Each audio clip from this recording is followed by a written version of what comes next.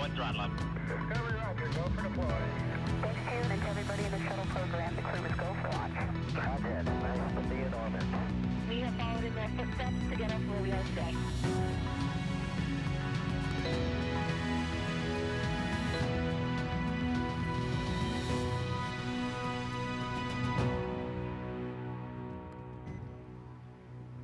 Welcome to America's Spaceport, the Kennedy Space Center in Florida, where in just about 4 hours from now, that Dragon spacecraft sitting on top of a SpaceX Falcon 9 rocket that you see right there will launch Crew 7 to the International Space Station and will carry all the action streaming in 4K. Welcome, everyone, to our launch broadcast. I'm NASA's Daryl Nail, and with me is NASA astronaut Jessica Meir. We are so happy to have you here for this countdown this evening. Thank you very much, Daryl. It is wonderful to be here tonight at the Kennedy Space Center. Now, for those who don't know, Jessica Meir, she is a veteran of the spaceflight program, and I want to show some video right now. This is 2019. This was the 221st spacewalk for Space Station Assembly, but it was the first to be conducted entirely by women. And Jessica Meir is one of those women that you see there in space. She partnered with fellow astronaut Christina Cook. They replaced a battery charge discharge unit, but it was a huge milestone for NASA. 2 years later, here she is in a lower profile role, the astronaut support person for Crew 2. There she is, number 38. She's in the SpaceX Ninja suit. And she was not only in the suit-up room, but she also traveled out to the launch pad with the astronaut, made sure she took all her pictures, right? Making sure she's documenting everything right there. There you see her at the top of the launch tower as Crew 2 astronauts Shane Kimbrough and Megan MacArthur made their way into the capsule. And of course, you helped facilitate a lot of things right there. Nice view that you see there. She's with us today, and you bring a lot of experience to the table, Jessica, and we hope to learn from you not only your experience as an astronaut in space, but also in what you did during the suit up for Crew 2. Yeah, thank you, Daryl. Those are some really nice memories, so it's nice to see a little bit of footage of that. This view from the suit room that you're seeing now of the current crew, Anne McLean is the astronaut support person, the ASP, that's in the role for our office, just like I did back in that previous video for Crew 2. So we are part of that team of the SpaceX Ninjas, helping the crews with those last preparations, getting into their suits, doing all the pressure checks, making sure that everything is proceeding nominally towards our launch. And it's nice because all of those other ninjas down there in those black suits, those are all SpaceX personnel. But the key is that we wanted to have some member from our NASA astronaut office there as well to still be supporting the crew for anything that they need. So that's why we have one NASA astronaut integrated with the team there.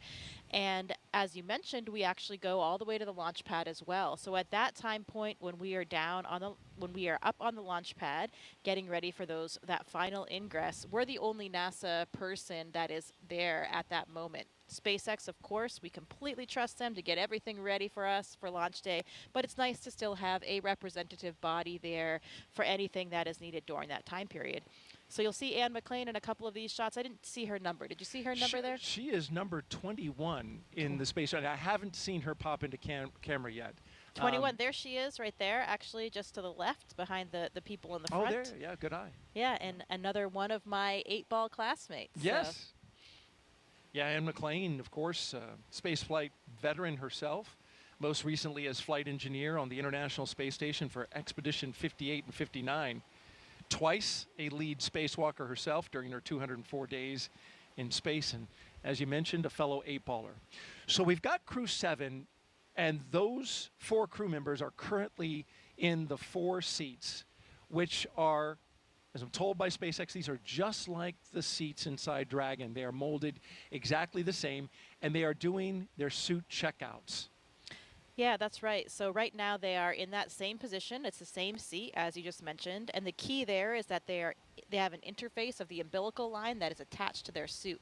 So that is what they need to do to perform the pressure checks. So all of the gas, the air for the suit will come in through that line. They have their communications port through that line as well.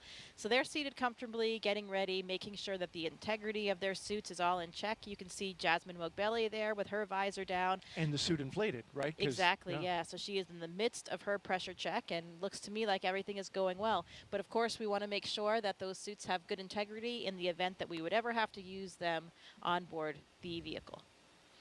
There's Andy Mogensen sitting to her right. His visor's still up, so it looks like perhaps his test has not been initiated yet. And I believe they do perform these one at a time. So Andy has a few minutes there just to kind of relax. You can see the Danish flag on the left of Andy's suit because he is a European Space Agency astronaut, and he is from Denmark. Yeah, one of the, I believe, the first astronaut from his country to go to space. Of course, he was on the ESA Iris mission. And we'd like to tell you more about these astronauts. But first, of course, we want to tell you that a lot of preparations have brought us to this point, including a dry dress rehearsal and a static fire of the rocket earlier this week, for those of you who are following along. You also know we stood down from yesterday's launch attempt for additional data reviews. But for now, all systems are looking good for launch. So we mentioned Andy, the Danish astronaut. He did have a flight previously. I think you just mentioned that, the Iris mission. It was a 10-day mission on board the ISS. So this is really exciting for him because this will be his first long-duration mission. And let's roll through the astronauts right now and our one cosmonaut and introduce you to the crew. We'll start off with Lieutenant Colonel Jasmine Mogbelli. There she is. She hails from Long Island, New York, and earned a bachelor's degree in aerospace engineering from the Massachusetts Institute of Technology. She also has a master's degree in aerospace engineering from the Naval Postgraduate School. Graduated with honors from the U.S. Naval Test Pilot School, and as an AH-1W Super Cobra pilot and Marine Corps test pilot, she's flown more than 150 combat missions. In all, she accrued 2,000 hours of flight time in more than 25 different aircraft. At the time of her selection as an astronaut, Mogbelli was testing H-1 helicopters and serving as the quality assurance and avionics officer for VMX-1. She is also the proud mom of twin girls. And she goes by the call sign Jaws, right? Yes, she does. Most people in her office do refer to her as Jaws, and those girls are extremely adorable. So I'm sure that they are getting very excited to see their mother lift off to space. In fact, she's taking 2 stuffed dragons with her up into space as part of her personal flight kit. We'll talk a little bit more about that in a bit, but each dragon for each twin girl. And now you're looking at Andreas Mogensen. This is pilot Andreas Mogensen's second trip to the space station. His first was as the flight engineer for the ESA Iris mission in 2015. Mogensen has logged 9 days, 20 hours, and 9 minutes in space. As Jessica mentioned, he was born in Copenhagen, Denmark, and graduated with an international baccalaureate from the Copenhagen International School, a master's degree as well in aeronautical engineering from Imperial College London, and a doctorate in aerospace engineering from the University of Texas at Austin. In 2015, Mogensen became the first Danish person, as we mentioned, to go to space and is currently serving as the European Astronaut Liaison Officer to NASA's Johnson Space Center in Houston. So Andy actually goes by the nickname Hollish sometimes. Hollish. Yeah, he played rugby. He's a big rugby fan. He played rugby at UT Austin, and his crewmates gave him this nickname because of all the confusion among Americans between Denmark and Holland. So Hollish was the name there. You know, you have the Danish and the Dutch, so that's confusing for a lot of people. So they birthed that name Hollish. They gave him one word, yeah. And now you're looking at mission specialist Satoshi Furukawa giving us a big wave and a big smile and the thumbs up. His interest in space began when he was just 5 years old and saw the Apollo 11 moon landing on TV. He was also a fan of the Japanese TV space hero Ultra 7. His professional career, though, began as a medical doctor. It's always good to have a medical doctor on board. Absolutely. But after seeing a news report about Japan auditioning for new astronauts to do science experiments on the ISS, he decided that he would apply. And he was selected by the National Space Development Agency of Japan to be an astronaut candidate in Core on countdown 1999. at T-minus 3 hours and 46 minutes. Suit donning and checkouts are complete on schedule. All right, so they got the suits and they're all checked out. Finish up with Satoshi. His first mission to the ISS was as a flight engineer for Expedition 29 that launched from the Baikonur Cosmodrome in 2011. You know, Daryl, I also hear that Satoshi is a ramen master. So perhaps he'll have some culinary expertise up on the ISS. Well, I'm sure as someone who has spent time in the ISS, that would be greatly appreciated by the fellow astronauts. Oh, absolutely. A little bit of variety to the food system is always appreciated. And each agency And actually Core on sends up some of countdown. their own Advanced foods. team is in the White Room on schedule. So they may have some Japanese treats. I'm sure they have some Japanese treats packed away for this mission. I flew with Italian astronaut Luca Parmitano, so we had an Italian meal one night with the entire crew. And those kinds of things are really great for crew morale, you know, bringing everybody together, the entire crew on board the space station, and having a meal together just like you would with your family or friends back home.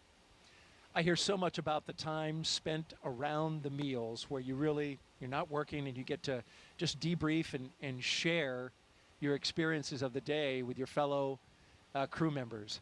Last but not least, mission specialist Konstantin Borisov was selected to be a cosmonaut in 2018, and this will be his first trip to space along with Jasmine. He has a Bachelor of Economics from the Russian Academy of Economics, a Master of Science in Operations Research and Systems Analyst from Warwick University in Coventry, UK, and a Master in Aircraft Life Support Systems from the Moscow Aviation Institute. He has worked for companies such as Volvo and the Boston Consulting Group. He is also an experienced freediving instructor and an international freediving judge. You know, he even had a training session with Jaz and also her classmate Laurel Hera, who will be launching on the Soyuz in September and joining them all up there. He gave them a training session, and apparently they were pretty good breath hold students. So Really? who knows what they'll be up to up there. That's not easy to hold your breath for, 2 minutes. It is not, but you know, humans are trainable, and I would say astronauts are particularly trainable. So give us a mission like that and a few techniques, and I guess they're well on their way. As you're listening to all this great information and insight from Jessica, we want to invite you, the audience out there, to participate. If you'd like to ask Jessica a question over the next 3 hours, jump on X, Facebook, YouTube, or Twitch, and send your question with the hashtag AskNASA. We look forward to hearing your questions, and Jessica looks forward to answering them tonight. She is a wealth of information. You know, Daryl, we talked tonight about how this is probably the first time that we've had 4 crew members from 4 different countries, at least on a Dragon capsule. And another interesting Core on fact countdown. is that Advanced team is proceeding to open the side hatch on schedule. none of the 4 crew members were even born in the U.S. So even Jasmine was born in West Germany before she came to the U.S. So pretty interesting, a truly international crew that we have here. And I know that that's something that they really take a lot of pride in. That's a great point about this multinational crew, and each of them, because they come from a different country. Great point about the multinational crew. And because each one of them comes from a country, each one of them has a large support crew, right? Including a flight surgeon from that country. So for the launch and recovery director, that's a this is the largest total number of crew, not just for the actual Crew Dragon, but we're talking about for the support systems, both on the boat that goes out to recover them, as well as the emergency operations that are standing by to support in case anything happened. Yeah, that's a great point.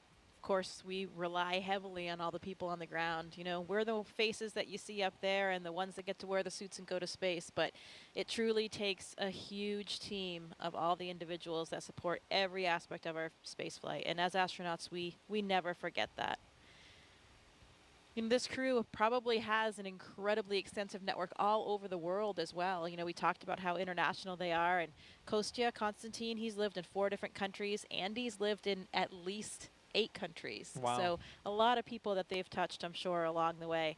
I love the story. You know, Andy actually worked in the oil industry in Congo and Angola after he studied aerospace engineering. And it was about the same time that the movie Armageddon was coming out. So at least for him, he was doing this kind of obscure job. But finally, you know, he had this movie where he could help explain to people that there truly was a connection between his current job and his dream to be an astronaut one day. Well, a guy from an oil rig going up into space, thank goodness he's not trying to steer a meteoroid away from hitting the Earth. Hey, well, he will be prepared for whatever comes their way. Bruce Willis style right there. Absolutely. And hey, Jessica, we got a question already teed up. Let's go ahead and take that from our social channels. At Savannah Brainery asks, are there any pre-launch rituals for crews? Yeah, that's a great question. And tradition is something that we do like to uphold. We have several rituals. For example, this crew, when they leave the suit-up room, they will sign a mission patch, and all of the other crews, all the other Dragon crews have done that before them. When they leave the building, just before they get out and ride out to the launch pad and the Teslas, there are stickers that are on the outside of the crew quarters building there, and they'll sign those as well, one for each crew. There's a great story that one of the SpaceX employees told me that one time she came out for one of the launches, I think it may have been Crew 2, and it seems to happen for every launch where she saw a dragonfly land on the Dragon patch. So lots of those good luck signs along the way. The crew. Indeed, the dragon. I've heard that. Like you see a dragonfly on launch day, that's supposed to be a good omen. Yeah, absolutely. The crew will play a card game. Yes. We'll have a view of that so we can save that conversation for when we see that later, before they exit that suit room. And then in the white room, so the small room that's really at the end of that access arm before they get into the capsule, they'll sign that as well. So lots of different traditions along the way. And I'm looking forward to that. You mentioned the card game. We're going to be showing that in a NASA broadcast for the first time that I know of. They've taken pictures of it, certainly. There's Konstantin relaxing. And by the way, those recliners, I understand it, are from the shuttle era. So they've got some miles on them. Yeah, again, that history and tradition is always very important to us here at NASA. You can see Joe Acaba in the blue flight suit there. He is our current chief of the astronaut office. So he's down there talking to the crew right now. He'll be the one playing the commander of Crew 7 in a game of cards. Jasmine Rogue-Belly, of course. You can see they're holding on to those little packs to the right. That's giving them some airflow so that they'll still get some cooling in the suit. You know, once you get into that garment, it can get warm in there in that pressure suit. So they're carrying their little ventilation system to help them stay cool. It looks like they're going over there now toward that card game table. It sure does. We have some fists on the table. Looks like they're ready to play. Yeah, so Daryl, the tradition for this card game is that they will play until the commander loses. And the idea there is that they want Jasmine, the commander, to finally lose that card game and get all that bad luck out of the way before the mission.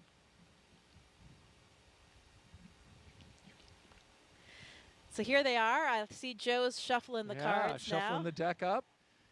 So Joe Acaba on the left, as she mentioned, chief of the astronaut office. On the right, Jasmine Rogue-Belly, the commander of the Crew 7 mission. So interestingly, some of the crews have actually changed what games they play over the last several crews. So I'm not even sure what game they're playing right now, but the key is to make sure that Jasmine loses. And by losing, they all win. Exactly. Get that bad luck out of the way now, and then, you know, this is just really gives us a nice moment of levity, a little bit of a laid-back atmosphere before they're really getting going and getting out to the launch pad. So like the social media question that came in, it's nice to have these traditions that are all part of the process that mean a little bit of a something to us. Okay, well, Jasmine cut the deck, and now Joe is dealing. Very dramatically, I might add. I think this might be a game that involves one card.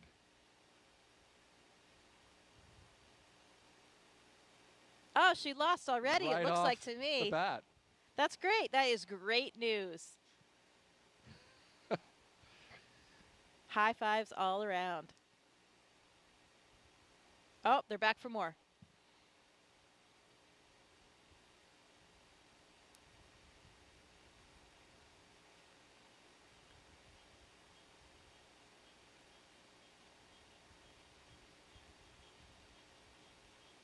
Looks like these guys are ready to launch today. I love the smiles on their faces. A lot of enthusiasm, like you said. It gives that, moment of levity. Space flight is serious business, so it's good when you can join around the table with your crew and those who are supporting you and share a moment like this. Yeah, I can tell you the camaraderie in that room right now is really palpable. You know, that SpaceX team that they have been training with and working with for so long now, preparing them for the flight. All of the different managers like Joe, Norm Knight we saw there in the previous frame. Lots of people that are there for them, supporting them and really enabling this space flight. All the people down to the ones that provide us with all of the things that we're going to fly up there to the space station. So a really great feeling, and I can see those genuine smiles all around tonight.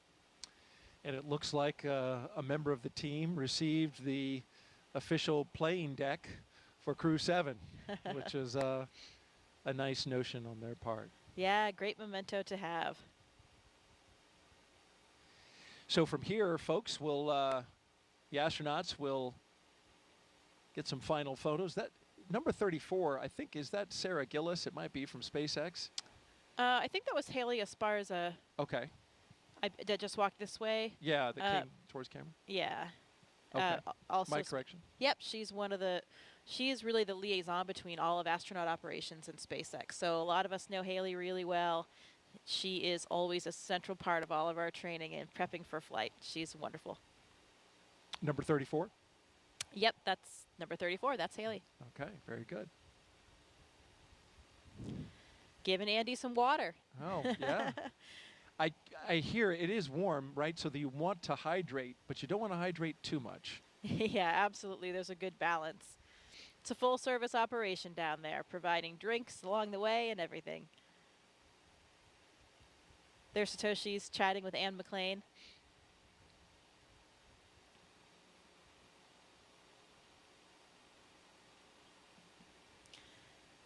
And of course, this is all very, very choreographed for the timeline. They will exit that room at exactly that prescribed second and get down, do their signing, and get into the elevator.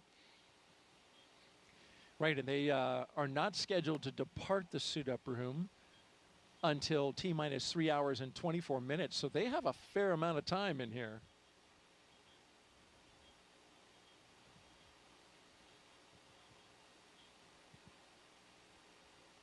So you mentioned Jasmine's children. You know, all of these crew members have kids. And last year, Satoshi even became a grandfather. Oh, congratulations to him. Yeah, pretty exciting. So I'm sure they have lots of family members watching right now and getting ready for this flight. There you can see all of the stickers that I mentioned coming out of the building. Those are the ones you said that they sign? Yeah, and their cars will be waiting out there. They'll have a receiving line. Core on countdown. Lyo seals have been removed and installation is complete. We are on schedule. So you mentioned folks watching from Japan. It's actually 1 o'clock in the afternoon there, so this is a great time to take in some launch coverage, although for us it's, midnight. Yeah, I was thinking about that yesterday. You know, for the Europeans and the Japanese, this is much kinder hours than it is for us. But hey, any time of the day or night is a good time to go to space. Absolutely. Now we're looking down the hall from crew quarters, and you'll notice there's some art along the walls there. And former space shuttle astronaut, NASA astronaut Nicole Stott led a campaign to get some of these wonderful paintings, space-themed paintings, put up on the walls. And it's really a nice touch, I would think, as you're walking down that hall before you get in the elevator and come out to to the Teslas. Yeah, absolutely. Those were new as of a few years ago. I remember seeing them being installed, and it really is nice to add a little bit of current flair and something that represents a lot of different communities to this historic building. You know, staying in crew quarters, I'll never forget the first time that I stayed there. You know, as a new astronaut, when you get to stay in that building for the first time, where so many astronauts before you have stayed on their final week of that night, those nights leading up to the space flight, it really is an incredible feeling, and you kind of feel like you've made it. You know, okay, I'm really an astronaut now. Here I am in crew quarters. Yeah, how about that? It's unspectacular in its decor, right? It is, you know, when I went through there and looked at it, very much they look like dorm rooms, but the history, I take it, and I take your point, knowing that so many big names and historic names in the past have gone through there. That's pretty special. Yeah, absolutely. And you're right, they aren't really updated or fancy by any means. They kind of look like they're still back in probably the 80s kind of thing, but it's kind of nice. It gives you that nostalgia, and I think we all take a lot of comfort there. Well, we're looking at the back of the SpaceX, one of the SpaceX Teslas that will be going out to the pad, and apparently now we have the custom license plate. It's bye. And so there'll be different license plates, different messages on all three of the cars. So we'll have to see what the other ones are.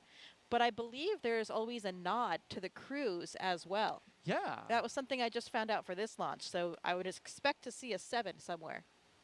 And maybe How that's many on E's one were of the there? other cars. Yeah, maybe there's. Oh, you know. I don't think there were 7, but maybe there's a combined. I don't know. You might be onto something there. We'll have to see. We'll have to take another look at that license plate.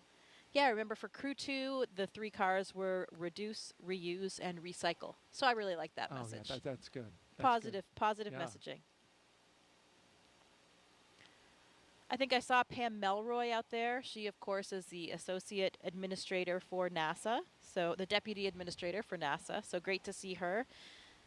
And a former space shuttle astronaut. Yes, very accomplished space flyer.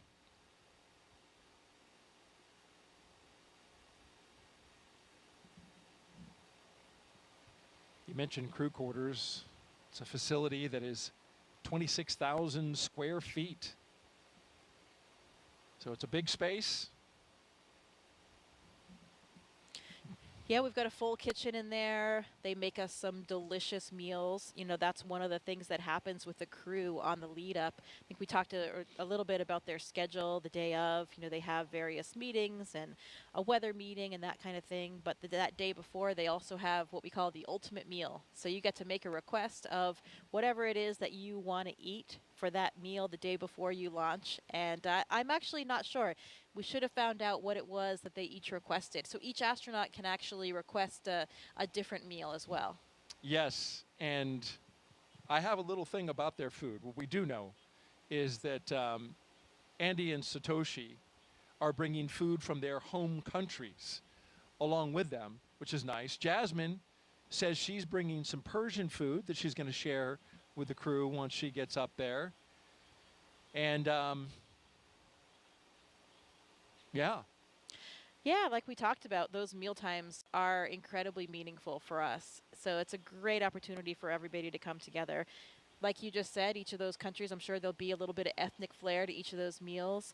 We also share food with the Roscosmos cosmonauts. They have a different food supply as well, so we can kind of trade back and forth when you get a little bit tired or something. But we get that question all the time about the food in space, and I think people think that it's pretty terrible. But I can tell you, it's actually really delicious. Speaking of which, Jessica, we have a question about food. All right. So let's pop that up. That came in on social. Perfect timing. At Tina says, will the crew have dinner during their cruise to the space station? Yeah, so the number of meals or snacks that they eat kind of depends on the duration of their phasing to get to the space station. So they have various food items with them, and they have certain ones that are more accessible than others, so they can kind of reach in and grab whatever it is that they have. I'm not certain exactly what they did pack, but I think they can make some requests as well. They don't have a food warmer on the Dragon vehicle, so it's usually something that doesn't really need to be reheated that still tastes okay.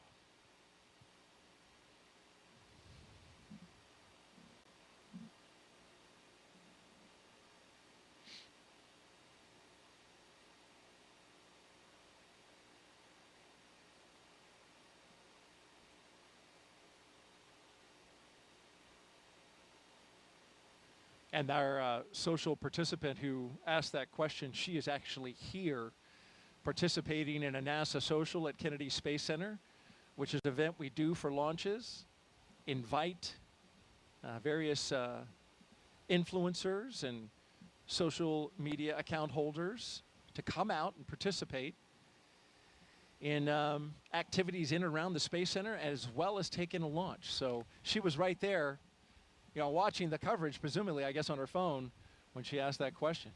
Yeah, it's nice to be able to help share in the mission, help share the mission with everybody. And through social media, so many people are communicating that way today that it's great that we have all of these people that can help spread our NASA message and share in the excitement of this exploration. Absolutely. So we're T-minus 3 hours and 26 minutes. You're watching NASA's coverage of the Crew 7 launch to the International Space Station. I had their patch on the other day. I think that's what it was. Well, hey, Crew 6 is eagerly awaiting their arrival. Indeed they are. And in about 7 days, we'll be coming back down to Earth. But today we're focused on Crew 7, getting up to the International Space Station. You're looking outside of astronaut crew quarters here at the Kennedy Space Center, where we are awaiting the walkout of the astronauts on their way to the International Space Station. Here are the doors to crew quarters that Jessica mentioned earlier, and you see the patches around the doors and up there around the meatball.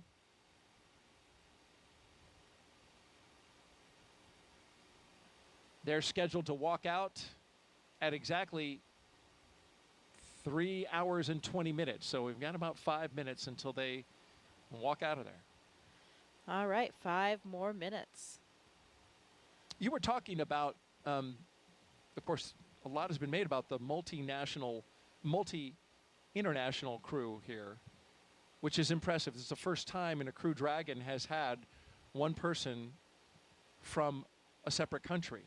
But I did some research, got a hold of the historian at Johnson Space Center, and she was telling me that if you go back to the Space Shuttle program, there was actually a Space Shuttle launch that was more diverse for nationalities, and it was STS-84.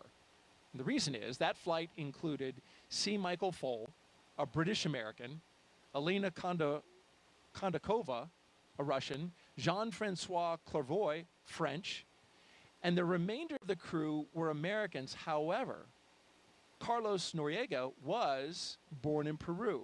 So you've got 5 nationalities on STS-84. Yeah, that is a central element toward everything that we do. Of course, it is called the International Space Station, but it is something that is so important to all of us.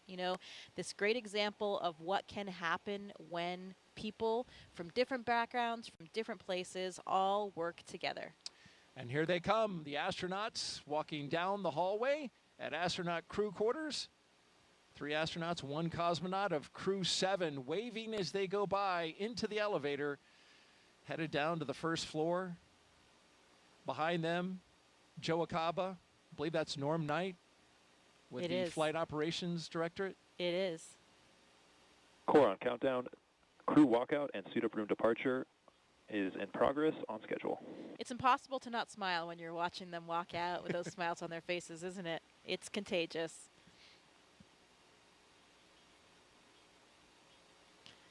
We talk about that international element, and another fun fact for you. Did you know that Jasmine was actually stateless until the 2nd grade? She Really? became a U.S. citizen in the 2nd grade, and until then, she was considered stateless.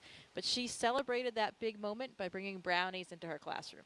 Oh, she went back, right, to many of the schools that she had gone to when she was a kid and visited with those kids, and is taking up some mementos from that. I believe some class pictures from those kids. So I like that tie-in of how she is, both a nod to her childhood and her background. Yeah, absolutely. It's something that many of us try to do, to really make that connection to all the people that you've known all along the way and have helped you get there. You mentioned the traditions, Jessica. Let's take a look at one of them. Here's the crew signing that mission patch inside crew quarters at the Neil Armstrong Operations and Checkout Building there, putting it on the wall, and Jasmine putting her John Hancock on there, and Each crew member signing away.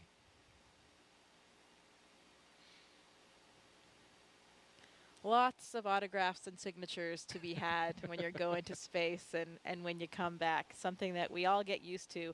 It takes some getting used to, though, in the beginning. I Does mean, it? it's not, I mean, I certainly was not used to people asking me for my autograph before.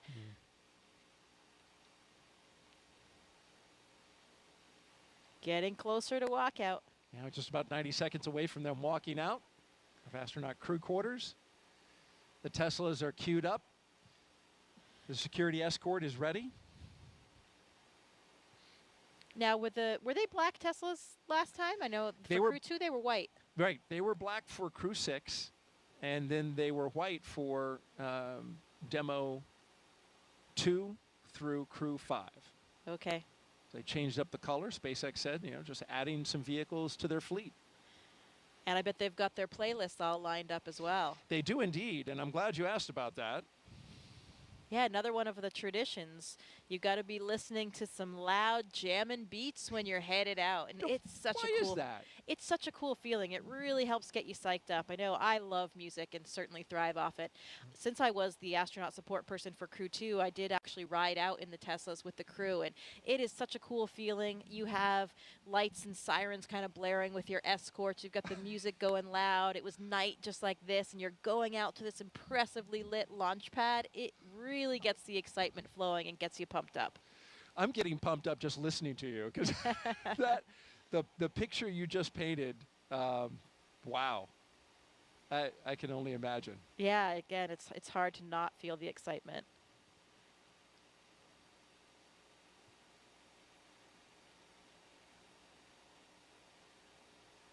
Well, we're just seconds away from them walking out the doors. You can see them behind the windows.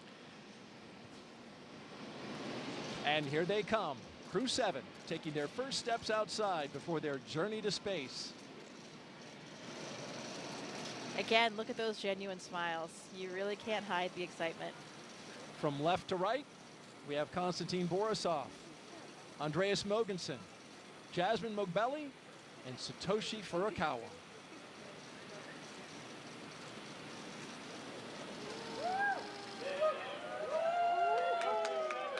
Here we go. You can see some of the NASA administrator there, Bill Nelson, Bob Cabana's there, the associate administrator. We mentioned Pam Melroy already. Everybody's there to cheer them on, send them on their way. Let's listen in a little bit. We've got a microphone down there.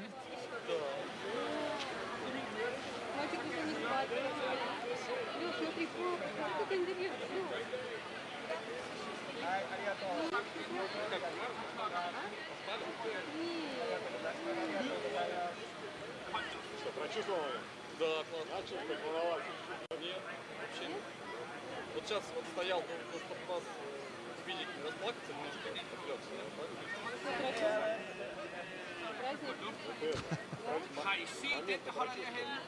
Сейчас подожди, мы еще. Of course, the astronauts have been in quarantine for the past 2 weeks, so that's why they're standing a set distance away from their family and loved ones. Yeah, that's right. We want to make sure that, of course, we don't carry any viruses or anything like that with us to the space station. So everybody has been in this strict kind of quarantine protocol leading up to the space flight, and they're continuing to keep their distance now. Я почти выиграл, у меня был король. You guys see Alex Gerst, German astronaut from the European Space Agency there, and Takuya Onishi, a Japanese astronaut. You can see those blue suits toward the front, helping out, escort the families and with the guests. Both are space veterans, of course. Mm-hmm.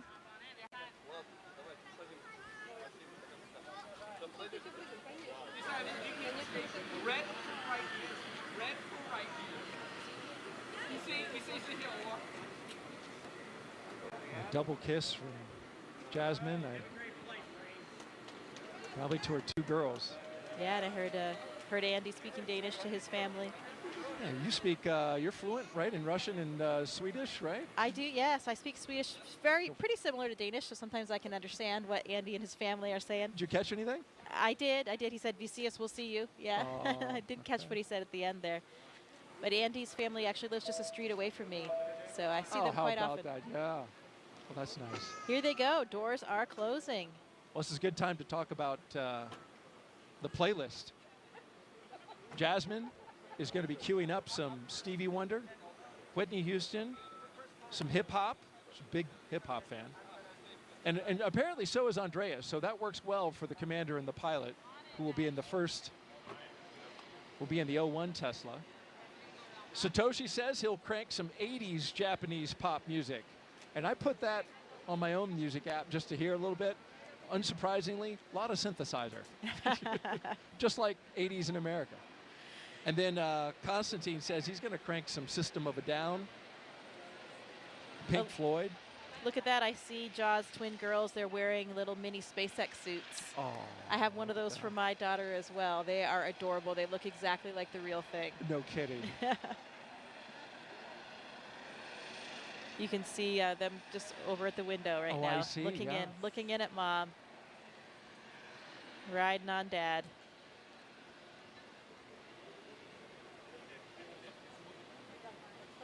Yeah, those playlists they have for the Teslas and perhaps, you know, we on the Soyuz, we create a playlist for inside the vehicles. We're in the vehicle for so long before things get busy in there that we have some music, and it's so nice to hear a couple of the favorite songs from each of your different crewmates, lots of different styles of music, and those songs that are really important to you.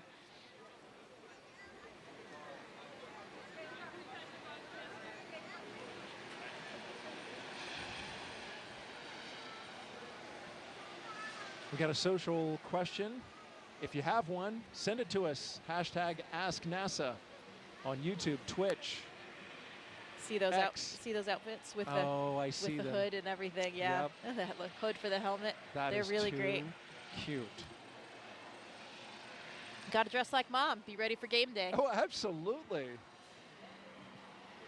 And I imagine that helps a lot with this moment. Of course, they're quite young. But, you know, with children of a certain age, understand that there's some risk involved, and astronauts have to have that conversation with older children. Yeah, I'm sure it gives them something to identify with. You know, they're wearing the same outfit as Mom today and ready to cheer her along for her launch. So in the first Tesla, we've got the closeout lead and 2 suit technicians. In the second, the commander and pilot. And the third, the mission specialist, 1 and 2. And bye, they go. Bye, bye. I think you need a longer bye. You nailed it. Thank you. Thank you. There they go. And so as the crew departs the Neil Armstrong Operations and Checkout Building, this begins the 20-minute drive with a full security escort across NASA's Kennedy Space Center to Launch Pad 39A. So let's learn more about the crew in their own words. This may be Jasmine Mobelli's first space flight, but the Crew 7 commander's resume is more than... Space in this international way is because it's a human thing to explore. Humans have always wanted to push the boundaries. We're curious beings. We want to know what is out there. My name is Jasmine Mobelli. I'm the commander of NASA's SpaceX Crew 7 mission to the International Space Station. I was born in Bad Nauheim, Germany. My parents left Iran during the revolution and then ended up in Long Island, and Baldwin, New York is where I grew up. I always loved team sports from a really young age because you rely on one another, and that's something that I think is really important to know going forward in your career. Becoming an astronaut has been a dream of mine since I was in elementary school. But you think about a lot of kids say they want to be an astronaut in elementary school, but it just never went away from me.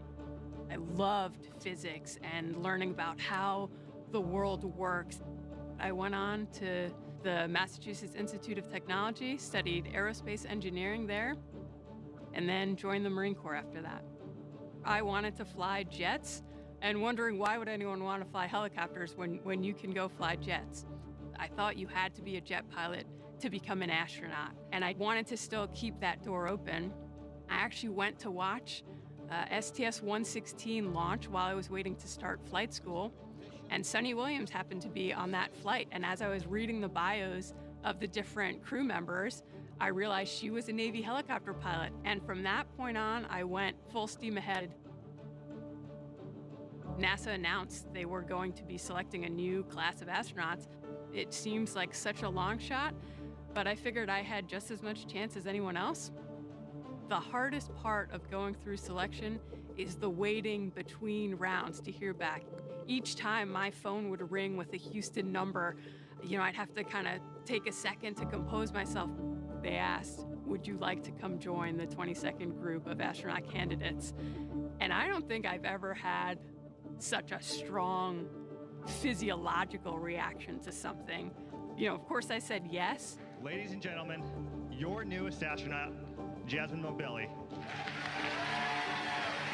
I joke sometimes with the members of Crew 7 that we get along so well that we've never had a disagreement about anything.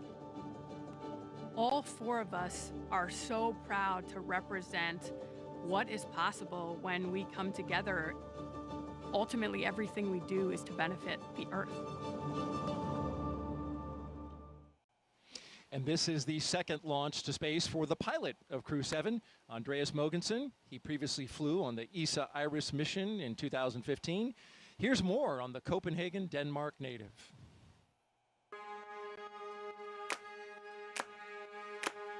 We explore the world not just physically, but also mentally by doing experiments that increase our knowledge of the world and the universe. And that comes from a need to understand the world that we're part of and a basic curiosity that I think all humans are born with. My name's Andreas Mogensen, and I'm the pilot of NASA's SpaceX Crew 7 mission to the International Space Station. I was born in Copenhagen, Denmark, but I spent 3 years in Thailand, 2 years in Singapore, 5 years in California. When I moved to California as a kid, I started learning about NASA and the Space Shuttle program and of course the Apollo missions to the moon. And I was fascinated and hooked immediately. I knew that that was my dream, to become an astronaut. After too many years in one place, I can feel this itch and this need to travel again. And so I ended up working in the Congo and in Angola, where I worked on an offshore oil rig for a couple of years. Exploring space is not just about understanding the solar system and the universe and preparing the way for our return to the moon and our future missions to Mars, but it's also about understanding who we are and understanding our home world, the Earth. It's difficult to describe Crew 7 in a few words, I think, because we gel so well together. We seem to have very similar personalities, very easygoing, very laid back. It's almost as if we've known each other for years and years and years and have lots of experience flying in space together. I did have moments to myself during my 10-day mission in 2015 where I spent time in the cupola looking down at our beautiful Earth, but also out at the night sky. When you look out at the night sky from this space station, you see billions and billions of stars, and it's very, very impressive. And it also gives you a sense of how large the universe is, how infinitely large it is.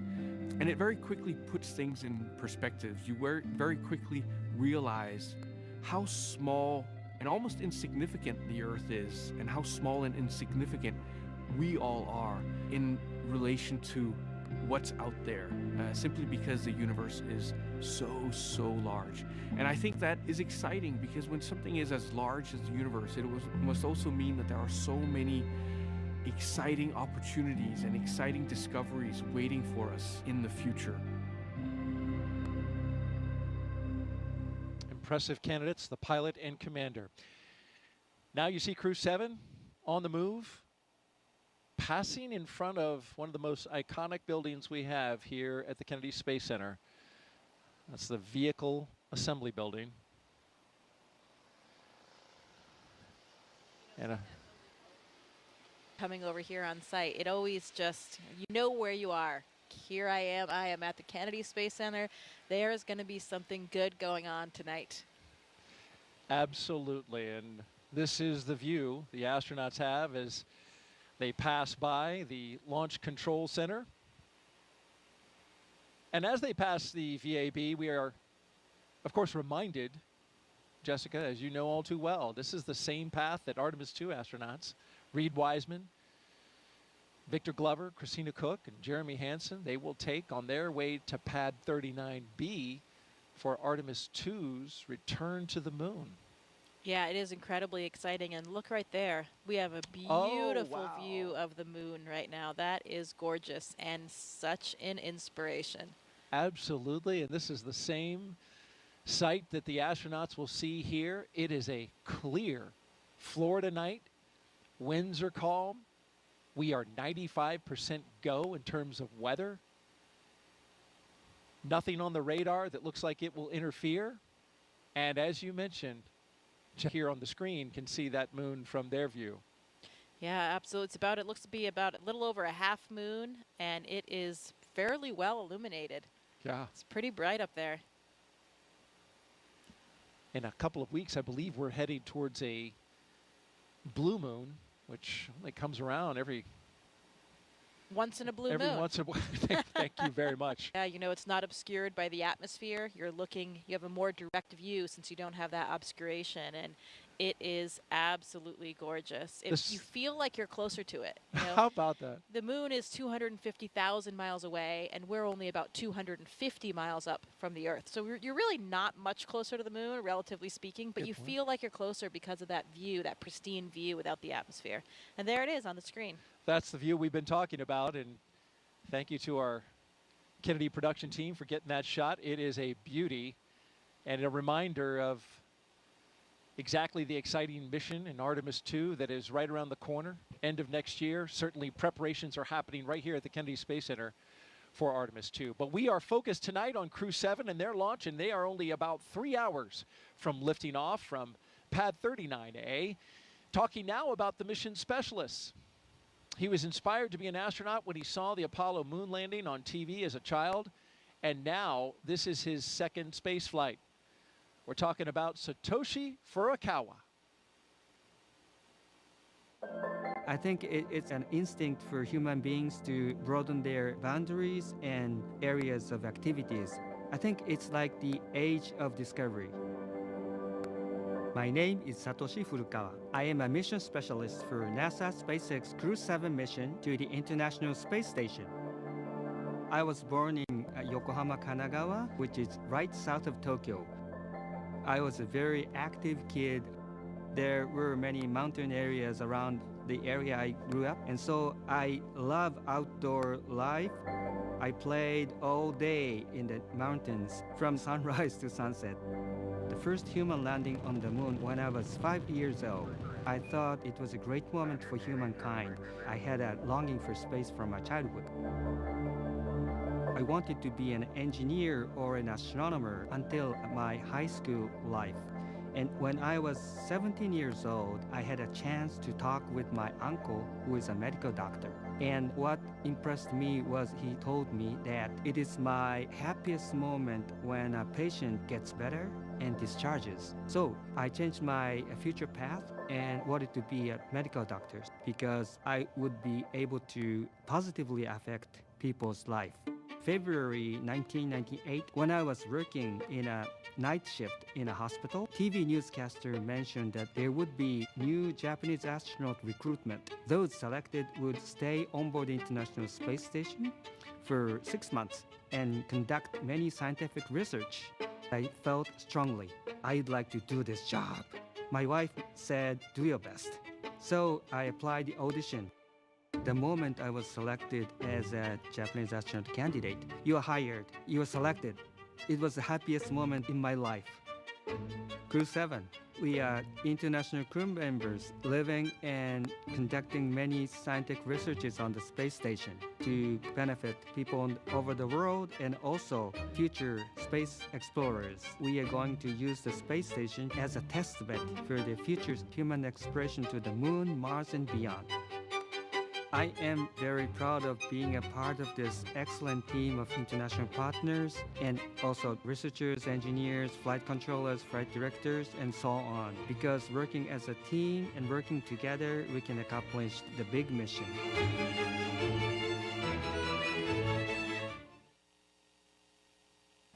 And here's a great shot, Jessica, rolling up to the rocket where you can see it right out your window.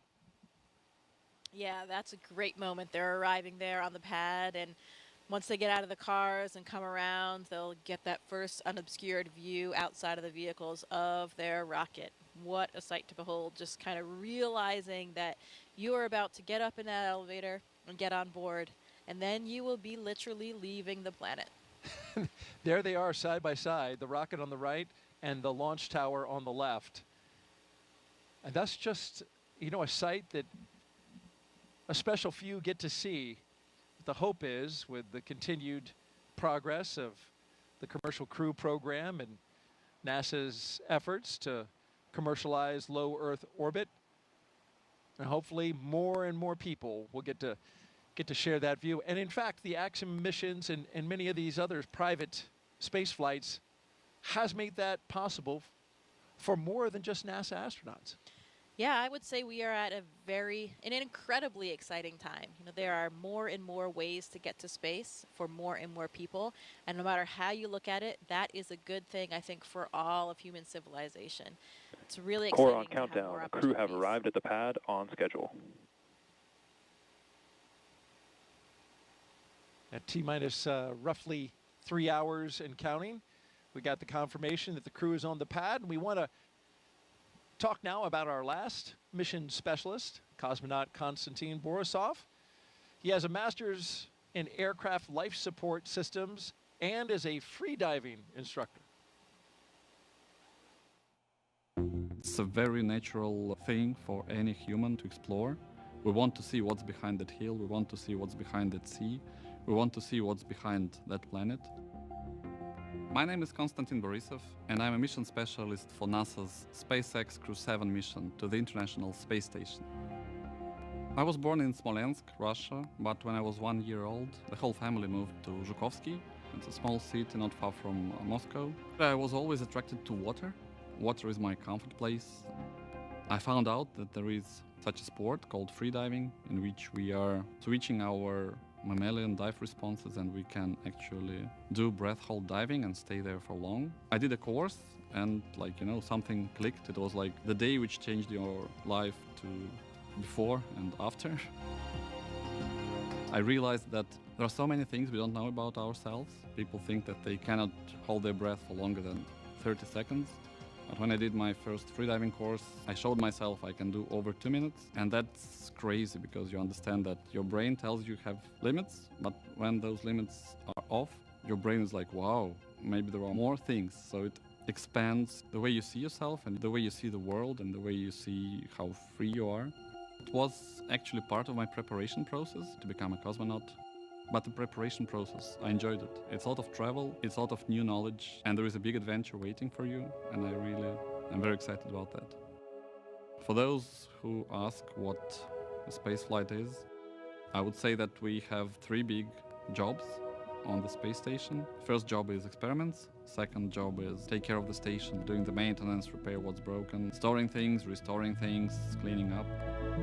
And the third big topic is actually taking care of your body, because in weightlessness you cannot help but train. I think many people don't understand that technology advancement which we have had during the last 50 years mainly comes from space exploration. People get very comfortable with using their phone and have very fast computers, and space motivates us to create those advancements. I want to take part in it, and I want to put my small stone into this pavement which leads us to the new asteroids, to the new planets, and to the new systems.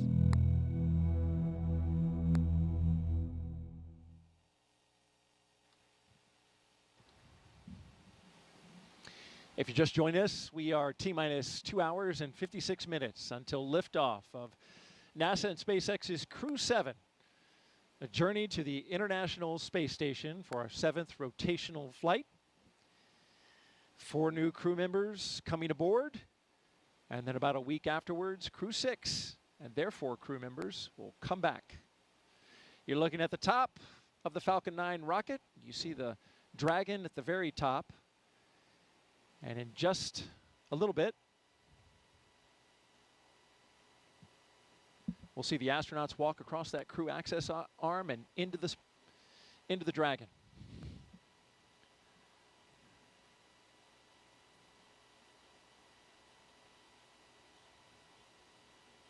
You know, we complain about these night launches from our point of view and being up all night, but there is something special about them, isn't it? It's really spectacular with all the lights. It is. It is special, and especially when the rocket goes off and just lights up the sky, turns night into like dawn. I always enjoy that. Yeah, I think they are. The night launches are more impressive. Just the contrast in the sky, you know. Absolutely, and you can see how still the winds were from that previous shot. The flags are not moving at all. Of course, we know it because the bugs are buzzing all around. Here we go with our commander and pilot, Jasmine and Andreas, making their way out for a view of the rocket. And there it is, that traditional lean back. You got to try to take it all in, and it's a tall rocket. And they've got as I understand it, a very rigid back to the spacesuit, which prevents them from actually turning their heads up. So you've got to turn your entire upper torso in order to see it, right? That with the helmet being integrated onto the suit, it adds that stiffness as well. You know, I remember these moments getting ready for my launch, and it's interesting because people ask all the time, you know, how do you feel? Are you scared? But the thing is, we are so well trained. We've gone through all of these motions so many times that even for me, when I was well into sitting in the vehicle, looking at my displays, monitoring things, hitting buttons, you know, you're going through all of these training protocols, and it just feels like another simulation. I actually had to remind myself that this one was going to be real, that it was going to end a little bit differently. And then, of course, you hear a little bit of a fuel in the system, or you feel the rocket moving a little bit. Those things bring you back to reality and remind you that this one will have a different outcome. But, you know, it's not the astronauts that have any apprehension or are scared thinking about what's going to happen, because they're going through all of those motions that they've been so trained to do. It's really more for the families and friends that are on the ground. They're less familiar with everything. They don't have a full understanding of it. And of course, their loved one is sitting on the top of the rocket there. So, you know, it's interesting. People think that it's us that are worried about something on launch day, but it's really not. We're very well trained. We have trust in our hardware, in our systems, and all of the people on the ground watching everything so closely. And, you know, I know for me, I was just nothing other than 100% excited that my childhood dream was finally going to come true. 100%. Here they come. And I believe Anne McLean was in this group. Yeah, there she is by the phone. There's a telephone there on the corner, and that's one of the roles of the astronaut support person. Since it's a little bit difficult to dial things on a telephone when you're in a spacesuit. Yeah, there she is. Yeah, she actually has phone numbers of whomever the astronaut or cosmonaut is going to call, their spouse, family members, whomever, and they will have an opportunity to speak with them before they board the rocket. You see the chevrons, of course. Those lead to the slide wire baskets in the case of a launch pad emergency egress. If it were cloudy or smoke-filled, those white chevrons would lead the way. So they go opposite of the chevrons to go up, but they point on the way out to the slide wire baskets. And also note that you see the graded floor.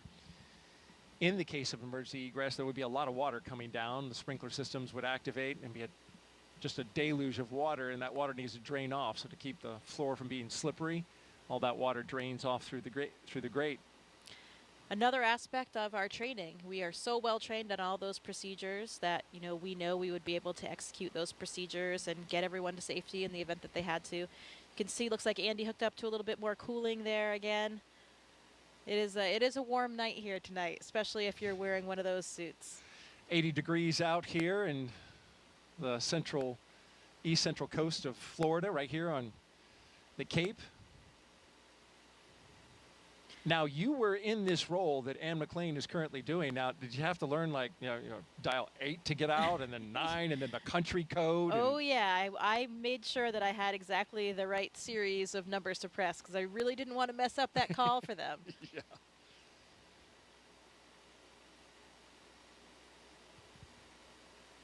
Is it, I mean, you must hear the phone call, right? You're standing right there. No, I mean, they will be talking. It's a little bit difficult for them because they have the helmet in and they're trying to get the phone handle in there. This isn't, it's not a small cell phone. This is an old school real landline, kind of like a payphone. Looks like if you remember those, Daryl. Oh, I mean, we remember those, but some people watching might not remember those. I do remember. Oh, look, he's waving. He's waving on the cameras as well. I'm sure he's waving to his wife and 3 children.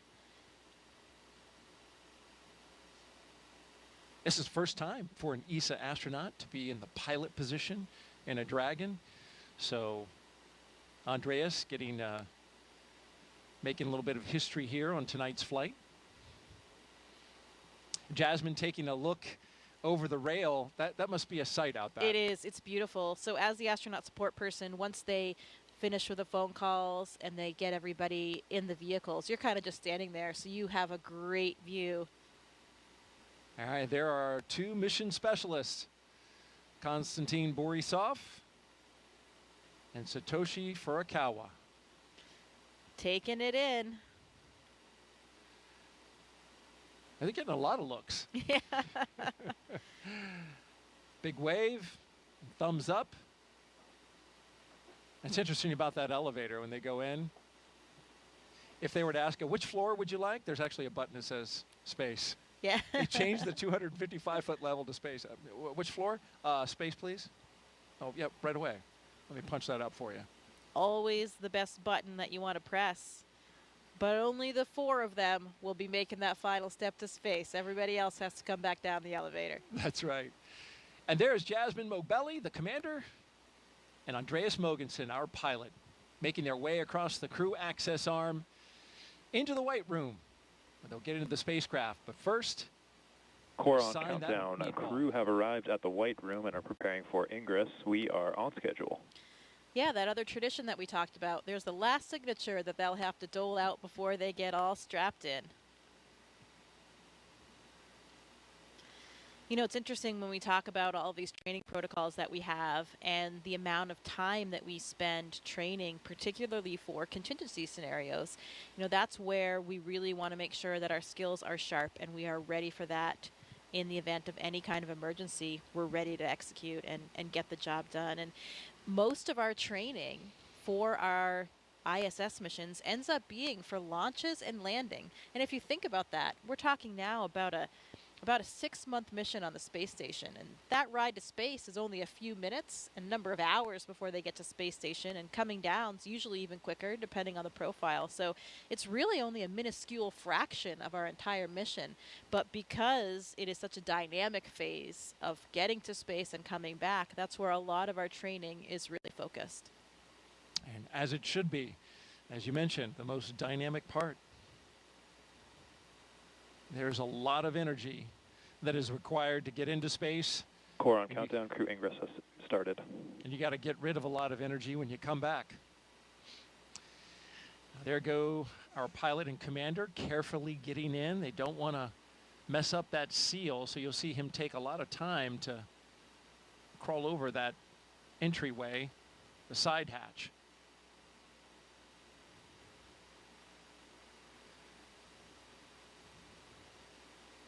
Cool view going down that access arm, isn't it? It sure is. Again, I think that night sky helps with the dramatic scene we're creating here tonight. For sure, as we wait our 2 mission specialists to wrap up their phone calls, and then they'll be coming right down that crew access arm. We've been doing this for 3.5 years now, but that crew access arm still looks futuristic.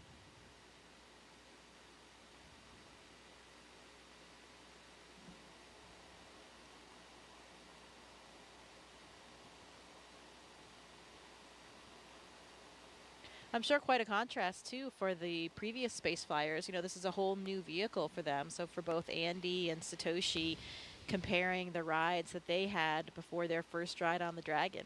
Every vehicle is a little bit different in terms of the launch profile, the Gs that you experience, how it feels going up and coming down as well. Andy talked a little bit about that in a press conference, comparing Soyuz with Dragon. And you, of course, flew Soyuz up to the International Space Station. And I thought it was interesting. He mentioned that his flight time to space was something on the order of 56 hours, which is almost double what the Dragon takes to get there. A lot of that is orbital mechanics, obviously where you're launching from on the Earth to get up to the ISS. But you had a long ride up.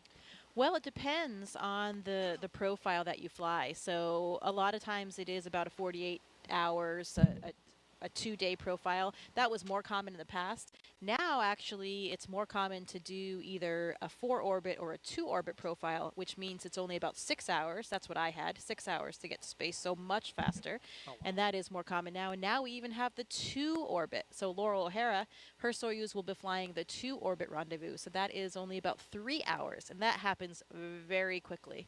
That was being tested about when I was up there. It was still being tested only on Progress vehicles. Now we're doing it with crew vehicles too. So that's the way to travel. Two orbits, 3 hours to get to space. Not bad. Can't complain about that. Not bad at all. I did not know that. That's interesting. You know, one of the big differences for them, you can see the windows in the vehicle right there on the sides of the vehicle. For the Soyuz, though, everything, we also have windows on the sides. I was in the left seat, so I had a window right next to me to my left. But during launch, those are covered by a fairing. So you can't actually see anything when you're taking off here on the launch pad. From what I hear from other Dragon flyers, the view is spectacular of the launch pad area when they're lifting off. So those windows really, really come in handy.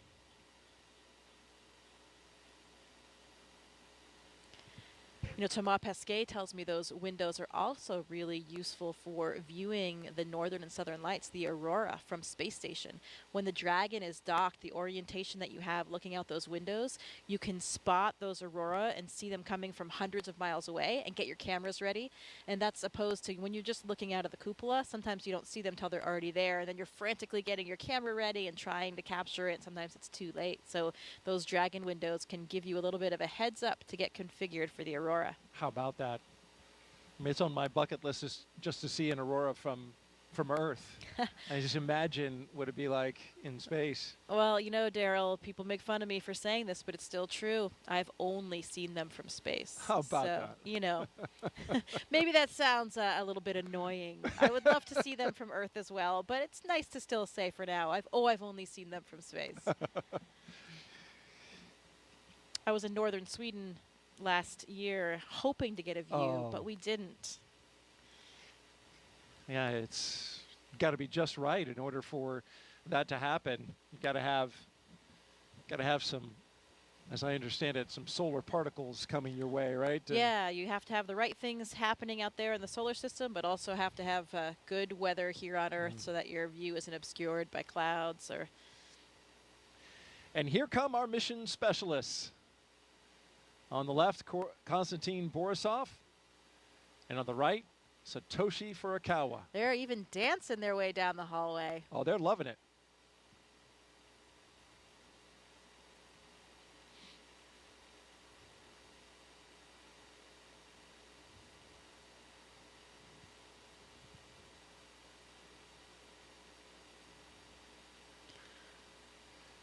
Oh, another tradition. A lot of times our astronauts and Konstantin here, you can see taking the name tags of some of their ground support personnel, and they'll be flying those to space with them. That's got to be really special for those technicians. Absolutely. I mean, they're playing such a critical role, you know, especially those connections you have with those people in those moments leading up to your launch. Really has an incredibly strong bond you have with those people.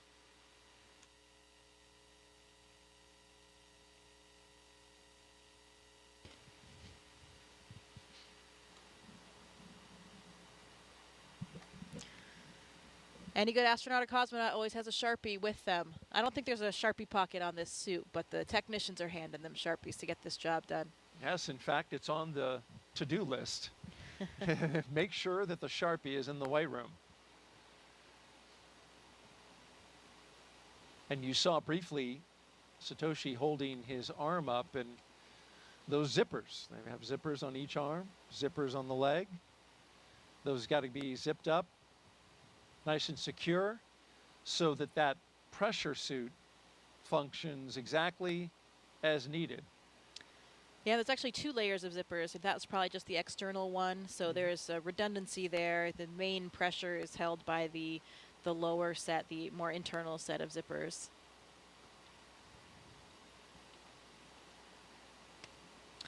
Another critical component of the way we do Core on things at NASA. countdown. Seat 1 and Seat 4 are beginning their ingress into Dragon. We are on schedule. You know, safety always comes first. We always have a lot of built-in redundancy to each system, including the spacesuits, to make sure that we can keep everyone on board safe.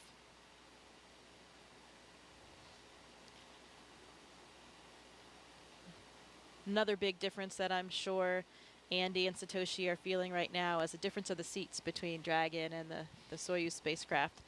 You know, you have a much more natural kind of sitting position in Dragon, a lot roomier for you to stretch your legs a little bit.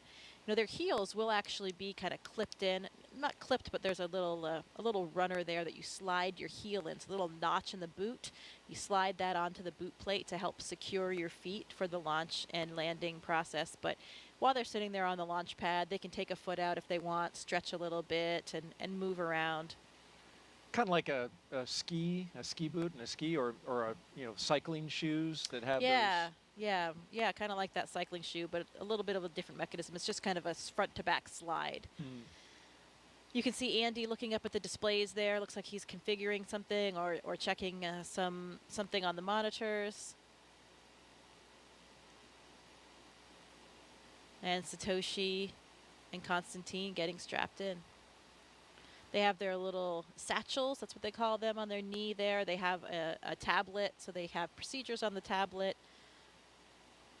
If they have a few small items that they might need during the ascent, they can have them in that little satchel as well.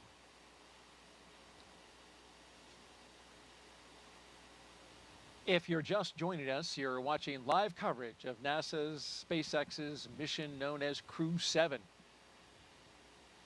Good morning to you. It's 12:48 Eastern Time here in Florida. And we're showing you live coverage here at the Kennedy Space Center. I'm NASA's Daryl Nail, joined by NASA astronaut Jessica Meir, giving us some great insight tonight. If you'd like to ask a question of Jessica, just jump on our social media channels, Facebook, X, and YouTube. Put in the hashtag #AskNASA that you can see at the bottom of your screen, and we'll get that question on the air.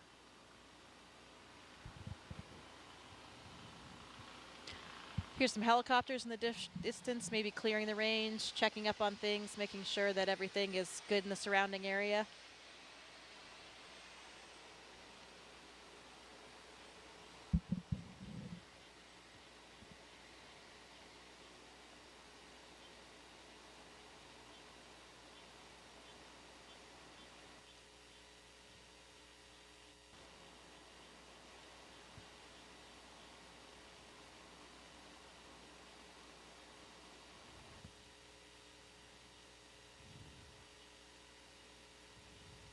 The Ninja in there making those final configuration checks, making sure the crew is strapped in correctly to be safe and comfortable.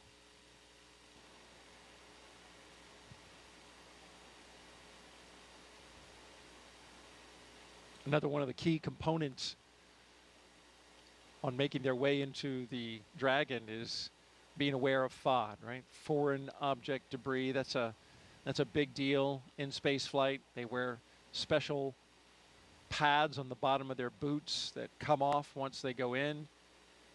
And then, of course, those technicians want to be aware of anything that falls off the astronauts and make sure that they collect it.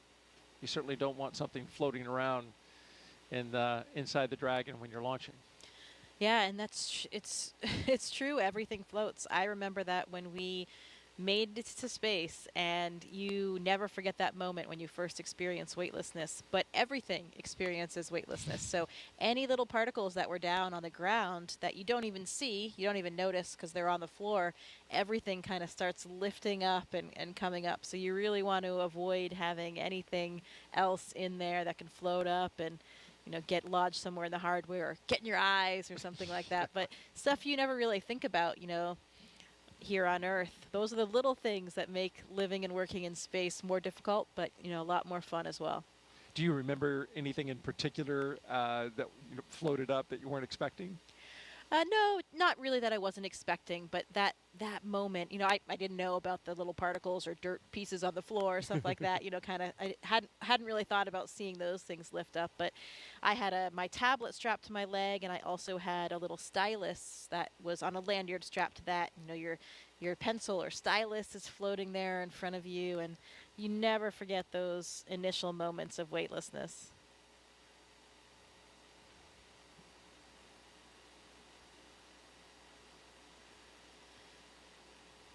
Pretty dramatic when you have that last engine cut off and suddenly you're in weightlessness and it's prolonged.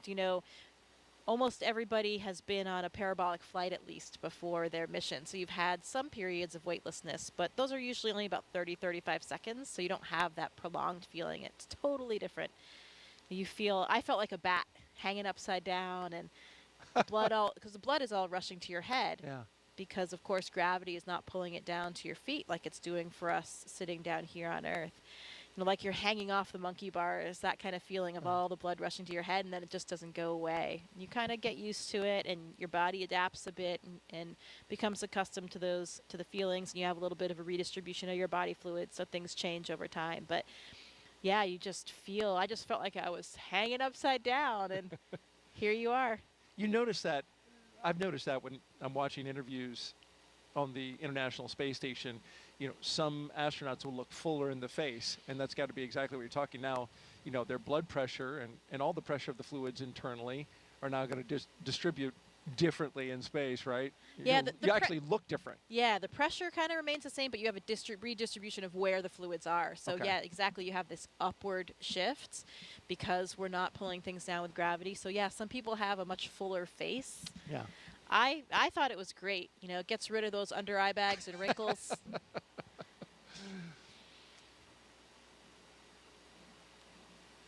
Very flattering, microgravity. Okay. I remember what you did on International Women's Day. You wore a dress. I did. Pretty sure that was the first dress in space. I think it was.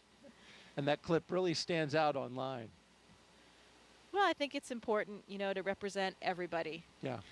And I think that's what's so nice about the makeup of our office and of the partner agencies now is that you do have so much diversity in the office. Astronauts don't just look like one thing anymore. They don't come from one mold. We have people in our office that are, still the traditional military test pilots like the first astronauts, but we have scientists of all types. We have medical doctors. We have engineers. We have men. We have women. We have people from all different ethnicities and backgrounds. And, that makes it just a much more interesting place to work. There are so many studies on the ground, right, that show that we have more successful, more productive teams, and we have that kind of diversity and actually much more job satisfaction as well. Mm. I believe we have a social question as the astronauts are getting comfortable in their seats, got their harnesses on. Coming up in a little bit, we'll be articulating their seats up to launch position. And here's our question from Savannah again, who is here taking everything in with the NASA social group. How is it decided, Jessica, who gets to go up on each designated mission? Well, it's certainly not decided by us, I can tell you that. And we have a chief astronaut for each space agency, and for us that's Joe Acaba. We talked about him. We saw him in the suit room, and basically that chief gets to decide who is the right person to fly for each mission, and we get approval from people above him, his bosses as well. But he's really responsible for forming those crews and getting everybody assigned on their missions and making sure that he has a nice crew complement.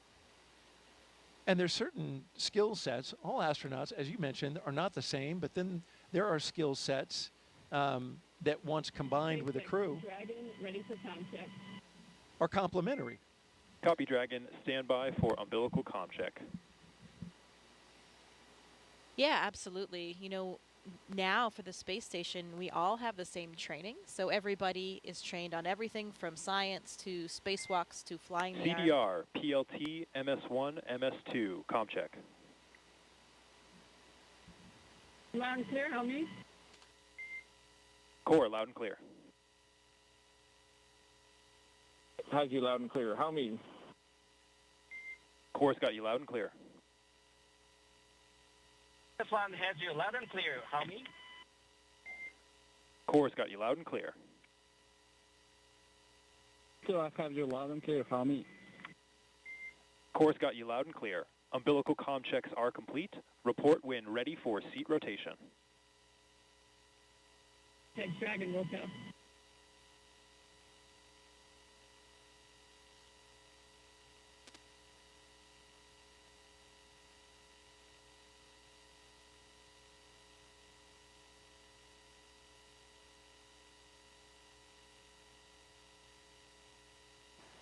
So we just got good comm checks with each of the crew members aboard Crew 7. Going from left to right, we have Konstantin Borisov, SpaceX Dragon, ready for seat rotation. Andreas Mogensen, Copy, Dragon. We will report when initiating. Okay. Jasmine Mobelli, and Satoshi Furukawa.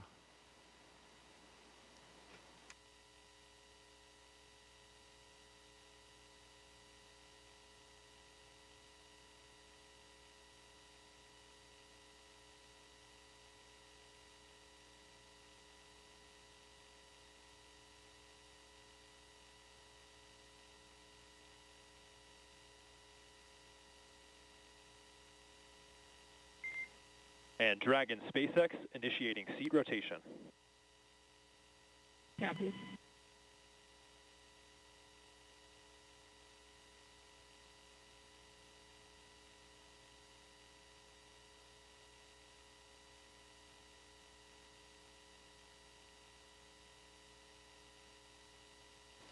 So there they go. With a big wave as they rotate the seats upwards so they can be better configured for launch, of course, and also they'll be able to see their display panels directly in front of them.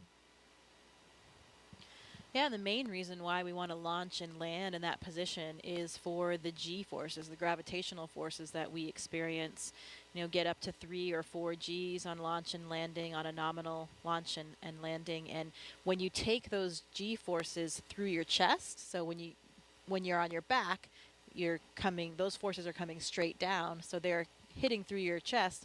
That's much easier to deal with than if you were sitting straight up, then they were hitting your head. That would really drive the blood out of your head, and that's why, if you're flying a jet, that kind of Dragon thing. SpaceX, seats are in the launch position.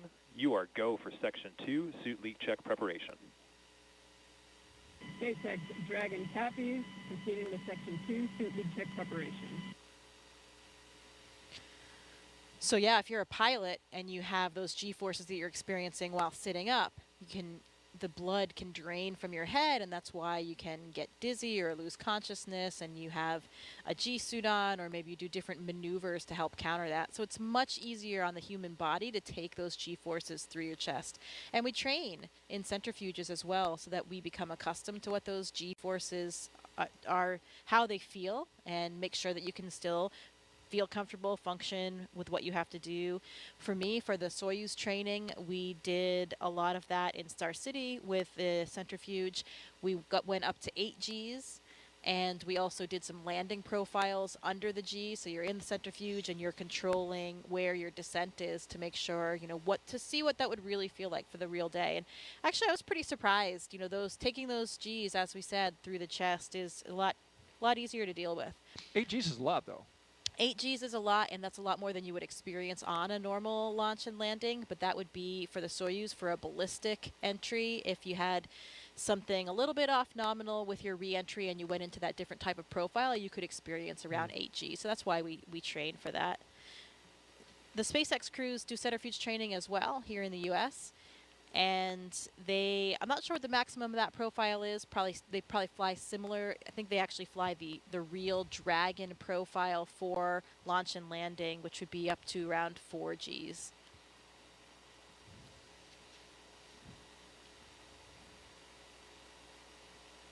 We're getting great stuff from NASA astronaut Jessica Meir as we count down to liftoff of Crew 7.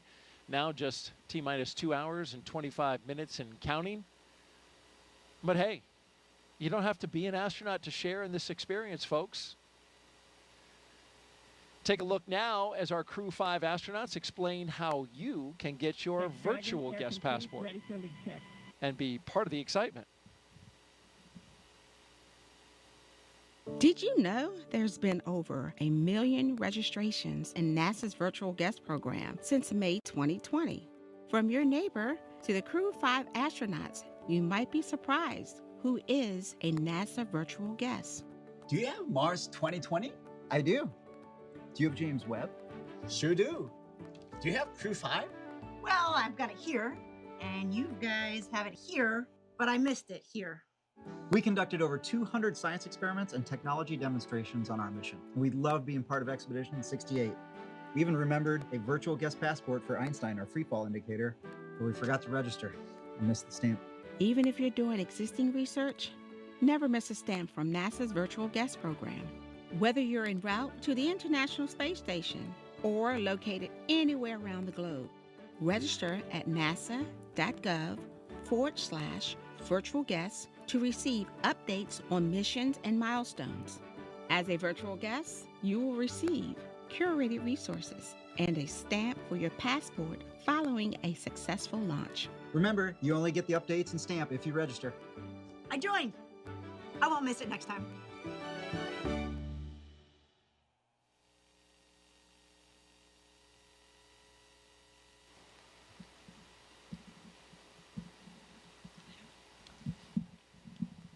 If you missed the QR code, you can jot this website down. Just register on nasa.gov/virtual guest. It's all one word. You can see it on your screen along with the QR code. Be our guest. We want to have everybody here with us along with our mission. It's incredibly important to us. This isn't our mission, not as the astronauts or cosmonaut on board. This is everybody's mission. All of our agencies, all of our countries, really the entire planet and all of humankind. And we really do take that seriously. It's a lot of responsibility, but we want to be able to share it with everybody. It's an important part of the job.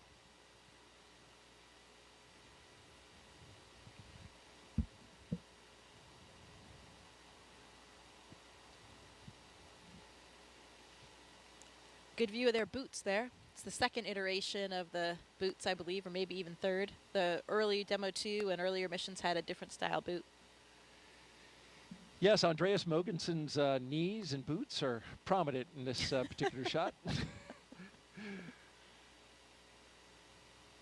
And once they test again, the pressure suits, we'll see those inflate and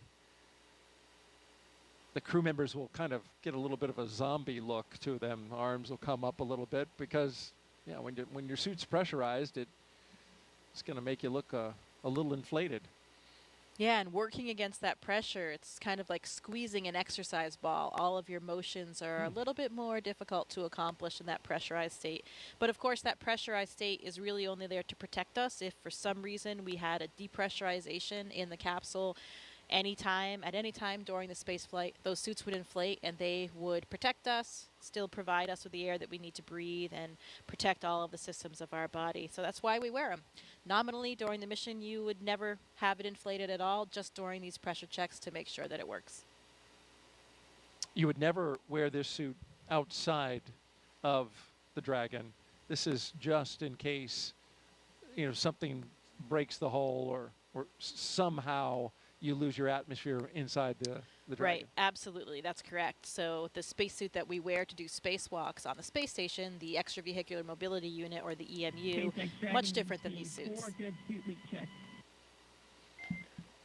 Dragon, we copy and concur 4 good suit leak checks. Closeout team will be performing its final closeout steps. You are go to proceed to Section 4 and report when ready to close the side hatch. Dragon, also proceeding with Section 4 side hatch closure.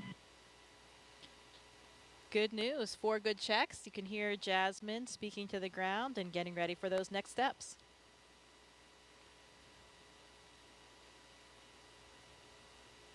And the SpaceX team and Crew 7 is right on schedule.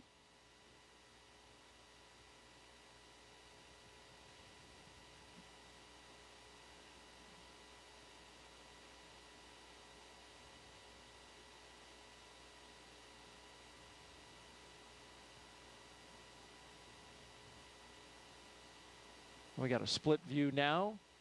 On the left, you're looking inside the Dragon spacecraft, Crew 7, and on the outside, technicians working to inspect the seal, both on the inside of Dragon and on the outside, before they close that side hatch.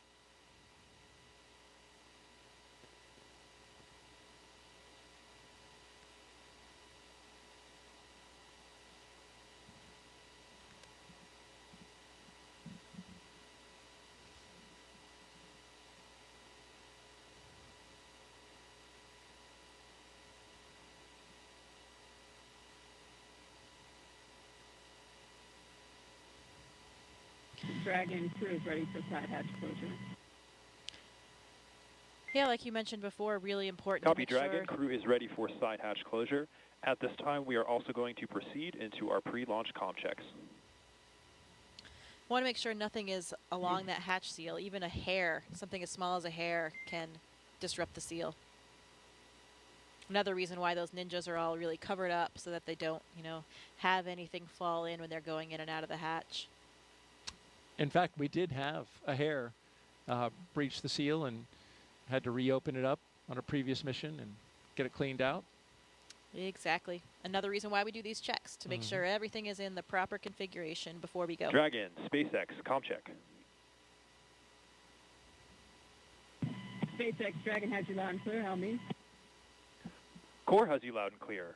TDRS comm check is complete. Stand by for comm checks with DC, MD, and LD in the launch configuration.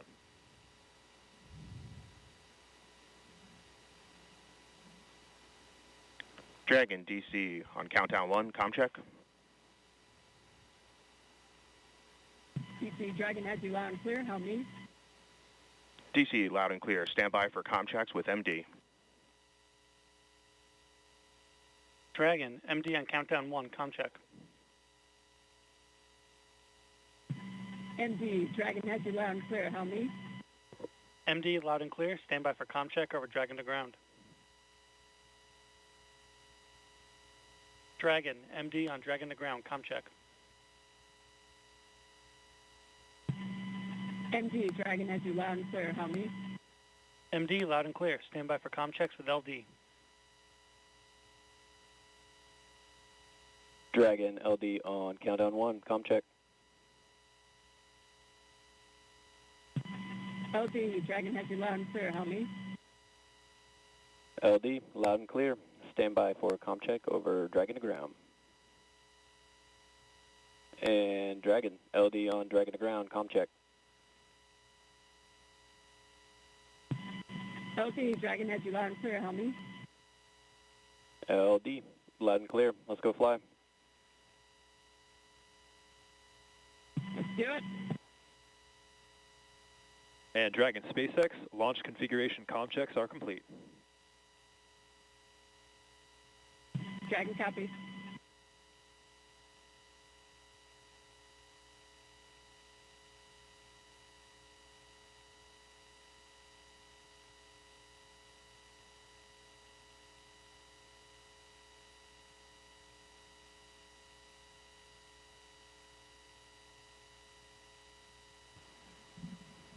So we just had the communication checks across the ground stations and the TDRS satellite network. You need a lot of ways to be able to communicate with a spacecraft when it's accelerating at a high rate of speed going up to space, and then of course once it's in orbit.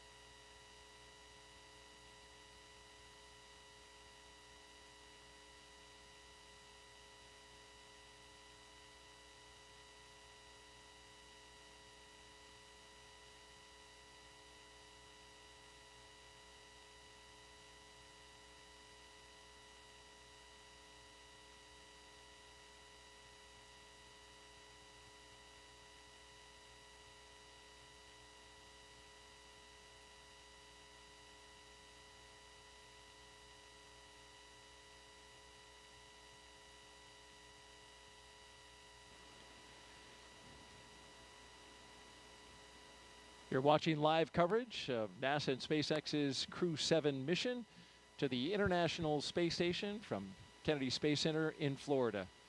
NASA's Daryl Nail joined by NASA astronaut Jessica Meir as we count down to liftoff.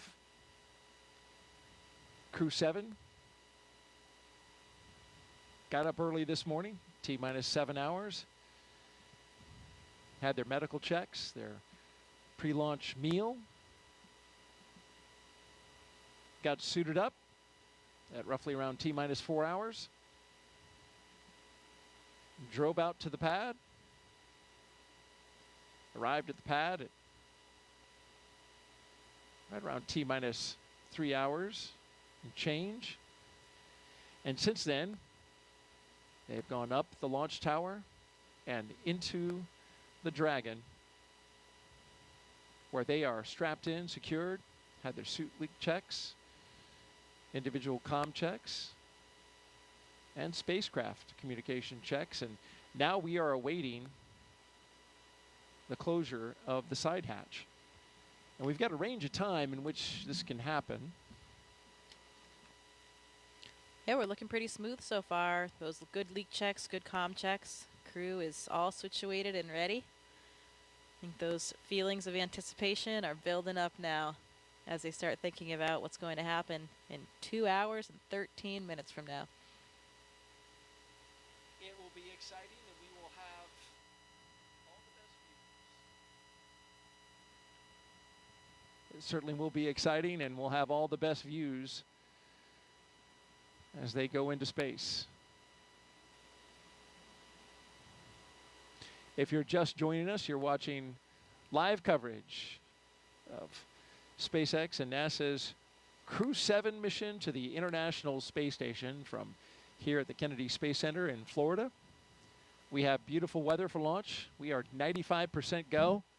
It doesn't get any better than that, Jessica. Wow, I don't think I've heard a number that high for a while. Yeah, sounds great. The 45th Space Wing started going to increments of 5 percentage points.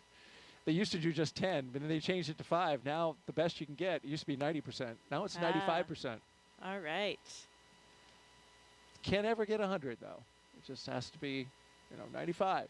Well, we've got a lot of overachievers on board. That's probably difficult for a lot of people in our office not to get that 100%.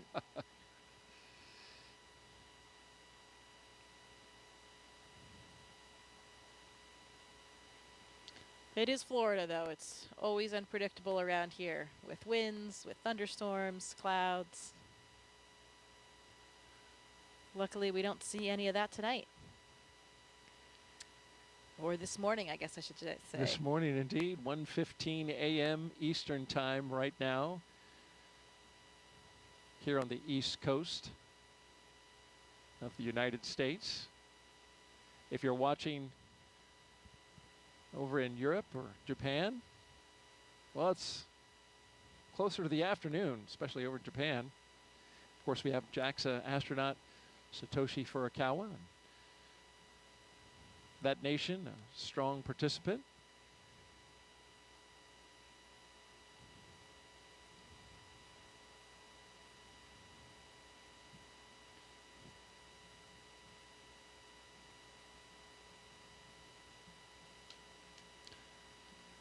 "7:16 a.m. in Copenhagen, so Andy's fans are probably waking up. What a great way to start their day over there in Denmark.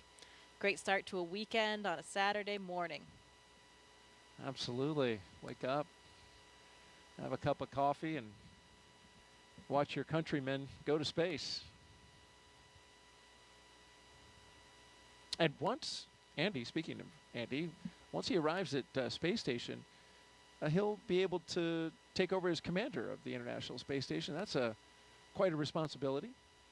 Yeah, it absolutely is, and it's a nice experience to be able to have some different representation in those roles. You know, he's not the commander of this vehicle, but he'll be the commander on board the ISS, and each of those carries a lot of different responsibilities. And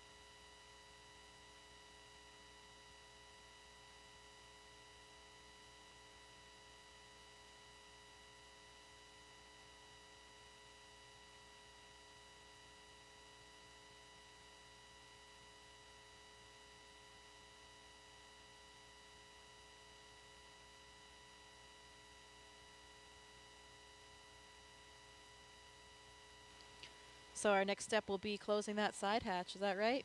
Waiting for that move? Yeah, that's right. We expected that at T-minus 2 hours and 13 minutes, but they have a window of time in which they can close that side hatch. And then they'll pressure test it, do the leak check on the side hatch. There's a lot of margin built in to the timeline.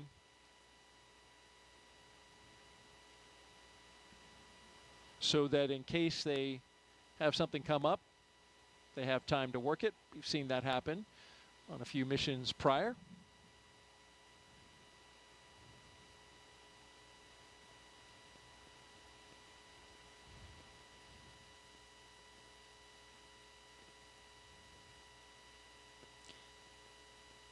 Getting some more thumbs up from the crew. More waves.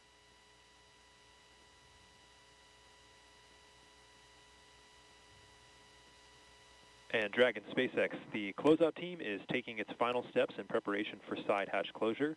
Stand by for transition to pad hatch closed. Ensure that all items are secure from now through launch. SpaceX Dragon copies. All items are secure.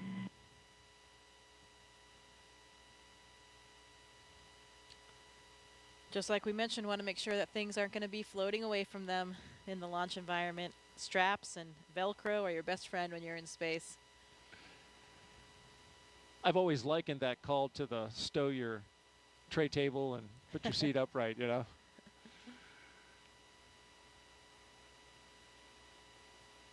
No in-flight service for them, but Like that question that was asked earlier, there will be water and snacks.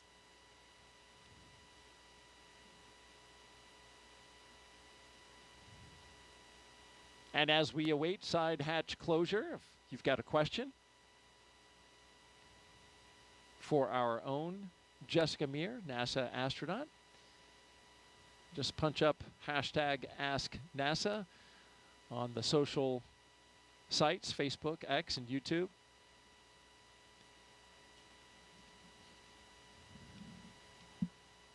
Jessica's doing a great job answering those questions and sharing her experience when she went to space. Here's a question at Spacecraft 27. What is the main purpose of Cruise 7's mission to the space station? The main purpose of Crew 7's mission is to support the International Space Station in all of its science and operations during their stay there.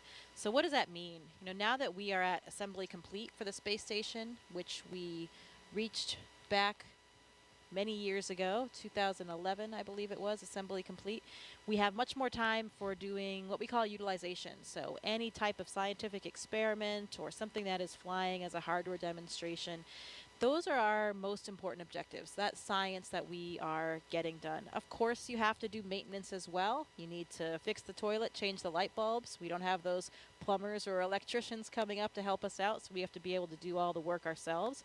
We do spacewalks. We have to do certain repairs outside the space station. All of those things are part of a nominal mission. Visiting vehicles will be coming to the space station with all of the cargo on board.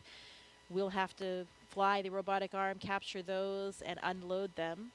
And we could talk a little bit about the science as well. You know, there are some interesting experiments that are on board with this crew. One of them is the crew themselves. We have a big physiology study called CIPHER. I think we're going to hear more about that later in the broadcast from some of the scientists involved, but that's a comprehensive physiological suite. It's about 14 different studies that are really targeted at comparing and contrasting different mission durations. So, you know, we have had short shuttle missions in the past. We have typically 6-month missions on the space station, and we have a few that were more around the year mark. We want to see if there are differences in different lengths so that we can try to forecast ahead toward our really long duration mission, which will be to Mars. You know, that mission right now with current methods and of Dragon technology will SpaceX, be about 3 years. we are commencing a health check for the launch escape system. Expect a momentary flight computer state change followed by a transition back to pad hatch closed. SpaceX Dragon copy. So when you go to Mars, it takes about 6 to 9 months to get there, 6 to 9 months to get back. You want to spend a good amount of time there on the surface as well to make it worthwhile. So that's why we call it about a 3-year mission. And we want to understand the physiology involved in that kind of length of a mission. So that's really what this CIPHER study is designed to get at. Try to understand the differences between these short and longer. You know, what happens between 6 months and a year? Is there just a plateau that is reached? Do things stop changing? Or do we have a linear increase in certain parameters or that kind of thing? We want to understand more about those experiments. There's a sleep in orbit experiment that sounds pretty interesting. I think Andy will be a subject for that one. I'm not sure, maybe someone else as well. That uses an earbud EEG, an electroencephalogram, to measure brain waves, look at brain activity during sleep. So pretty cool EEG on board. You know, I speculated that it would be so cool to have an EEG on board crew members to see what's happening to the brain when you first go up in microgravity for the first time, because you are navigating in this 3-dimensional environment for the first time. You know, sitting here, of course we're in 3D, but we're not really using things above our head, in the ceiling, on a ceiling, and that kind of thing. On the space station, we use all of the planes. We use the floor, the ceiling, all of the walls, all equally. And so you're navigating in this different way, and these different pathways are really forming in your brain in order to accommodate for that. It was a really interesting feeling I felt during the first few weeks I was in space, where I felt like my brain would actually do these flip-flops. If I went from the floor up to the ceiling and I was working there, you know, here on Earth, when we think about how we navigate and move around, it's all in relation to down, because we have this gravitational vector pointing down toward the Earth. When you don't have that in space, you know, suddenly there's no right or left. And if I'm up on the ceiling working, my brain would kind of reinterpret that as being the floor or the deck, as we call it on the space station. So then when I, lifted my head up, I didn't know which way to turn because, I was on the ceiling, but my body felt like it was on the floor. And that takes a couple of weeks for your body to get used to. And I think these new neural pathways are forming. And such an interesting thing for me as a physiologist because I felt like I could really feel that happening. And Dragon SpaceX for post-ingress briefing.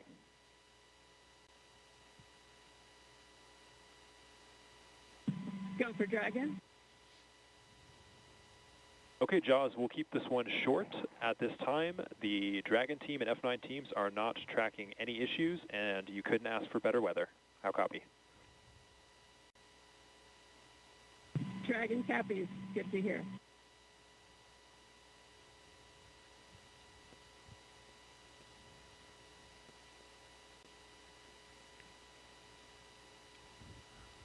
So you feel that up in space. You feel the difference of how your brain has this remarkable plasticity. Your brain can adapt in this new way. And after a couple weeks, I didn't feel that anymore. You're saying you actually felt? Yeah, you could sort of feel this flip-flop. It's a strange thing to kind of describe, but you could sense it almost. And then a few weeks later, that feeling was gone, and I was, more effortless in terms of navigating around the space station. You become really graceful in your movements. Just the tip of a finger can push you off toward one direction. So it's really interesting to see how the brain and the body are so moldable and adaptable and ready to just, take on whatever new environment it comes across. Wow.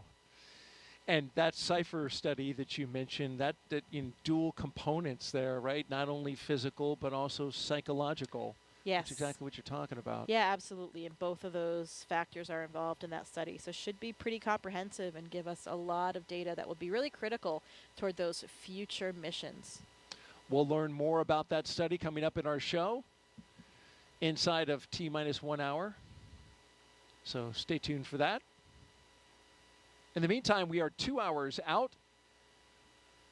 You're watching coverage of NASA and SpaceX's Crew 7 mission to the International Space Station from the Kennedy Space Center in Florida. We're looking down at the Dragon and the Falcon 9 rocket out at pad 39A.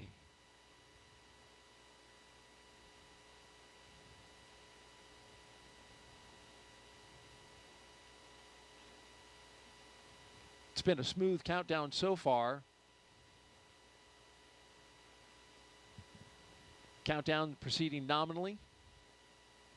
Onboard Dragon spacecraft endurance. We've heard the communication checks between the Dragon team and the crew. We saw the astronaut seats. They were also rotated into flight position. We got the suit leak checks successfully completed. The closeout lead verified the cabin environments were good. We got the side hatch closed.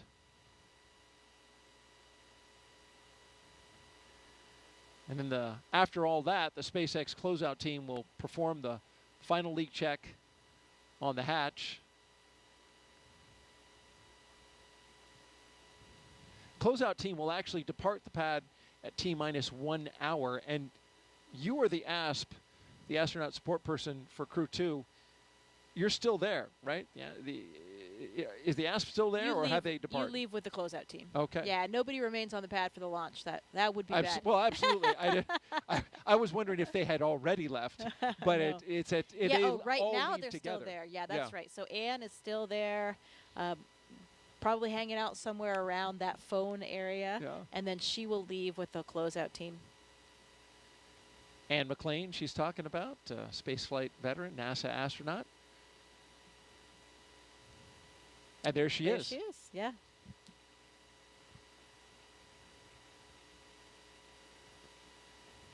So those technicians, they stand by at that location. They are just on the other side of the crew access arm in the launch tower. And then you have a designated SpaceX team that is inside that white room.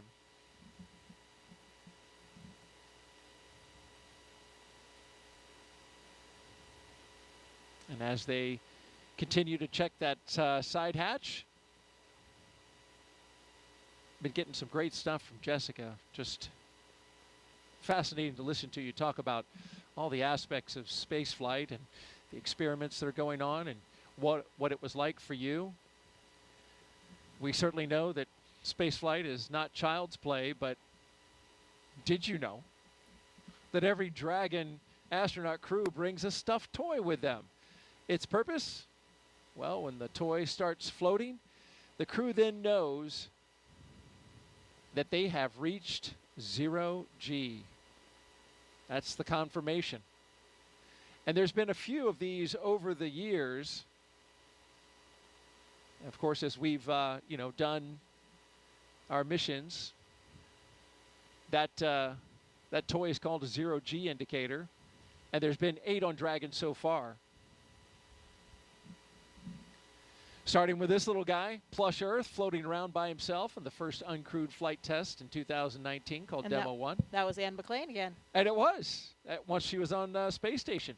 This is a sequin bedazzled dinosaur named Tremor, picked out by Bob and Doug's sons. Then we go to Crew 1, Baby Yoda. The first stuffed animal, there's a penguin, Gwyn, the penguin, with Crew 2. And then Crew 3, the turtle, classmates Raja Chari and Kayla Barron, of course. And then you see the first humanoid. That was the Einstein doll floating around. There he is. We spot shadowed him. And then here, inside the International Space Station, there's Suhail, the mascot for the United Arab Emirates. So the question is, Jessica, what did Crew 7 bring? You know, I do know what they have, but I'm not sure if we're supposed to reveal it quite yet. We're going to wait for the view. Let's wait for the view. Let's wait. When we get it Dragon, in the view. SpaceX, nominal side hatch leak check. I can't tell you about mine. On Soyuz, we have this tradition as well. Dragon copies, nominal side hatch leak check. Good call there, though, on the side hatch leak check. That's good. My commander brought, it was a small stuffed unicorn. I think it was from his daughter. So that was what we had to demonstrate microgravity for us. And really for everybody watching, because that's, you're still strapped in during all those moments. So it's difficult to tell if there's any weightlessness yet or any relative motion. But that's why you have the microgravity, the zero gravity indicator. Not truly zero gravity, so it's a microgravity indicator, I'd say. Or even sometimes called a 1G indicator, because you can see when you're back in 1G when you're landing as well. So you use it on the way down? I think so. I'm not sure if the Dragon they still have in the capsule on the way down, if it's secured or not.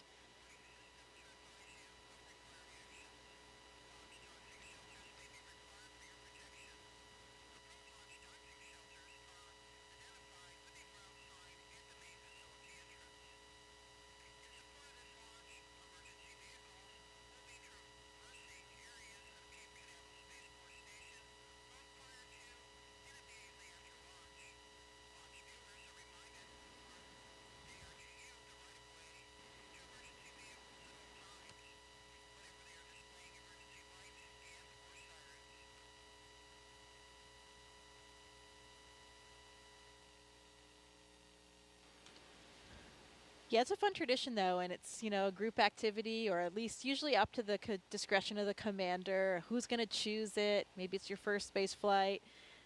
Children are often involved, so everybody gets to play along and have a role and see that microgravity indicator launching.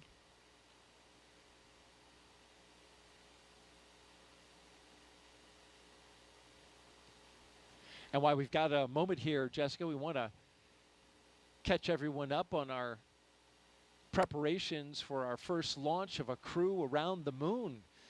First in more than 50 years. Let's take a look at our Artemis Moon Minute.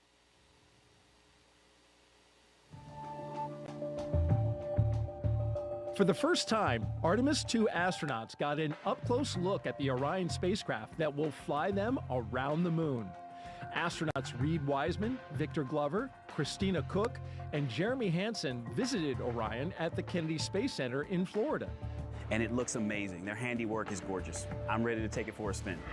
Until launch day arrives, the crew is training at the Johnson Space Center in Texas. They use the Neutral Buoyancy Lab, a giant pool, to practice safely getting out of a floating mock-up of Orion. And it's not an easy task. Navy divers in rafts will harness and hoist the astronauts into the air by helicopter, where they will be taken to a nearby Navy vessel. Back at Kennedy, we got a look at the brand new Artemis crew transportation vehicles. So the first 9 miles of the journey to the moon starts in these crew transport vehicles. On launch day, these fully electric, zero-emission vehicles by Canoe Technologies will reunite the Artemis II astronauts with Orion at Launch Complex 39B. NASA's powerful moon rocket, the Space Launch System, and Orion will carry them on the rest of the 250,000-mile journey to the moon. And that's your Artemis Moon Minute.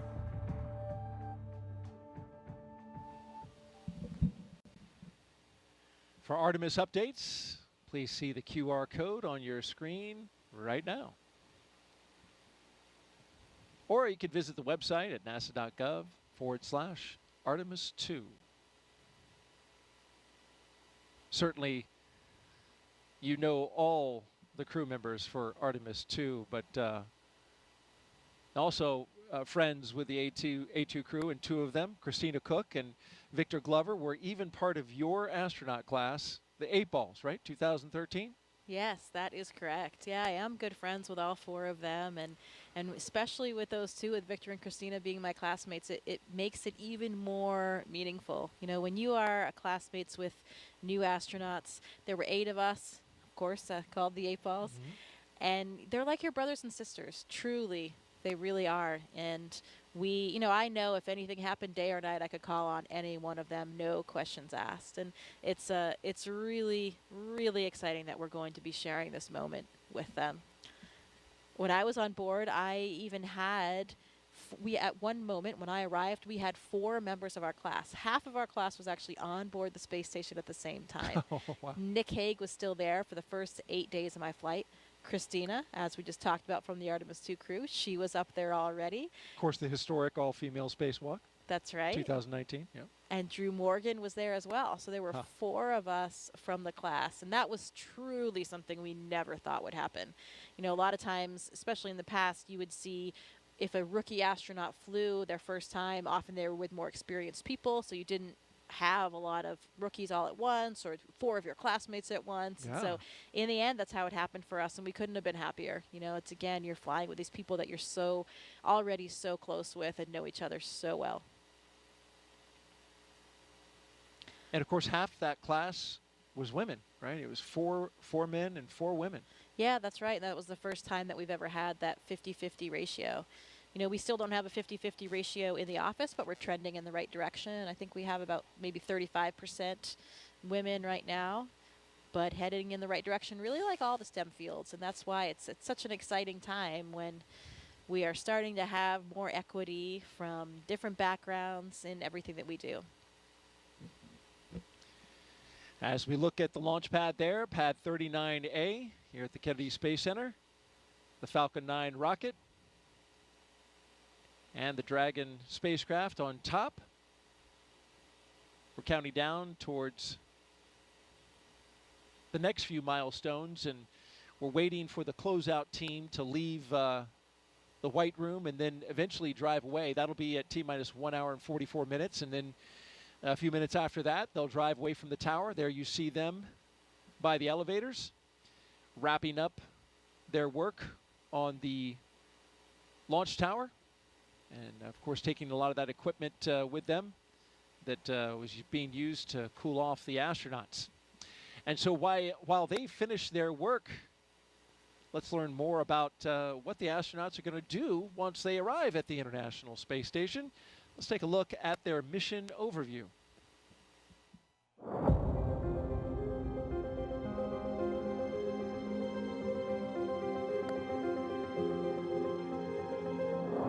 Our Crew 7 mission will take our 4 crew members to the International Space Station, which is, think of it as an orbiting laboratory around the Earth. In the broadest sense, Crew 7 and Expedition 70 is about the exploration of space, because a lot of the science and technology development that we do on board the space station not only benefits future missions to the Moon and Mars, but it also benefits humanity and it benefits the Earth. The main topic of our work is always science, so we have numerous scientific projects and scientific experiments which we are part of. We're doing science and research on ourselves, our human bodies, and how we react in space so that we can eventually go further in the solar system. Using the long-lasting microgravity environment on board the International Space Station, which we cannot obtain on the ground, we can perform many scientific research that makes our life on Earth better. Well, with my international upbringing, I'm especially proud of the fact that our Crew 7 mission has 4 different astronauts from 4 different countries. And it's just something really special when you think about we've all come from very different backgrounds. We have different cultures and different traditions, but we share those with each other. Working as a team, we can back up each other and accomplish the mission easily. And I hope that this is something which can show the world how we can achieve big things when we cooperate and we work together. It's a human being's instinct to broaden our boundaries. Humans have always wanted to push the boundaries. We're curious beings. We want to know what is out there. We want to see what's behind that hill. We want to see what's behind that sea. We want to see what's behind that planet. Every time we've explored in the past, it has been beneficial to humans and to humankind. We always learn and develop technologies that help us. We learn more about our home planet. We travel out into space to gather knowledge, to expand our understanding of our world and the universe, and return that knowledge to the Earth, to humanity, for the benefit of us all.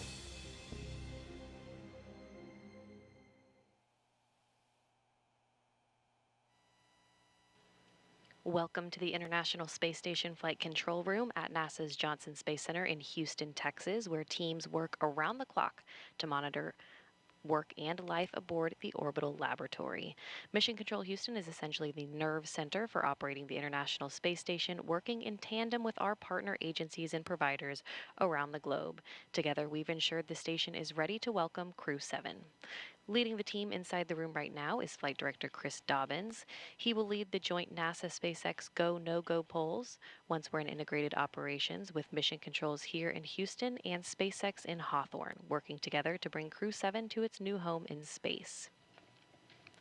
Like many launches to the International Space Station, today's launch has an instantaneous launch window, meaning the crew must launch at exactly 3:27 a.m. Eastern Time to line up with this space station. Launching at that time puts us in an orbit where Dragon's thrusters, which don't have the same power as Falcon 9, can carry Crew 7 the rest of the way to the space station. When Crew 7 arrives at the space station, they will no longer be referred to as Crew 7, but rather as Expedition 69 flight engineers. They'll be declared Expedition 70 once the Soyuz MS-23 departs in a few weeks with NASA's Frank Rubio on board. He will land September 27th with the longest single spaceflight by a U.S. astronaut with 371 days in space. Once on board, Crew 7 will conduct a direct handover with Crew 6, and Crew 6 will remain on board the station until their scheduled undocking day. A direct handover also helps ensure a continuous U.S. presence on the space station, a record approaching 23 years in duration. After docking and hatch opening on Saturday, Crew 6 will give Crew 7 a safety briefing and orientation, which might be particularly helpful for the first-time space flyers on this flight, NASA's Jasmine McBelly and Roscosmos cosmonaut Konstantin Borisov. As the station is first and foremost a laboratory, the crew will jump right into conducting experiments with new research still to be delivered on upcoming cargo flights. For now, we'll send it back to you, Daryl. All right, thank you very much, Courtney. Back here at the Kennedy Space Center in Florida, looking at pad 39A, the rocket and the spacecraft that will go to that destination that Courtney just gave us an update on, the International Space Station, which of course is flown from Mission Control in Houston. Give you an update on what's happening out the pad. We've got the crew inside the Dragon spacecraft. They are buckled in, plugged in, ready to go. Had their comm checks completed. And right now, the closeout crew is making their way, finishing up their work and making their way out of the launch tower. Dragon SpaceX closeout team has departed the crew arm. So that means they're out of the crew arm. You can see them going down the steps to the elevators and then back down to their vehicles to clear out of the blast danger area. There you see their vehicles awaiting them, the 3 Teslas that took the astronauts to the launch pad. They will take the closeout crew out of the perimeter of the launch area, and they will stand by at an area a good distance away from the launch pad. We're 1 hour and 41 minutes and counting until liftoff, and as we look at the pad and think about traveling to the International Space Station, we talked about the crew and how they'll be performing many groundbreaking science experiments. Let's take a closer look now at some of that science they'll be doing. The International Space Station is a state-of-the-art microgravity laboratory that is unlocking discoveries not possible on Earth and helping us push farther into deep space. Every single day, we are answering big questions about Earth and about space, about where we came from and about where we're going. But the other thing that we're doing is we're learning more questions to ask. Microgravity turns almost everything we know upside down. Liquids behave completely differently. Fire burns in new ways. Biological systems reveal surprises. There's a few things that have made me gasp out loud up on board the space station. Watching heart cells actually beat has been a pretty big one. We're studying ways to grow food in microgravity. I got to tell you, these are pretty amazing. We're learning how human bodies react to life in space and how to keep crew members safe and strong on long-duration exploration missions. Deadlifts are awesome on Earth. They're also awesome in zero gravity. We're testing technologies that will be critical to our return to the moon and Great Leap to Mars. Our research has contributed to medical and social benefits on our home planet, allowing us to find new ways to combat disease back on Earth and develop technologies to deliver clean water to remote communities in need.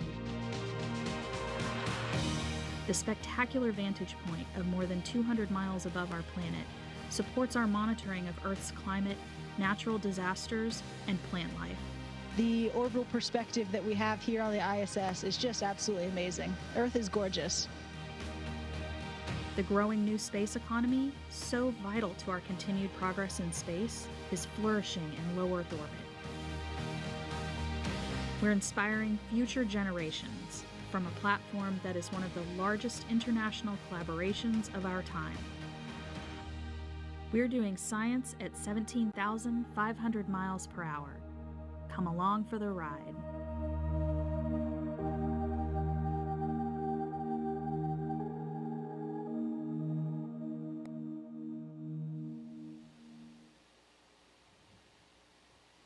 A great overview of some of the science being done on board. And Jessica, you've looked into this mission, of course, as an astronaut with the astronaut corps and a scientist yourself.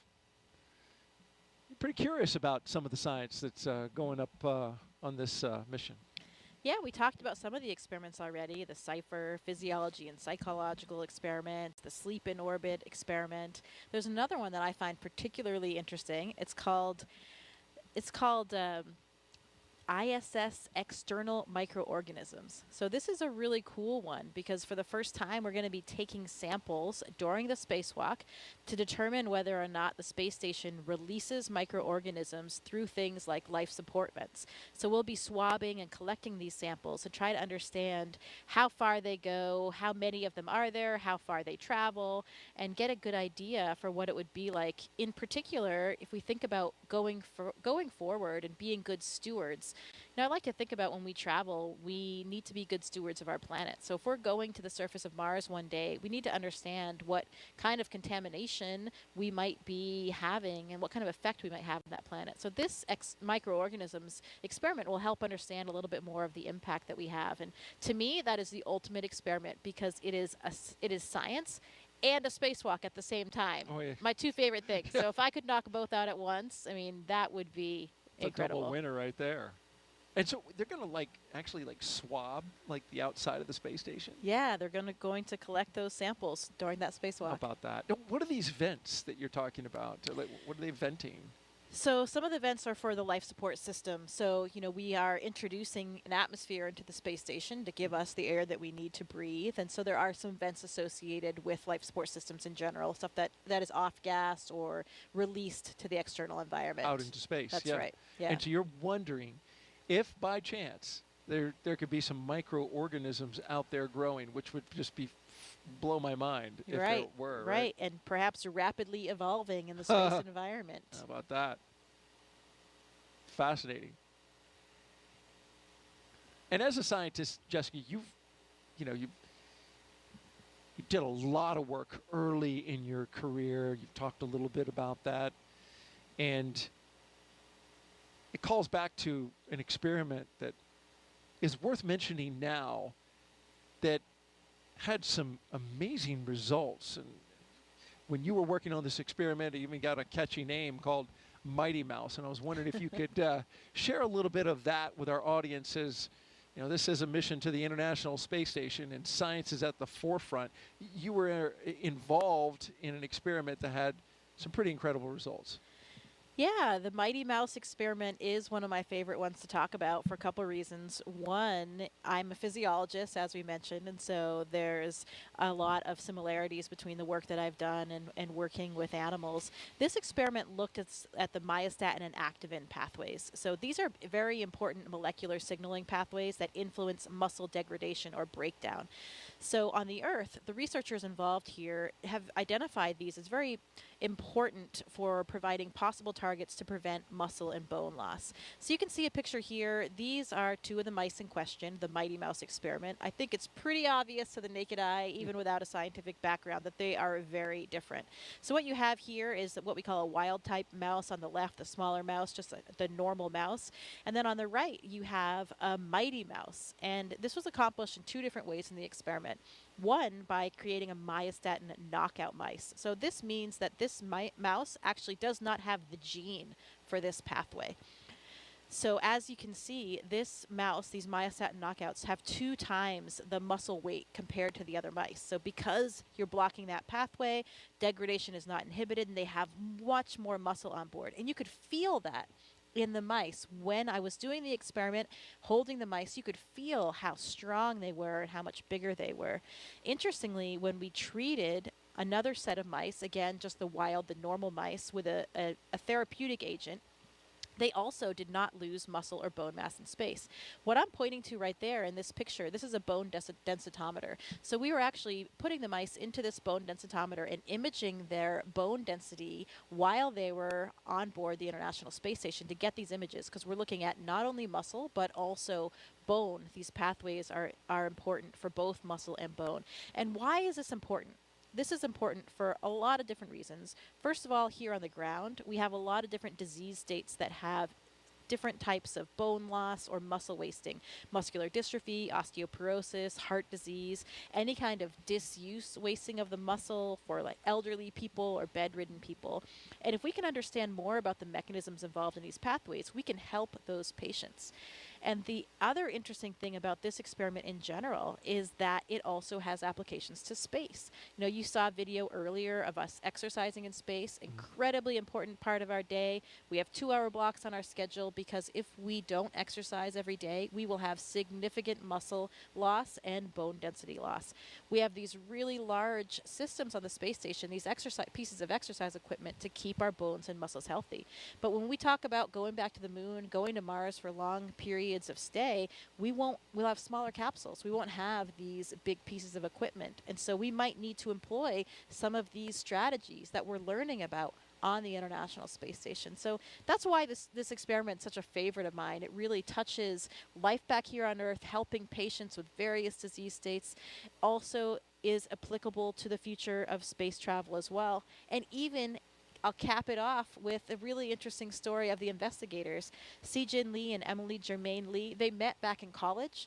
Se-Jin was working on the myostatin pathway, the one involved in the muscles, and Emily, before she was his wife, she was already working on the activin pathway, the one involved in bone. And they realized, although they were working separately at the time, they had this very complementary system that worked in concert. And if they worked together, then perhaps they could solve some of these even bigger questions. They were incredibly excited. They had always dreamed of having an experiment of theirs fly in space, and they had demonstrated these concepts on the ground. So it was really cool to be part of this team and watch that experiment come to fruition and to have such dramatic results. Again, those mice that were treated with this therapeutic agent did not lose muscle and bone density in space, while the ones that were not, just like us, had dramatic losses in both of these. So really interesting to see that these agents were successful in space and the applications it might have for the future. And amazing that it was, an experiment. The results, of course, incredible, and they obviously, you can see them in the photo of the mice and how it turned out. But I mean, this experiment was right in your wheelhouse, right? All of that came together, both the scientists, you up on board the International Space Station as well. I remember reading, I looked into the study a little bit in preparation for the show, and space was said as, the ultimate bed rest, right? Yeah. Which is not good if you're trying to maintain that bone and muscle mass. Right. We need to make sure that we can bring astronauts back to be healthy. And when we think about going and walking around on the moon and Mars, we need to make sure that astronauts are healthy when they get there as well.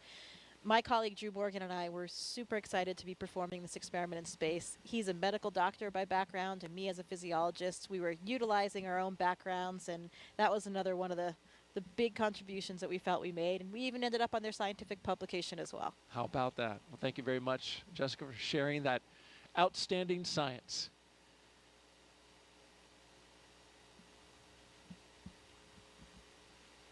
T-minus 1 hour and 30 minutes and counting. We're awaiting the launch escape health check.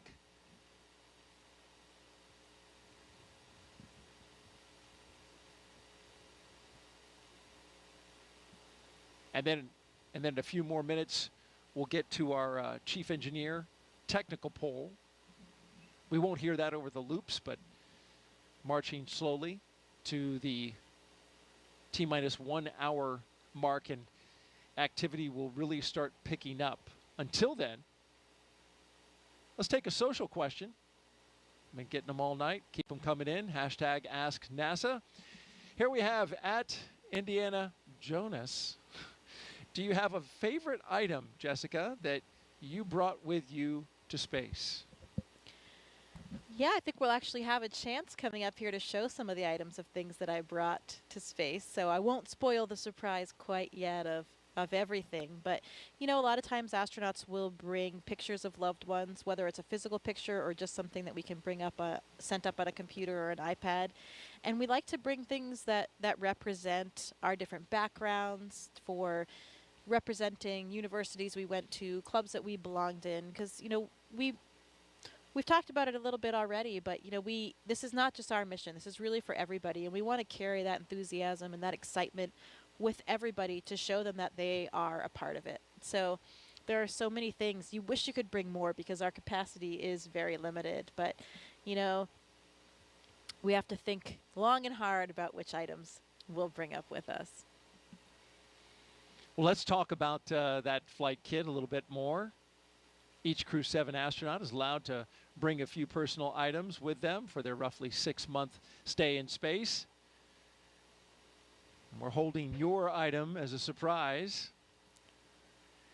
Let's take that crew shot and we'll talk about what they're bringing up. You see all the way to the left, Konstantin Borisov. He's bringing up his son's first toy, going left to right. Next is Andreas Mogensen. He picked the 0G indicator along with his children, and he kept it a surprise. And so we're waiting to see that. We're going to see it float in space. We'll learn more about that in a bit. And then to his right is, of course, the commander, Jasmine Mogbelli. She brought 2 dragon stuffed animals, one for each of her twin girls, and she's going to show them floating around in space to her girls. So we can take a little video, send that to them. It's a touching thing to do for your young kids. And then all the way on the right, Satoshi. He's bringing photos of his family and friends and photos of current students at the school he graduated from.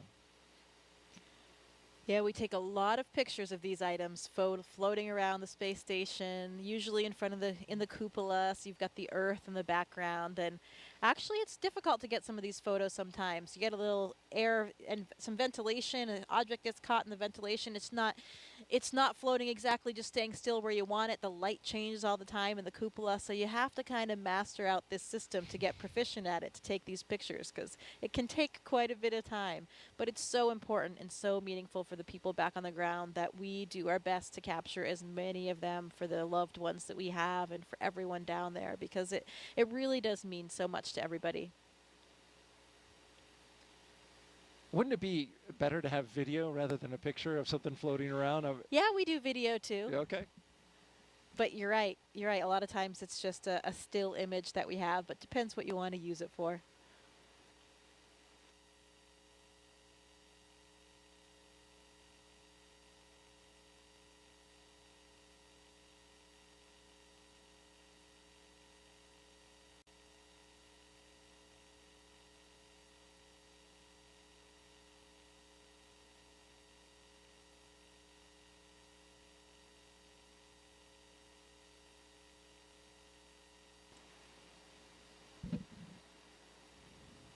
Great stuff there by Jessica Meir, NASA astronaut, with us on the broadcast. Thank you very much, Jessica. And continuing to count down, 1 hour and 25 minutes and counting until liftoff of Crew 7. You're watching NASA's coverage.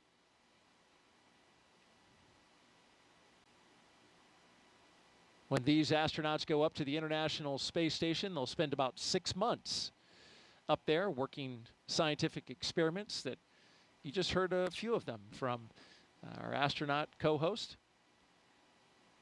And then they'll come back down, and one of the traditions we've just started to see now is the astronauts coming back to the Kennedy Space Center to talk to the folks that help support the mission. And there's a lot of people here at the Kennedy Space Center working behind the scenes to make those launches a success. And recently it was the Crew 4 astronauts that took time out of their busy schedules to say thank you to the Kennedy team, and we've got to look at that. It is very surreal to drive around the grounds. The last time we were here, we were in quarantine, and so we were very isolated. We got to have our families around us, but we didn't really get to interact with a lot of people. But we could see all the hustle and bustle that goes on in order to make it possible for us to launch. It is hard to imagine looking over at the gantry from here, thinking back to when we were sitting on top of a rocket. It is a pretty amazing place to be able to come back to. Kennedy really has a special place in my heart. I think it was really important to all of our crew to have this opportunity to come back here and just thank the workforce here, our team members that made this flight possible. You know, I think as we think about spaceflight, it is not anywhere near an individual type of accomplishment. Yeah, just absolute gratitude for the teams of people that just ensure our safety, ensure that there's always an eye looking over every piece, every detail, and ensuring that launch goes off without a hitch. So many of you have been a part of that journey, your investment, your expertise, making us successful in our work and getting us home safely. And we're grateful for the work that you're doing. So it is incredibly special to be back here and get to actually interact and thank all the people that contribute to the mission and were able to get us off the ground and bring us home. It's just an amazing place, just such a talented pool of people that enable such amazing expeditions to fly out of the Kennedy. So it's really cool to be back here and to get to meet the people that are making all of that happen.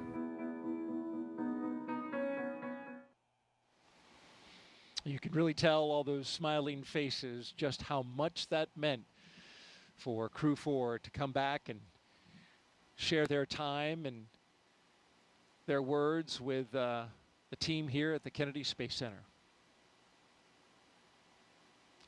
Well, you're looking live at Launch Pad 39A, the Falcon 9 rocket, and Dragon spacecraft. We'll start fueling up the Falcon 9 at T-minus 35 minutes and counting. But in between this time and that time, got a few more milestones to go, including arming the launch escape system, rotating that crew access arm away, and then, of course, having the pole for the readiness to tank the rocket. This view right here, you're looking at special guests that have gathered at Banana Creek facility here on the Kennedy Space Center. Launch watchers. Got a big group here, which is impressive because it is 2 a.m. Eastern time, but it's always exciting to take in a crewed launch when you know that you've got astronauts going up on top of a rocket. And so they've all gathered pretty early in the morning here and pretty early in the countdown. An hour and 21 minutes to go. It's great to see the crowd out there at the Banana Creek viewing site. Got about 6,000 people who are at various viewing areas around the Kennedy Space Center. Banana Creek is one of them. Also got folks along a causeway that's just across the water, watching from those locations. Of course, we've got special guests up at a building we call the Operations and Support Building. We've got our own Jasmine Hopkins up there who will be interviewing some special guests here in the final hour. And they're joined by several hundred VIPs who are taking in the site from the 5th floor up there on the balcony. It's a great view up there as well.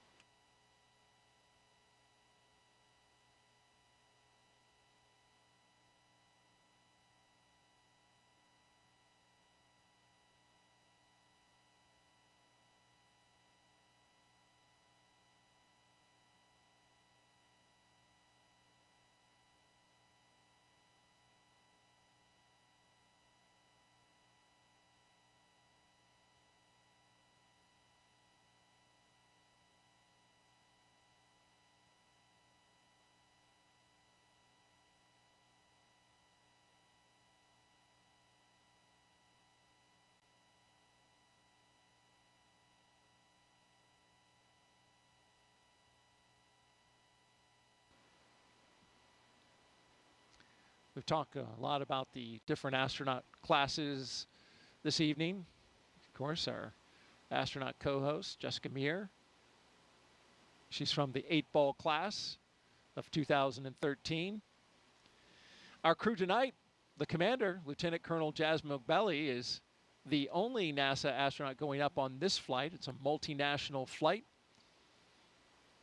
But she is one in many and a highly accomplished group of astronauts selected in 2017 and nicknamed the Turtles.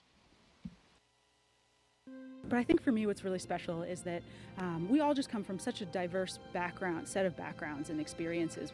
We have scientists, engineers, people from all different walks of life. We're just really, really fortunate. The team that selected our class, I think, just did an amazing job at really looking at how personalities meld together. That's what I appreciate the most, is just the way that we were able to enable each other's strengths and lean on each other in ways that bring us together and bring us closer as a group.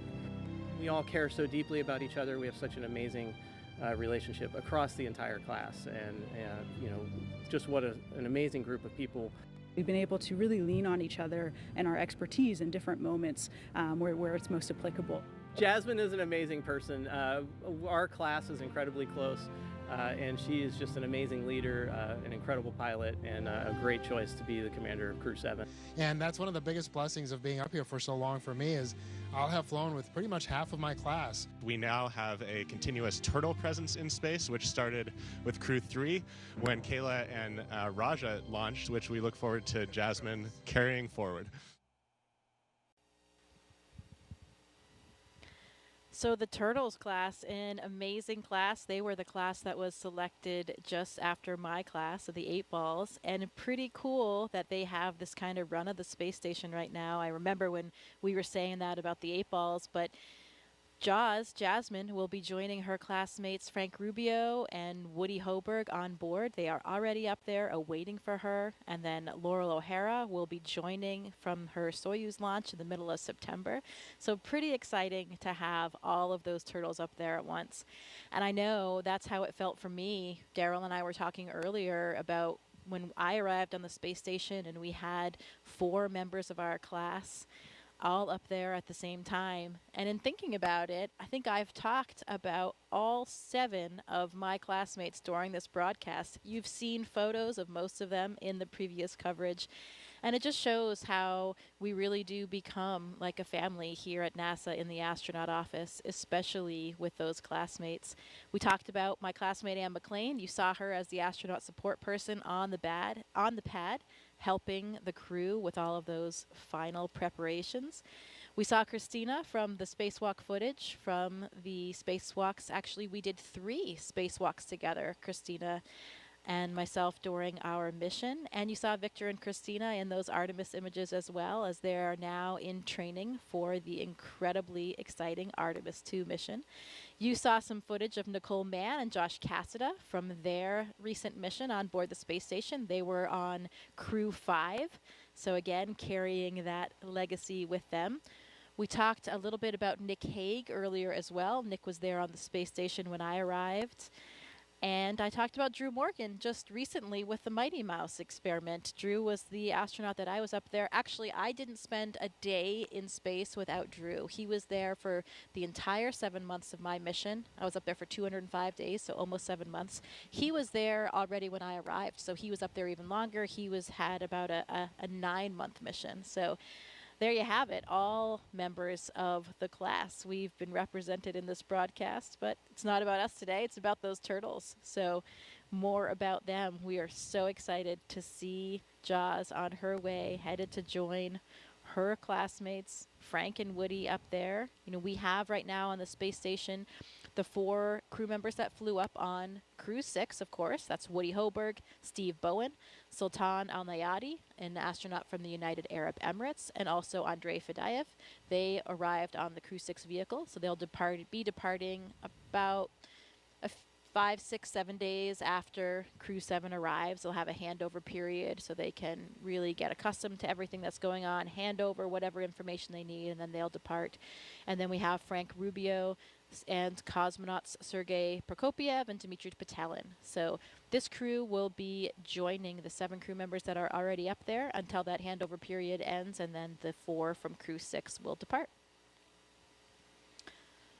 The Soyuz crew is scheduled to land, I think, September 27th. So Frank will finally be returning home from space back here to the U.S. And his mission was extended, so he will have been up there for over a year when he lands. Finally, and he's going to break the record, right? Longest That's continuous stay in space. That's right. It has been an incredible mission for him, but of course everyone is very excited to have him back on the ground as well. And I'm sure he will be just as excited to be back on Earth and be able to visit his friends and family and take a hot shower. Showers are always very welcome when you come back. You know, you do get surprisingly, you feel very clean on board. I was surprised by it, but it's kind of like a sponge bath that we get up there, but you really do feel clean. And part of the reason why is you just don't feel as dirty as in space. You know, not even your clothes are really resting against you when you're in microgravity. Everything's kind of floating. You don't go outside and get sweaty in the hot Florida humidity like us sitting here in these chairs getting a bit hot. You just don't experience that because you're never sitting down. You know, you don't. But you are perspiring, right? You're losing water through the skin, Sure. but it's not sitting there, right? Absolutely. You still have all the same physiological mechanisms going on, but it's a temperature control environment, so you're not really sweating throughout the day aside from when you exercise, and then you do sweat quite a bit. Okay. And it's really cool to see because the water, it doesn't just fall down, doesn't fall off of you like it does here on Earth. It'll kind of accumulate until a force acts upon it. So you might have a ball of sweat kind of growing on your head, for example, if you're Victor Glover and you don't have any hair up there, or Luca Parmitano on my mission. And yeah, it behaves differently until it'll come off in a with a Just once you have motion imparted onto it. Great stuff from NASA astronaut Jessica Meir as we count down 1 hour and 11 minutes until liftoff of Crew 7 from the Kennedy Space Center in Florida. If you're here with us in the area and you want to hear the call-outs live as they happen, you can hook that up on amateur radio. The VHF frequency you can see on your screen, 146.940 megahertz, and on the UHF radio frequency, 444.925 megahertz FM mode. And you can hear that throughout the county here on the Space Coast. So we're a little over 1 hour until liftoff. And this is a continuation of regular crew flights to the International Space Station from U.S. soil.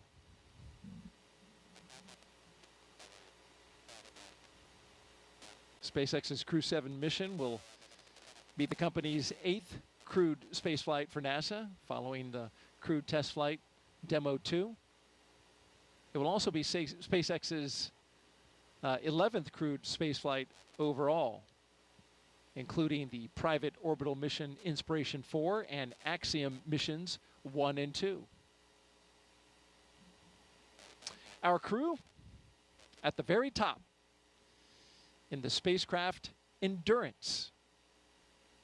It will be the third flight for that Dragon that you see right there on top of the rocket. The Falcon 9 booster, well, that's a brand new one. Booster 1081 M1D on its first flight. MVAC fuel bleed has started.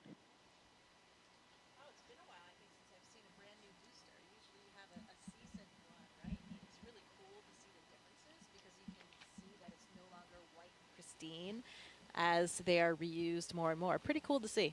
Yeah, you were talking about the booster, how, you know, in the reuse booster, you've got that sooty exterior on it, and this is a brand new one.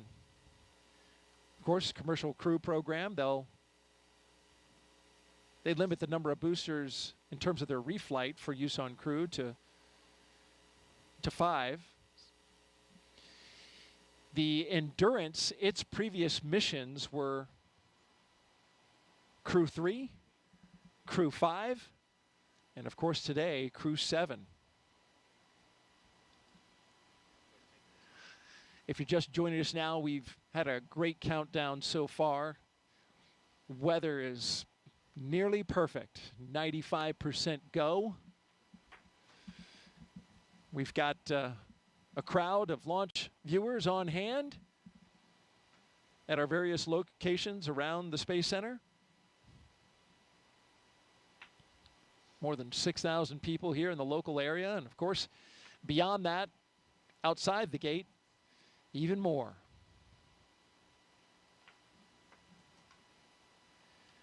Now, we mentioned this, once we get to an hour to go until liftoff, things will start really picking up. We get close to that go, no-go pole that will arm the launch escape system. And then once that's armed, and we rotate the crew access arm away, we'll get the propellant loaded into the rocket at T-minus 35 minutes. That crew poll for readiness happens at T-minus 1 hour. And of course, the poll to load the prop is at T-minus 55 minutes. At T-minus 45 minutes, there'll be an internal mission control Hawthorne poll, and then the launch director's poll for propellant load.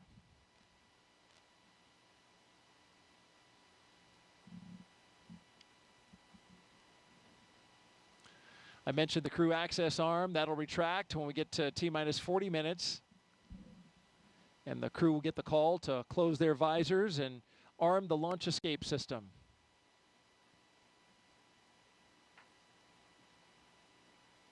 Of course, once you have the Falcon 9 being loaded with propellant, you want a safety system that will allow the astronauts to get off the top of the rocket in case anything happens, and that automated safety system is in place. What makes it work are 8 Super Draco thrusters that are on Dragon. They would fire and quickly separate the crew from the rocket. And they can do that either on the pad or during flight on the ride uphill.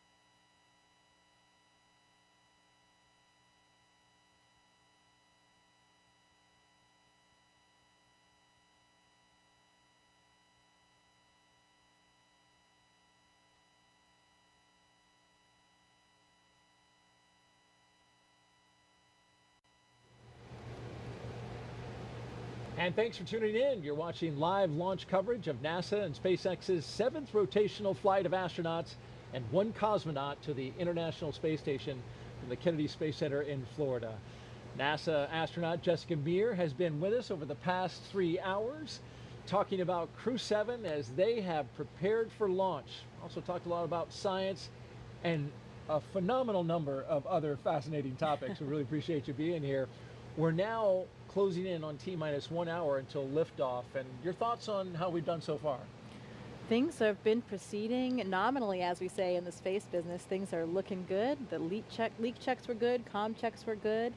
The hatches closed. I think we're in good shape. And the weather, what did we say? A 95% favorable odds for weather. So looking good, and I'm feeling good about it tonight. What about you, Daryl? Oh, I am feeling fantastic, and it's good. We both got the positive vibes going. You mentioned the weather. It's nearly perfect. Liftoff time still holding for 3:27 a.m. Eastern time and 27 seconds if you're right down to the second. We're tracking no issues with the Falcon 9 or Dragon, as Jessica mentioned. The range is green. Weather, good to go. Over the past 3 hours, we want to review now what our crew's been doing, and there you see them. Jasmine Mogbelli, Andreas Mogensen, Satoshi Furukawa, and Konstantin Borisov. They have been getting ready to launch into space. Let's take a moment now to recap the overnight launch preparations. After waking up and having a meal, SpaceX helped the astronauts into their suits, as you can see right here at the historic quarters suit-up room. Then the crew, well, once they got their suits pressure tested, they walked right out of the same path that every NASA astronaut has done since Apollo 7, waving to family and loved ones after getting inside their Teslas with the gull-wing doors coming down. Valve cycle to equalize They joined a caravan led by Center Security on a 20-minute ride to Launch Complex 39A. Big smiles all around. All the way around. And then following their arrival to the pad, they got a look at their rocket, and in they went, walking across the crew access arm and right into their spacecraft. And those big smiles you mentioned, Jessica, we just saw them right there. Looks like the crew, they're good to go. They truly are contagious, those smiles. It is difficult not to be smiling and excited when you know you are about to leave the planet for the first time for some of these, for Jasmine and for Konstantin as well. Absolutely, and a lot of preparations have been brought to us at this point, including a dry dress. A lot of things have been going into this so to get everybody ready. Of course, we had a launch delay yesterday. We stood down for that attempt, but now we're good to go, and we expect to be launching at 3:27 and 27 seconds, our new T0. All systems good to go for launch. Now we want to have our Dragon team. SpaceX, you are go for Section 5. When ready, report go for launch. Dragon copies, go for Section 5. Okay, and with that call out at this time, we're going to expand our coverage. We'd like to welcome in SpaceX and NASA commentators joining us live from Hawthorne, California, where the SpaceX mission team is located. Welcome to Jesse and Leah. Thanks, Daryl, and hello to everyone watching around the world. I'm Leah Cheshire with NASA Communications. And I'm Jesse Anderson, an Integration and Test Engineering Manager here at SpaceX. Leah and I are joining you today from SpaceX headquarters in Hawthorne, California, as we count down to liftoff of Crew 7 just under an hour from now. And of course, Crew 7 is our 7th operational mission with SpaceX, flying astronauts for long-duration missions to the International Space Station, but it also comes with an important first. Crew 7 is the first mission in which every seat in the spacecraft is filled with a crew member from a different international partner agency. Represented are NASA, ESA, the European Space Agency, JAXA, or the Japan Aerospace Exploration Agency, and Roscosmos. It's also the first time an ESA astronaut has served as pilot of Dragon, so Andreas Mogensen is adding that to his list of accomplishments.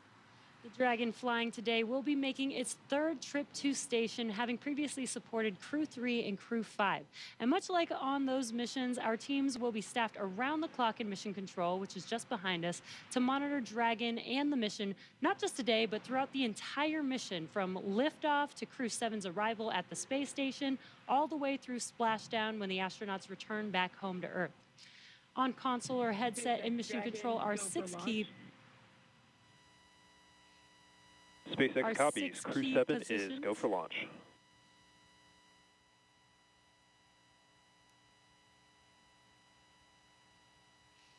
The mission director is in charge of the room and tasked with making real-time decisions to ensure mission success.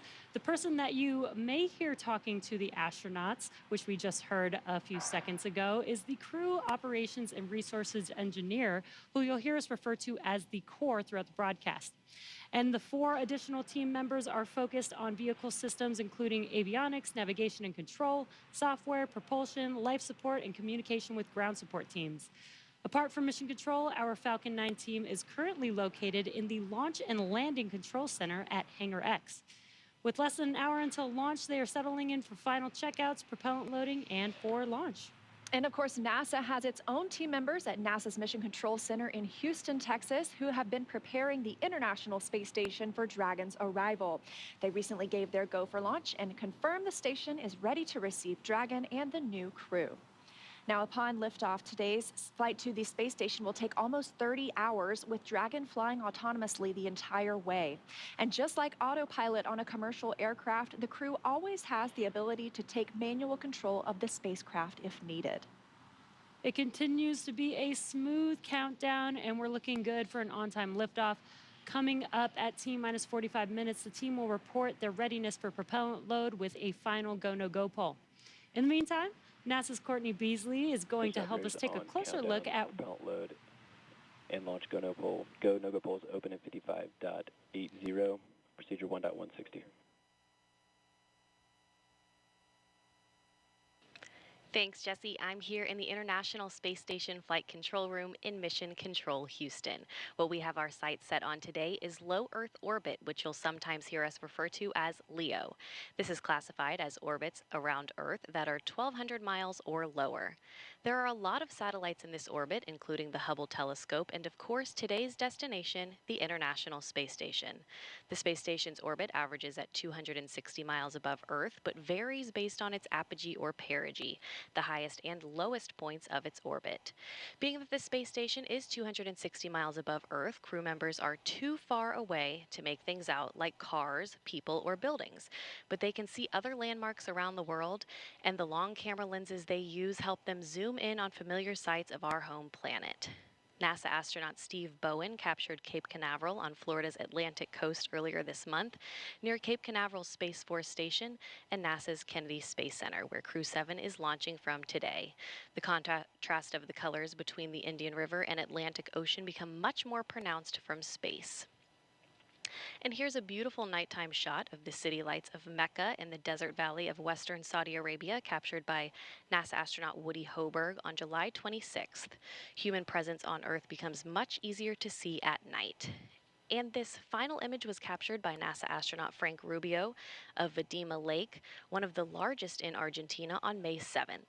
Each of these images are taken from the vantage point of the International Space Station that orbits roughly 260 miles above Earth. Satellites collect imagery of Earth too, of course, but the International Space Station is unique in seeing these viewing opportunities because astronauts and cosmonauts can tell scientists on the ground what they're observing and what stands out in real time. We can't wait to see what Crew 7 captures, but for now, we'll send it back to Hawthorne. Jesse and Leah.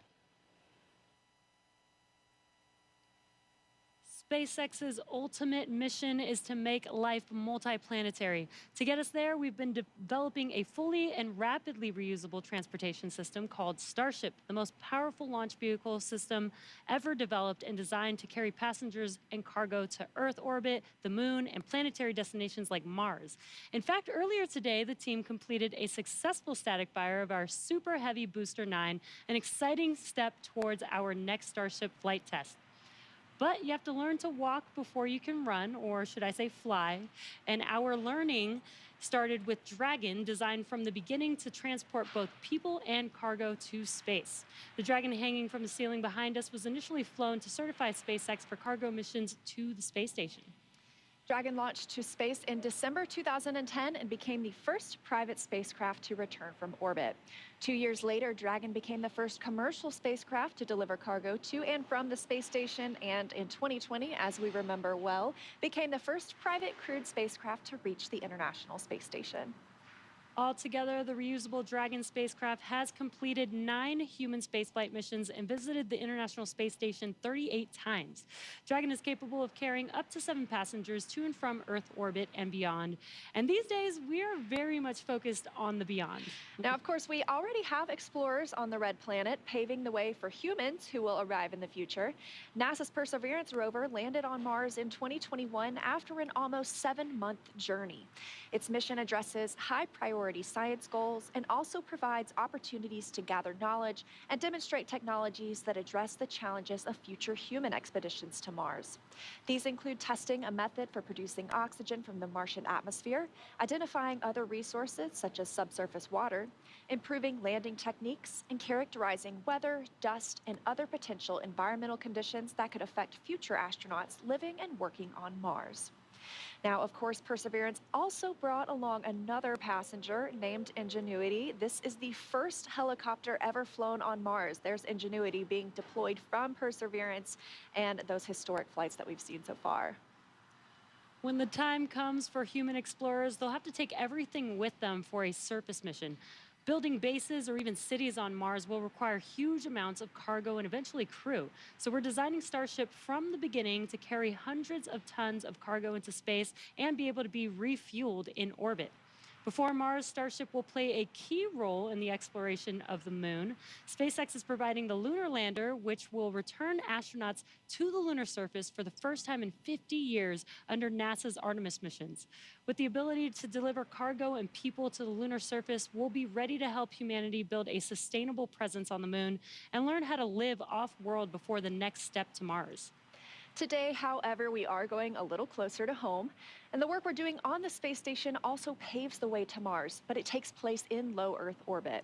As Courtney mentioned, the area includes any spacecraft that orbits at or less than 1,200 miles from our home planet. That's pretty close in comparison to our moon, which is almost 240,000 miles away and is referred to as deep space. Deep space missions like future missions to Mars will challenge us like no spaceflight journey has before when we start looking to send humans millions of miles away from home. Long-duration missions on the space station, just like Crew 7, directly inform how we'll plan to support the first humans bound for the Red Planet on missions that could last months or even years. So we really look forward to those human missions to Mars. And right now we're paving the way with today's exciting mission, plus through Artemis launches to the moon. For now, I'll send it back to Daryl and Jessica at KSC. Thank you very much, Leah and Jesse. And to keep our astronauts safe while on missions to the moon and Mars, NASA is working to understand the long-term effects of living in space. Earlier, NASA's Jasmine Hopkins caught up with NASA's Chief Deputy Science Officer for our Human Research Program. One of the investigations launching on Crew 7 is nicknamed CIPHER, and it will study the physiological and psychological changes in up to 30 astronauts. Joining us now to talk more about it is Kristen Faub from Johnson Space Center. So Kristen, tell me about your title and the 14 different investigations that make up CIPHER. Yes, I am the Deputy Chief Scientist at the Human Research Program, and 14 research studies, all wrapped into one research complement called CIPHER. What we want to do is study the impact of microgravity on bone, exercise, vision, behavioral health, and not only as individual elements, but how they all interconnect together.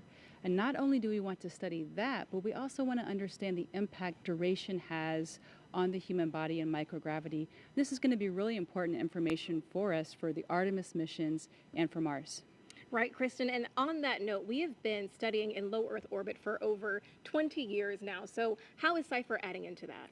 Yes, 20 years, and we've learned a lot about the changes that happens in the human body in space.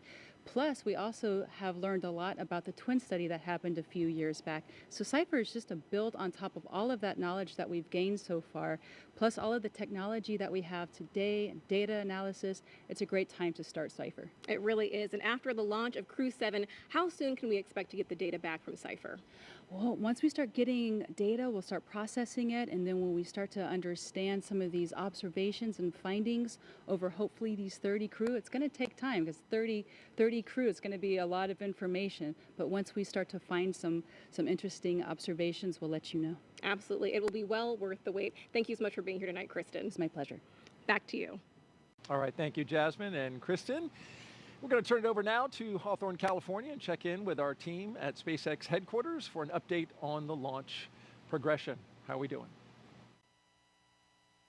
Thanks, Daryl. I'm Ronnie Foreman, a commercial sales manager here at SpaceX. We are coming up on just about 46 minutes until launch, and our teams are carefully moving through the process to lift off. A lot of preparations have brought us to this point today, including a dry dress rehearsal and static fire earlier this week. For those of you following along, you'll also know that we stood down from yesterday's launch attempt for additional data reviews. But for now, all systems are looking good for launch. So next up, our launch director will check in with the team for readiness, both for prop load and for launch. The 7 SpaceX responsible engineers, often called REs, indicate that they are go by voting electronically. The launch director will also check in with the Dragon mission director, or MD, on the nets, and NASA launch manager to make sure that they are ready to move forward as well. And as Jesse mentioned earlier, the Falcon and Dragon launch teams, as well as key NASA launch members, are in the Launch and Landing Control Center at Hangar X in Florida. On screen, you have that incredible view of the Dragon spacecraft with the crew access arm still in the service position. The crew right now is on board Dragon, waiting to get the green light to stow the crew arm for launch and arm the launch escape system. Great shot of our astronauts there. Once the launch director gives the go-ahead, we should get a good view of the access arm as it swings away from the capsule. The range continues to be go for launch, monitoring the clearance area surrounding our launch pad, as well as the air and sea space along the flight corridor. And at Kennedy Space Center, weather is looking good for launch. If you're joining us on the ground in Florida, you know it's just about 82 degrees outside with light ground winds. Overall, we are looking good for launch in just about 45 minutes with a 5% chance of weather violation.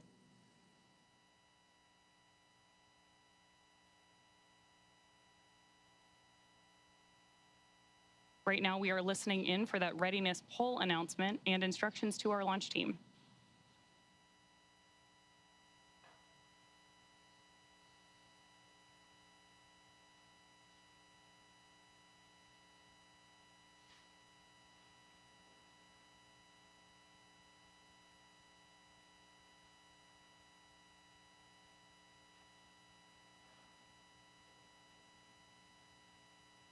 Again, this poll is going to be the go or no-go to move forward with propellant loading for today.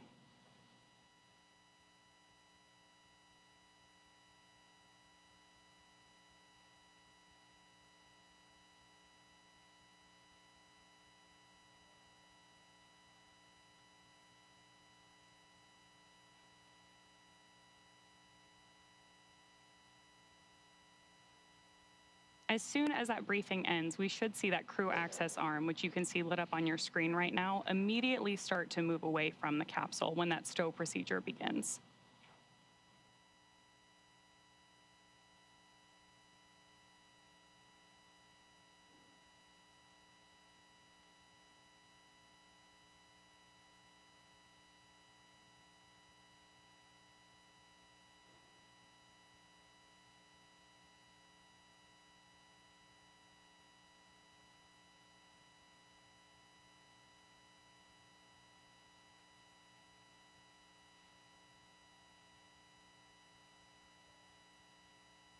Coming up on just 43 minutes to launch.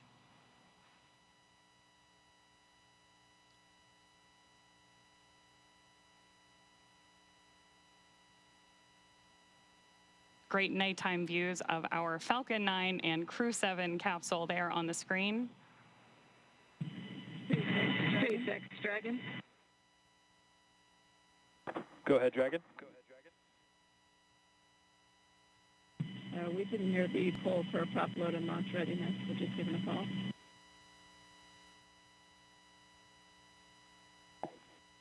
And sorry, Dragon, I just missed the last of your sentence there. Can you please repeat? Yeah, from Dragon, we just polling is hear complete. the poll The for joint NASA and SpaceX teams have polled go for LES arm, propellant load, and launch. For all operators in MCCX and Hangar X, both control rooms go into lockdown at T-minus 45 minutes and will remain in that state until the launch escape system is disarmed. All operators are to remain at their console, maintain a sterile cockpit until MD confirms successful disarming the launch escape system following orbit insertion or propellant offload in the event of a scrub. For non-urgent no-go conditions, brief the CE or LD and they will approve aborting the countdown. For urgent issues affecting the safety of the operation, operators shall call hold on the countdown net. Launch control will abort the launch audio sequence immediately and proceed into launch abort. At T-minus 10 seconds, launch control will be hands-off and relying on automated abort criteria for the remainder of the count. Operators advise the launch director whether structural breakup or fire is imminent or occurring per Dragon manual escape flight rules. Launch control at this time, you may proceed with arming the crew arm for movement. Copy, proceeding to arm crew arm for movement. And with that, we are moving forward toward launch. Propellant loading will begin in just over 5 minutes, but in the meantime, let's check back in with Daryl and Jessica. All right, thank you very much, Ronnie. Crew access arm retraction started. We now have crew access arm retraction. So if you look in your screen, you can see there the crew access arm moving away from the Dragon.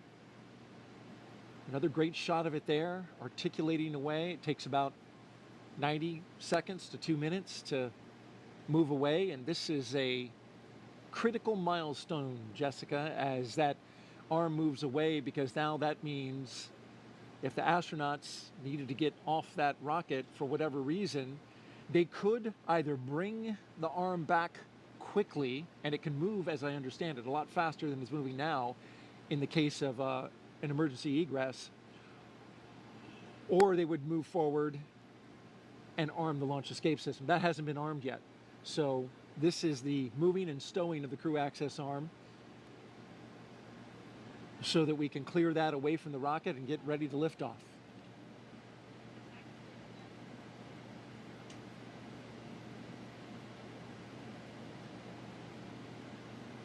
After that, Crew access arm retraction complete. We're now waiting to hear that Dragon is go for Section 7, closing the visors and arming Dragon, the launch SpaceX, escape system. You are go for Section 6, close visors and arm launch escape system. Well, they changed the number, but it's the same. Dragon copies, go for Section 6, launch escape system arming. Same milestone. I hear from previous crews that this system arms the very loud thump, so they can actually hear that on board. Which makes sense. You've got those engines, those Super Dracos, which are Dragon visors closed, arming launch escape system. right there next to their heads, right? You know, because Copy, your go. Right, and sounds like that was Jasmine saying she was ready to arm, and that command can be sent from either the ground or the crew, and the crew is sending that command now to arm that system. And that launch escape system is, of course, the system that will propel us away from the rocket, the crew capsule itself with the crew inside, in the event of any type of emergency with the rocket. And that is, of course, a system that we hope to never use, but it consists of 8 Super Draco thrusters on this Dragon vehicle that are used only for this abort. And we say we hope to never use it. We hope to not be in the situation, but we have had situations where we've had incredible in-flight tests.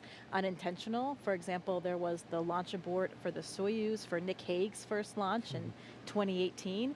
Pretty exciting event, dynamic time, but something that showed us how robust these systems are. It performed nominally and carried Nick Hague and Alexei Ovchinin back to safety. Verified armed.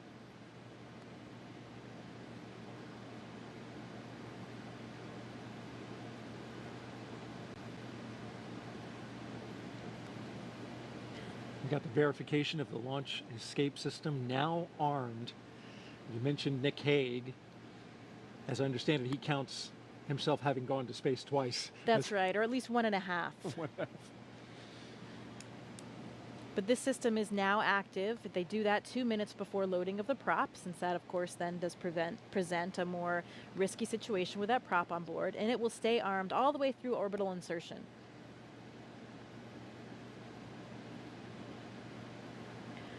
I've also been told by previous Dragon crews that you can hear the system of valves opening and actually even the flow of the fuel itself as it comes on board.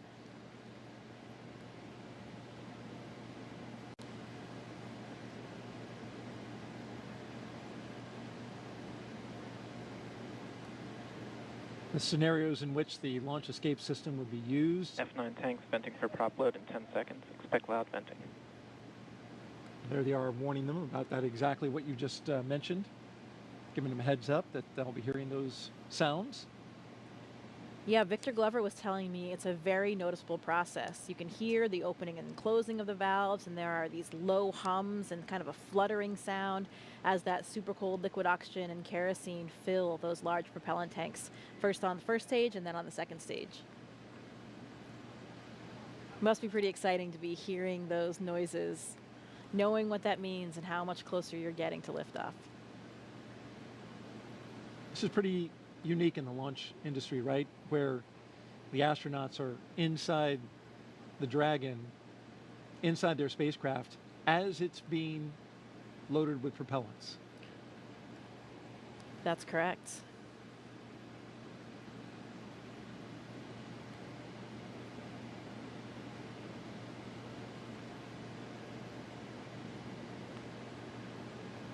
That launch escape system you're talking about, if it were needed, it can get the crew several miles offshore out into the Atlantic Ocean.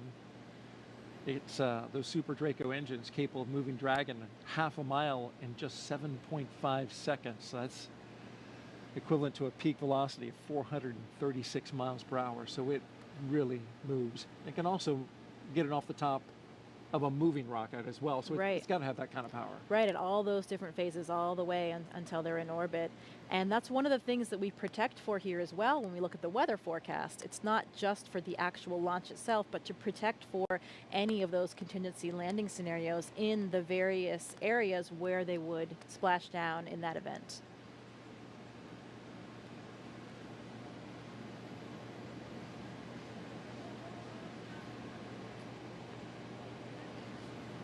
Propellant load has started.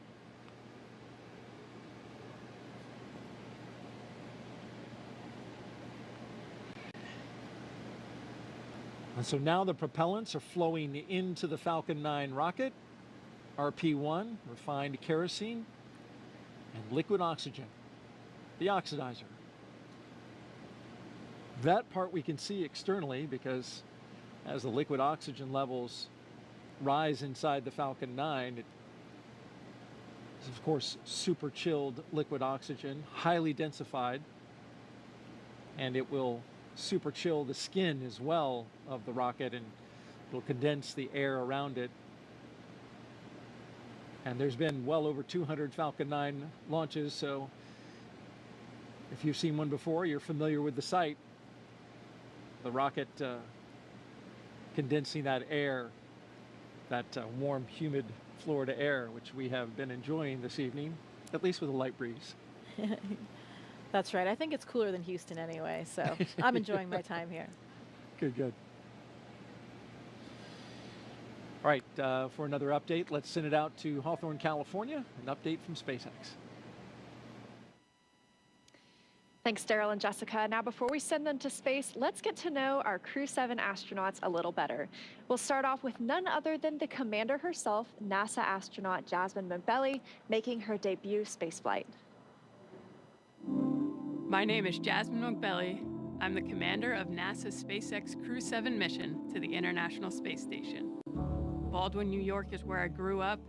I always loved team sports from a really young age because you rely on one another, and that's something that I think is really important to know going forward in your career. I joined the Marine Corps. Sure, I wanted to fly jets. I thought you had to be a jet pilot to become an astronaut. I actually went to watch STS-116 launch while I was waiting to start flight school, and Sunny Williams happened to be on that flight. I realized she was a Navy helicopter pilot, and from that point on, I went full steam ahead. All four of us are so proud to represent what is possible when we come together. Ultimately, everything we do is to benefit the Earth.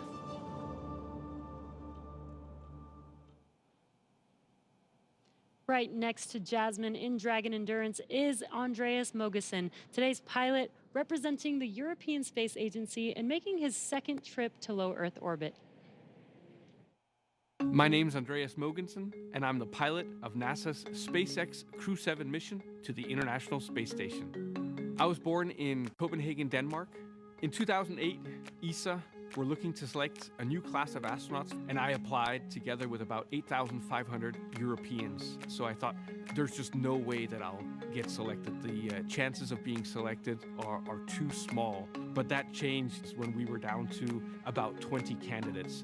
My first mission to the International Space Station was on a short 10-day mission. I had to hit the ground running as soon as I arrived on board, and as soon as I landed back on the Earth, I knew that I wanted to go back to the space station.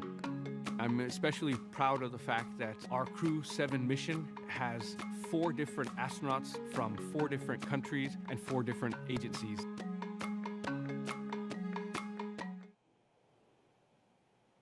Next up, mission specialist Satoshi Furukawa.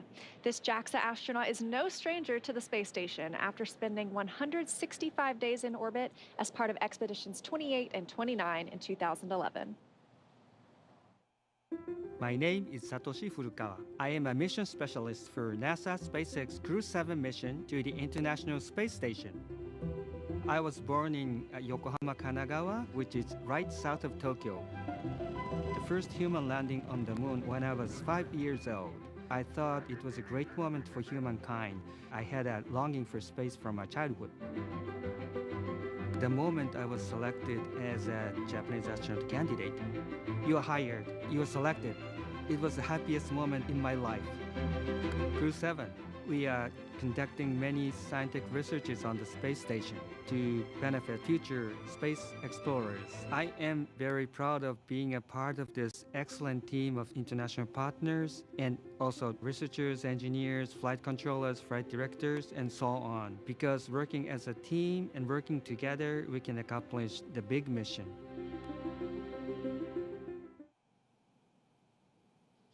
Rounding out our fully international crew is Roscosmos cosmonaut Konstantin Borisov. He was selected to the Cosmonaut Corps in 2018 and today marks his first flight to the orbiting laboratory. My name is Konstantin Borisov, and I'm a mission specialist for NASA's SpaceX Crew 7 mission to the International Space Station.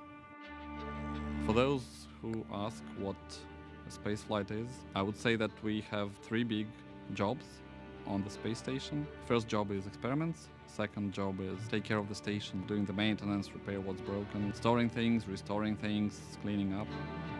And the third big topic is actually taking care of your body, because in weightlessness you cannot help but train. I think many people don't understand that technology advancement which we have had during the last 50 years mainly comes from space exploration. People get very comfortable with using their phone and have very fast computers, and space motivates us to create those advancements. I want to take part in it, and I want to put my small stone into this pavement which leads us to the new asteroids, to the new planets, and to the new systems.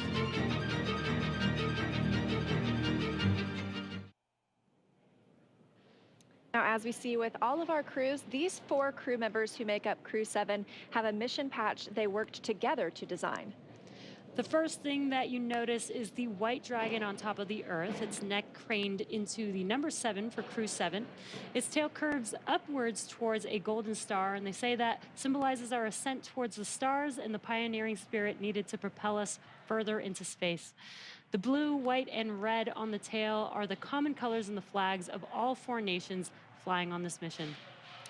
Now we are less than 30 minutes to launch, so let's check back in with Daryl and Jessica at KSC, where the countdown continues. All right, thank you very much. Everything going well with the countdown so far. A little over a mile and a half from the launch pad we're going from today, this morning, 39A, is 39B, where the mobile launcher is back out on the pad right now, going through testing for the Artemis II crewed mission to the moon late next year. Here's more about Artemis in our Moon Minute.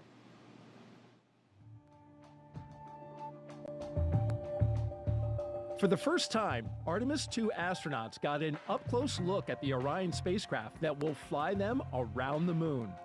Astronauts Reed Wiseman, Victor Glover, Christina Cook, and Jeremy Hansen visited Orion at the Kennedy Space Center in Florida.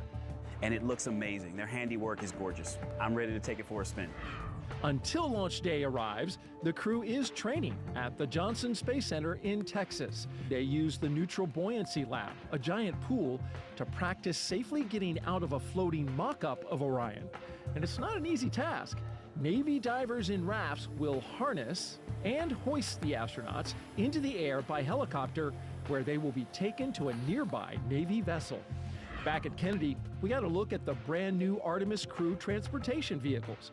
So the first 9 miles of the journey to the moon starts in these crew transport vehicles.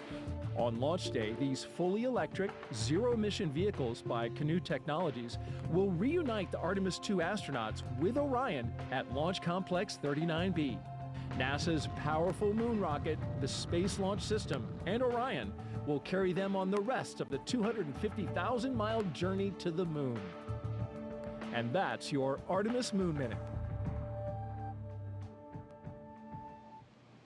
And for Artemis updates, there's a QR code on the bottom left of your screen, right there, actually bottom right.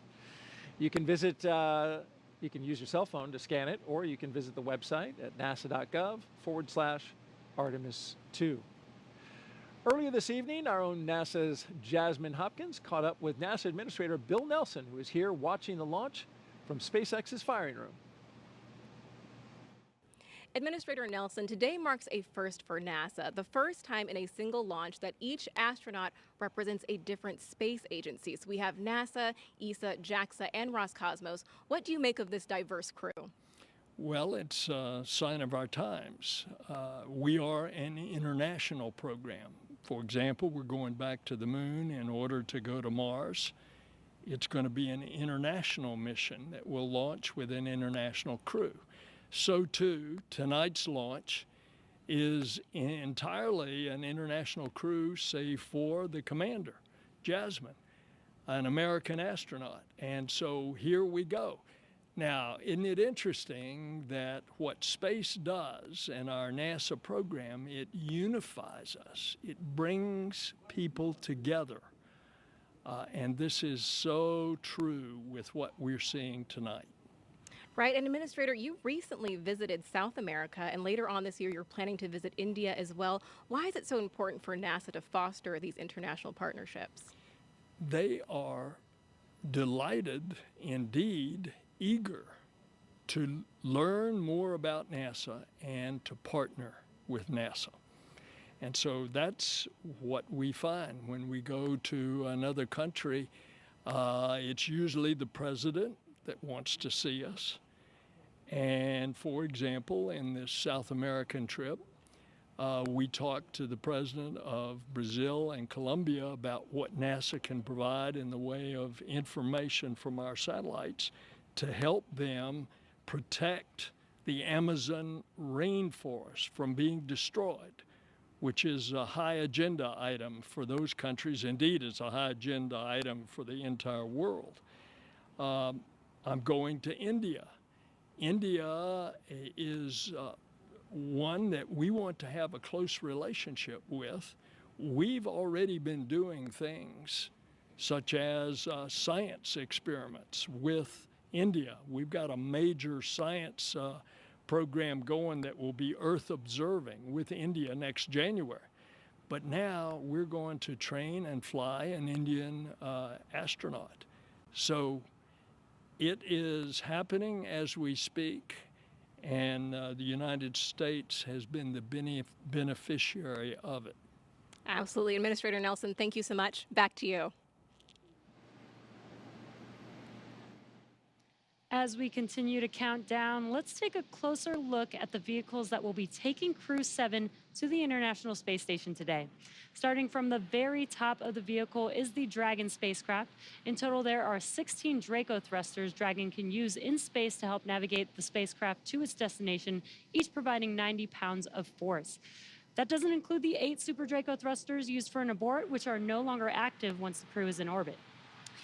And just wanted to note, one thing that we did miss just a moment ago was a call to the crew. There was a sensor issue that they are tracking. However, they are just continuing with the count, continuing to monitor it. And so we are continuing to discuss what we have in front of us, which is Dragon. Together, the Dragon spacecraft and its trunk stand over 26 feet tall. There are 2 windows on the spacecraft, plus 1 under the nose cone. The nose cone opens shortly after launch to expose the forward bulkhead thrusters and docking mechanism that will connect with the space station. Dragon's trunk holds solar cells, which power Dragon while it's in free flight. The trunk can also carry unpressurized cargo, and on some cargo resupply missions, we use Dragon's trunk to deliver the new solar arrays that are being installed on the space station.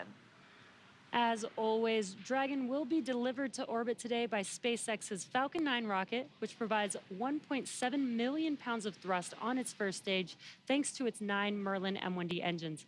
Once the first and second stages separate, these engines are also used to help land the first stage. The first stage will perform 3 burns today as it makes its way back down to Earth. First is the boost back burn, where 3 of the M1D engines will reignite to help flip the first stage around to head back to the launch site. The second burn is the entry burn.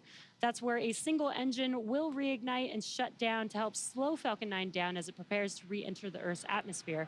And then finally, the landing burn. That'll be where 3 engines will slow down the rocket enough to perform a precision landing back down on landing zone 1. Meanwhile, the second stage continues to orbit, powered by 1 single Merlin vacuum engine with over 220,000 pounds of thrust. The second stage will secure Dragon's entry into low Earth orbit before separating, leaving Dragon to continue its journey to the space station on its own thrusters. About 40 seconds after separation, Dragon's nose cone deploy sequence will begin, exposing its guidance navigation controls that help Dragon autonomously fly to the space station. With T0 coming up in just about 20 minutes, our teams at the Cape in Hangar X are doing a series of system checks to ensure Dragon and Falcon 9 are ready. Let's check in with Ronnie for a quick status update. How's it going, Ronnie? Thanks, Jesse. We are still looking good for an on-time launch just over 20 minutes from now, and we'll keep monitoring all the vehicle systems.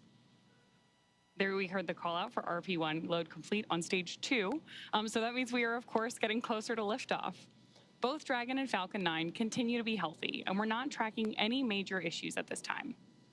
Right now, we're continuing to prep the vehicle for flight, and propellant loading began at T-minus 35 minutes. We also heard the call out a few minutes ago that the launch escape system is now armed. The range, which is monitoring keep-out zones and among other key flight requirements, also continues to report no issues, and they are go to support launch tonight.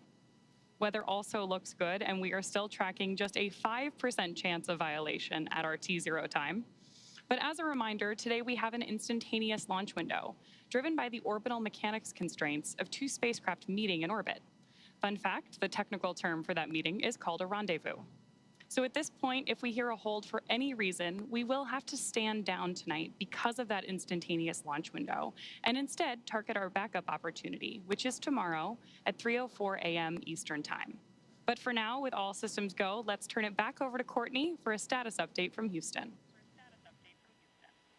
Thanks, Ronnie. The flight controllers here in Mission Control Houston are ensuring that the space station is ready to receive Dragon. They're also checking all communication links between the station, Dragon, and the ground are working properly, and right now everything is proceeding as planned. Teams here in Mission Control Houston, the team in Hawthorne, and the astronauts aboard the station will monitor the autonomous docking of Dragon tomorrow when they enter joint operations, which happens when the spacecraft enters the approach ellipsoid, which is an invisible boundary that helps us monitor spacecraft arriving and departing. After docking, the crews will perform a series of leak checks, then work to open the hatches both on the Dragon side and inside the station's pressurized mating adapter. We expect hatch opening to happen about an hour and a half after docking. Once on board, the astronauts will be greeted by the space station crew and will then join in for opening remarks for the new crew members. Here in Mission Control, Flight Director Chris Dobbins is on console overseeing the team for launch, and Flight Director Judd Freeling will be on console tomorrow for docking. That's it from here in Mission Control Houston. I'll toss it back to the team in Florida. Daryl, how's it looking? All right, thank you very much, Courtney. And if you just joined us, T-minus 17 minutes and counting from the 7th astronaut rotation mission to the International Space Station under NASA's Commercial Crew Program. Commander Jasmine Mogbelli, pilot Andreas Mogensen, or Andy Mogensen, and mission specialists Satoshi Furukawa and Konstantin Borisov are strapped into their seats inside the Dragon Endurance. They're at the top of the rocket. Falcon 9 rocket fueling. That operation is well underway. Launch escape system is armed. Of course, that means Dragon is prepared to launch itself. SpaceX, stand by for an update on the sensor.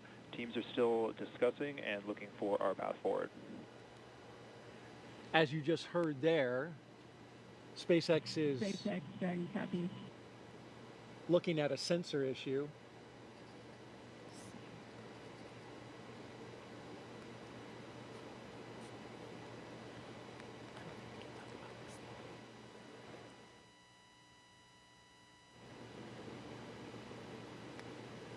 And so trying to determine if the sensor is giving good data, good reading, or if... Startup stage 2, lock floating. If they're looking at something else, of course, we'll keep close tabs on that. In the meantime, propellant load continues.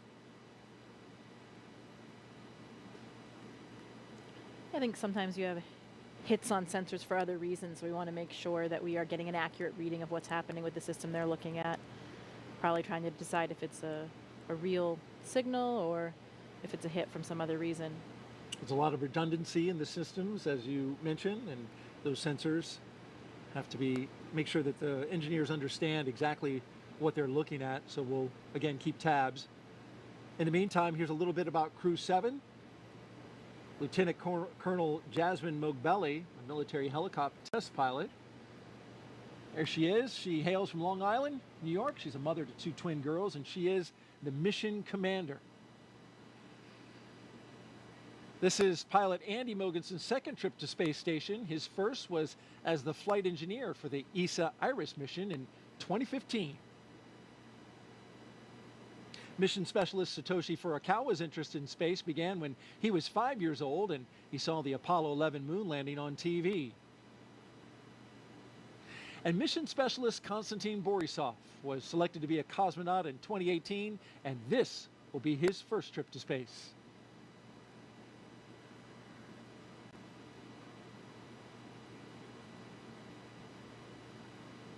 We've got more than 10,000 people all gathered, including these folks. Some special students. Those kids are, I should call them kids, they're students, right? College students. They're part of the First Nations launch, and they're giving us a big wave from the Banana Creek viewing location. They're from the University of Washington, University of Colorado, and Queen's University. They're visiting as part of NASA's First Nations launch, an Artemis Student Challenge, where they design, build, and launch their own high-powered rockets. And those students that you saw there in the stands, they were the grand prize winners. So welcome and enjoy the launch. T-minus 14 minutes and counting. Awaiting Crew 7 are 7 crew members at their destination at the International Space Station. I caught up with 3 of them as they were zipping around the Earth. Hey, Daryl, good morning. Well, good morning to you, Frank, Stephen, and Woody. Okay, minutes away from liftoff. You're inside the spacecraft. What's it like? The rocket is a living, breathing machine.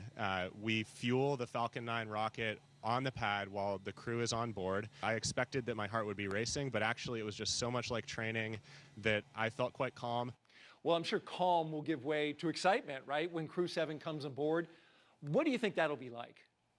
More than anything, it's your friends coming up to station, right? And so you get to hug and greet your friends that you haven't seen for several months. And it's always just a really fun reunion. You know, they're coming on board. They're going to live on board. It's really exciting to greet them as new friends and crewmates. Well, those new friends and crewmates, will you have any advice for them when they come on board, like things to do, things not to do? The awesome thing is that we have an amazing ground team that catches all of it and keeps us honest and keeps us out of trouble.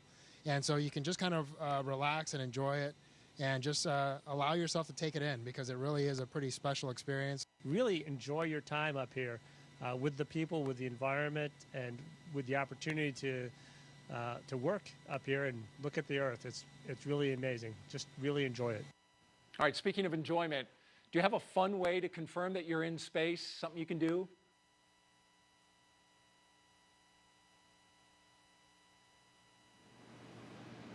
You want to give that move a score, Jessica? I don't know. It required assistance from 2 crew members, so I don't know. I'll give it an 8.5. Okay, that was very kind. All right, well, before the Crew 7 got into their spacecraft, they got a picture with the Falcon 9 booster that will take them up into space. There they are on the business end of those 9 Merlin engines. Once we leave planet Earth, these fine folks at Johnson Space Center will take over. Dragon This is mission SpaceX. control. We are still continuing to assess that sensor and proceeding with the count. Okay, so as you heard, they're SpaceX Dragon copies, continuing with the count while the feed assessed. still working the sensor, but at the same time continuing to load the propellants on board Falcon.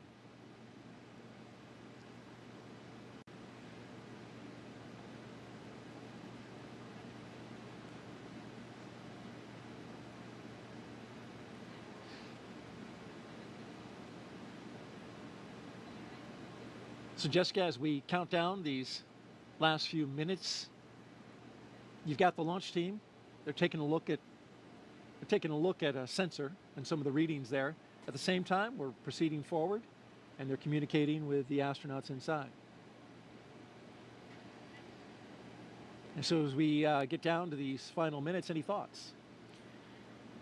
This is an exciting time for the crew. You know, they're probably running through some checklists of their own right now. They may be pretty busy in there, going through those same things that they've done in their simulations so many times before. But I bet it's getting pretty real right now, and hearing those calls about the sensor probably raises a few questions as well, but I know the ground will keep them informed as we go. 10 minutes, it's getting very close.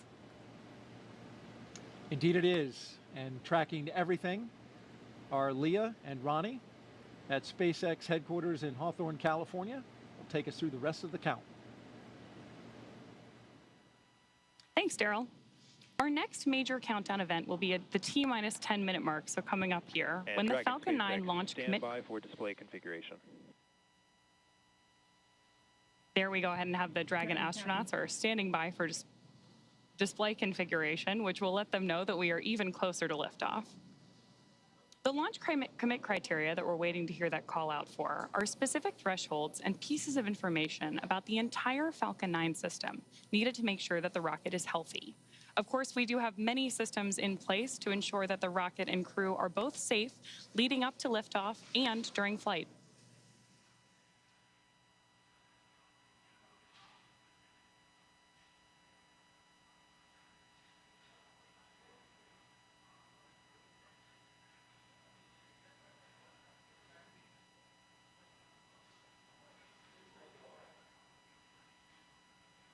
Coming up on 9 minutes until liftoff today, which is also about the same amount of time it takes to get to orbit, a 9-minute ride. That's about the time we'll see second stage cutoff. A few minutes after that is when we'll see Crew Dragon separate from the second stage. And we'll be listening to some performance calls as we get into the final countdown, of course, and then after liftoff. On the ground, you'll hear SpaceX flight controllers reporting on trajectory, speed, booster performance, and other key milestones. But there are some other calls you'll hear the crew make also after liftoff. These are different abort zones. They come in the form of different number and letter combinations. And these are throughout the flight up the eastern seaboard. So the first two are 1A and 1B. They have that name because they're in the first stage. That lasts until they're up to the very north of North Carolina. And the next are 2A through 2E. Those come into play when the second stage is powering Dragon. That takes us from the top of North Carolina all the way to the tip of Newfoundland in the northern Atlantic. Now, a little bit different from the other naming system, you'll hear the call Shannon, which refers to Shannon, Ireland, meaning they would target off the coast of Ireland if they were later in that second stage and needed to abort. You'll hear those different calls throughout the flight uphill, along with key performance callouts from the guidance, navigation, and control officer, as well as the propulsion lead.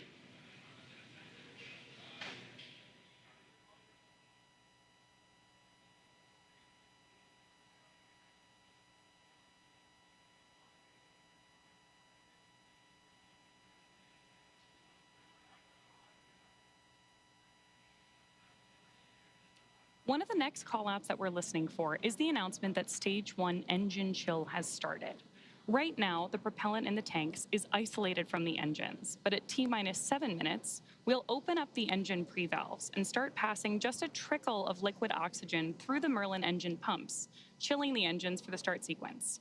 We do this because the super chilled and densified liquid oxygen is really cold, and we use that small amount of LOX to basically prepare the engine hardware. There's the call out for engine chill. So now we're basically preparing that engine hardware to flow all of the LOX and propellant into it during flight. Next up, we should hear the call out for Stage 1 RP1 load completion. And Dragon SpaceX, stand by for final go, but please confirm crew displays are configured for launch. SpaceX Dragon, crew displays are configured for launch. All right, we heard their crew displays. Those 3 screens from which they can monitor the mission are configured for launch. Stage 1 RP1 load is complete.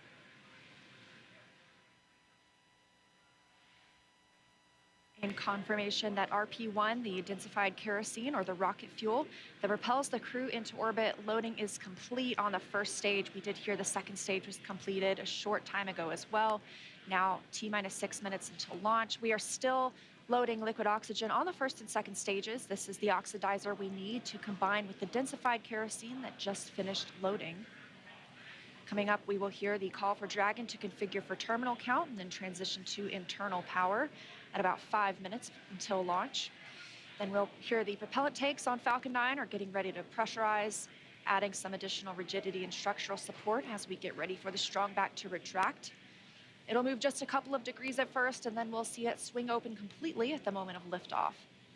That strong back provides access to Falcon 9's fueling lines and umbilicals for the prop load and the different gases being loaded on board. So we're continuing to check through a couple more fueling milestones, including one around the 2-minute mark, where we will hear that the liquid oxygen is finished on board the second stage.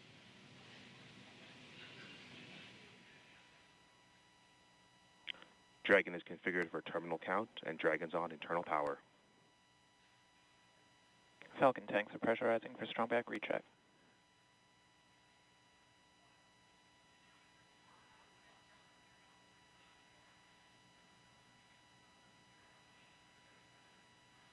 So there we heard the call out that we are preparing for strong back retract. And as Leah just mentioned, the strong back is that white truss structure that you see on the left side of Falcon 9. Got a better shot of it right there.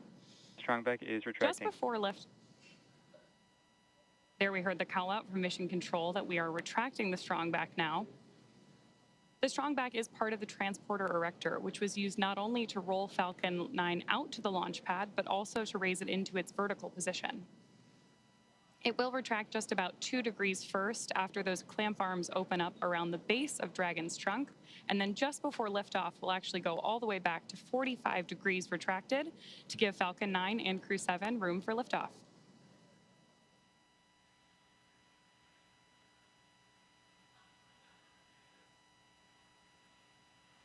Now under 4 minutes until launch. Next up, we're looking for the first stage liquid oxygen loading to finish at T-minus 3 minutes. You're starting to see some white clouds on your screen. That is vapor, it's normal. We'll continue to see that build up as we get closer to launch. Obviously, this liquid oxygen that we're loading is super chilled, so a little bit of that will boil off in the hot Florida air.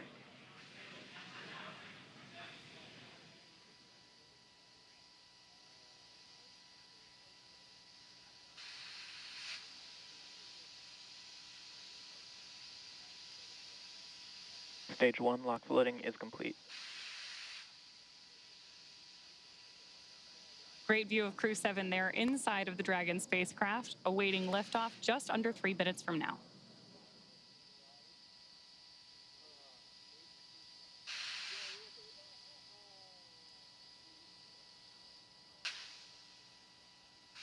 Dragon is in terminal count.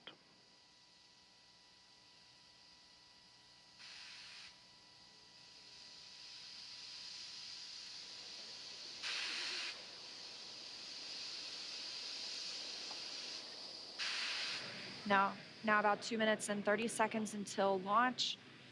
Next milestone, we're looking up for stage 2 LOX load to complete.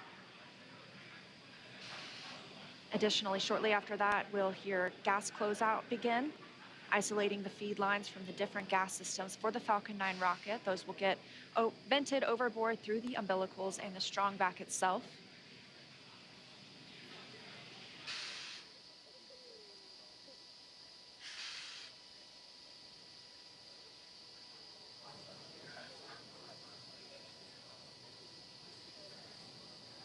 Stage 2 LOX loading is complete. Dragon is in auto idle.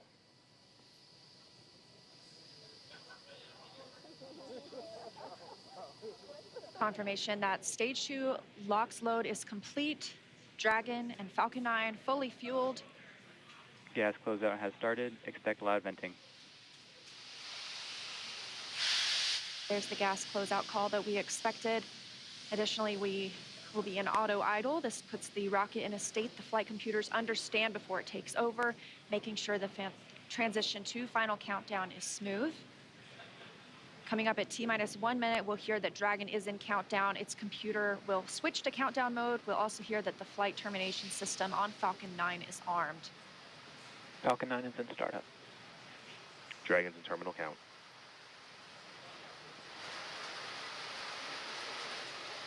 Dragon's flight computer in countdown and configured for launch, and the flight termination system now armed. Less than a minute until liftoff today. Dragon, SpaceX. This flight termination Go for launch. system. Dragon copies, go for launch. You heard it, Crew 7 getting the go for launch, just 30 seconds away for an on-time launch. At the time of liftoff today, the space station will be flying 260 miles over southeastern Iraq. T-minus 15. K-minus 10, 9, 8, 7, 6, 5, 4, 3, 2, 1. Engine full power. And liftoff. Go Falcon, go Dragon, go Crew 7. Endurance ascends, an international crew destined for the International Space Station. Stage 1 That's propulsion is 1.7 nominal. million. Good calls from the propulsion officers here. Propulsion's nominal. 1.7 million pounds of thrust on Falcon 9, taking Crew 7 to the International Space Station, now traveling almost 300 miles per hour.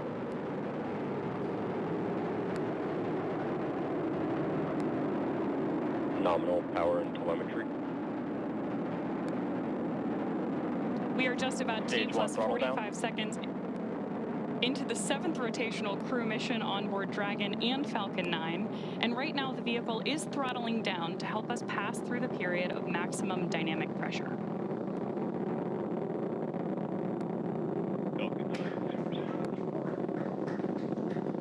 There's the call out that Crew 7 is now moving faster than the speed of sound. Max Q. Stage 1 throttle up. Confirmation we have moved through max Q and are throttling back up. Copy, 1 Bravo. Heard that call from Jasmine on Crew 7, as well as confirmation from the ground. The call out for 1 Bravo means we are in the second and final abort mode for the first MVAC stage, chill is continuing to underway. get good performance. We've got engine chill on the second stage MVAC engine. We will then be looking for MECO, or main engine cutoff, where the 9 engines on the first stage will cut off ahead of the first and second stages, separating. Then the single Merlin vacuum engine on the second stage will ignite. We are now coming up on 2 minutes into the flight, the spacecraft traveling over 2,000 miles per hour. Really incredible nighttime views of Falcon 9 and Crew 7 on your screen right now. So as Leah just mentioned, we are keeping an eye on a couple of critical flight milestones coming up back to back here. Stage 1 throttle Those down. are going to be MECO, so main engine cutoff now that we're throttling down stage 1, followed by stage separation and second stage ignition. Main engine cutoff. Stage separation confirmed. Copy, 2 Alpha. MVAC ignition.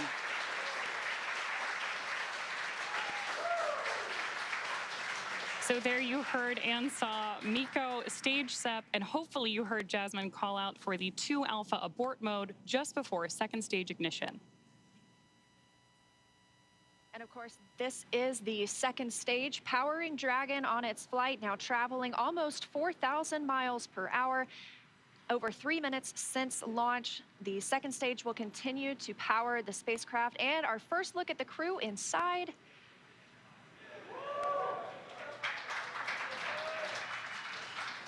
We'll be standing by for SECO. That's the next major milestone for this second stage engine. That comes shortly before 9 minutes into the flight, so we've still got some time on this engine.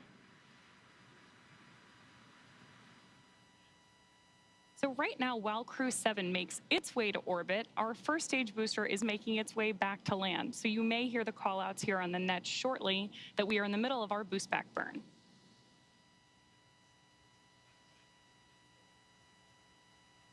Right now, stage 1 is coasting. Dragon, SpaceX, trajectory nominal.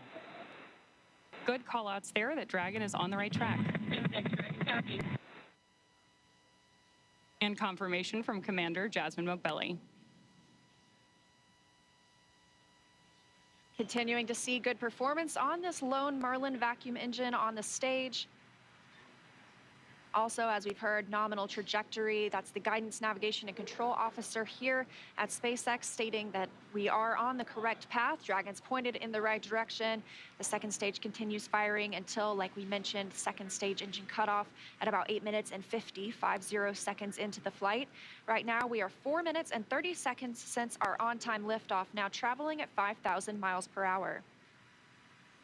This single Merlin vacuum engine can provide over 220,000 pounds of thrust in the vacuum of space, doing its job to take our crew to the International Space Station today. Dragon, SpaceX, trajectory nominal. More good news from Mission Control. Acquisition of signal, Bermuda. So with that Bermuda call out, we actually know that the ground station transmitting this flight data back to us is coming from Bermuda.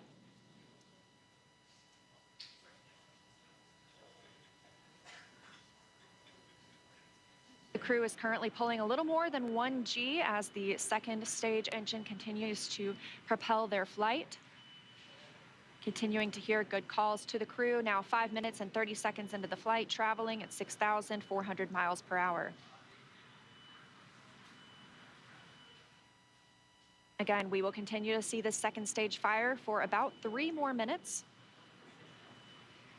Shortly after second stage engine cutoff, we will see it separate from Dragon, which will continue its journey.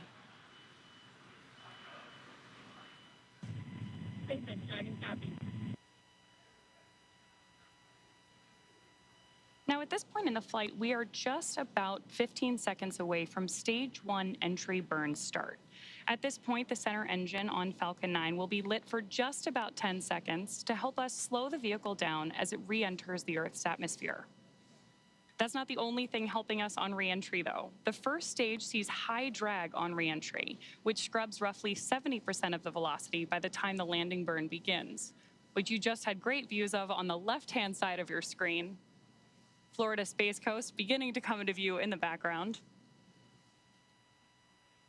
All while Crew 7, of course, on the right-hand side of your screen, lit up by that MVAC engine, continues on its way to orbit.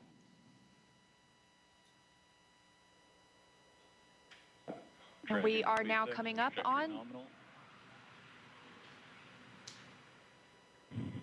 continuing to get good calls as we reach almost 7 minutes into the flight. Crew traveling at 9,400 miles per hour. Again, we still have about 1 minute, 45 seconds left with the second stage propelling the crew. And of course, we are also expecting that landing burn start from Falcon 9 any second now. Great views.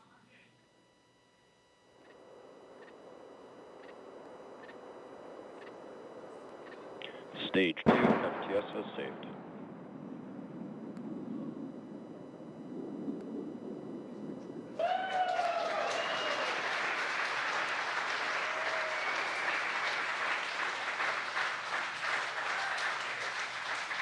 Great news there that Stage 1 has successfully landed back at Landing Zone 1 in Florida.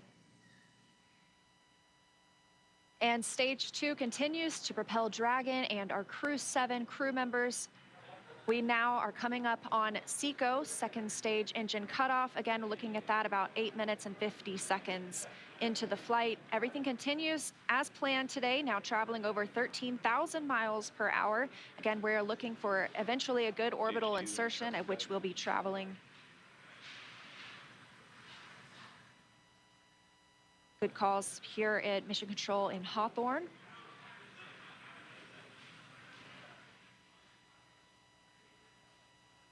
And we are standing by for second stage engine cutoff.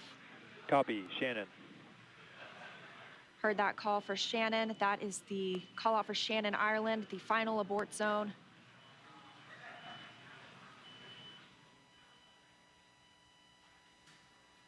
MVAC shutdown. There's audio confirmation, and you can see on your screen that we have had successful second engine cutoff 1 of our MVAC engine. Dragon SpaceX, nominal orbit insertion. Dragon. And good news there that Crew 7. Nominal orbital insertion. Dragon SpaceX. Awesome to hear. Disarmed.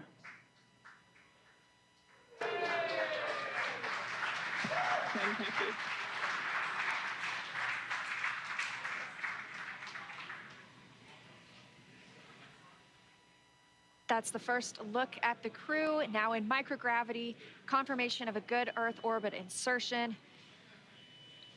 We are now coming up on 10 minutes into the flight. Of course, we saw second stage engine cutoff, and you're actually getting a look at their zero-G indicator there.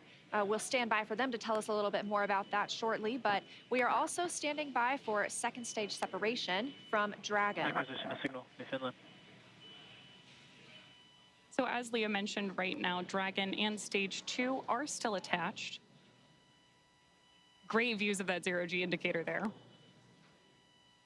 And what we're doing right now is basically letting any residual dynamics of the vehicle settle out prior to separation.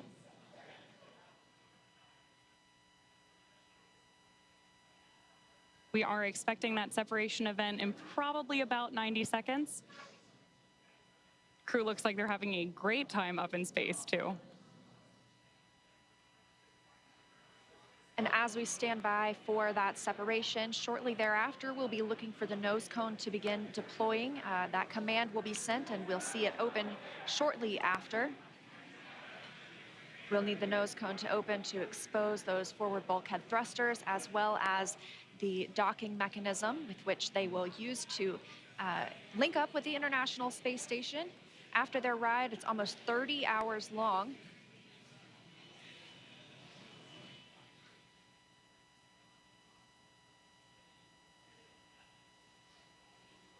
Again, we had liftoff right on time today at 3:27 a.m. Eastern Time. The crew making a smooth journey into orbit. It's now been 11 minutes, 20 seconds since that liftoff. We had confirmation of good orbital insertion, and we are standing by for second stage separation from Dragon.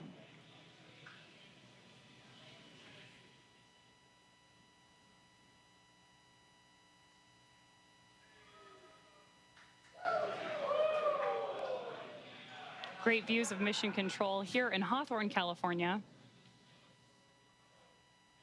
And the SpaceX team standing in the background, standing by for Dragon separation.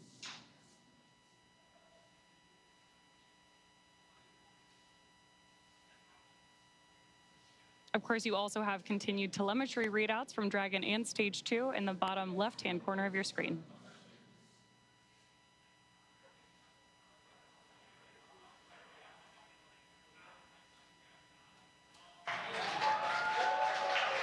Dragon separation confirmed. Crew 7, on behalf of the Falcon team, I'd like to welcome you to orbit, and we hope you enjoyed the ride on Falcon 9. Space travel is difficult, even though you make it look easy, so thank you for trusting us to get you up there. It's not a bad way to spend a day in the office.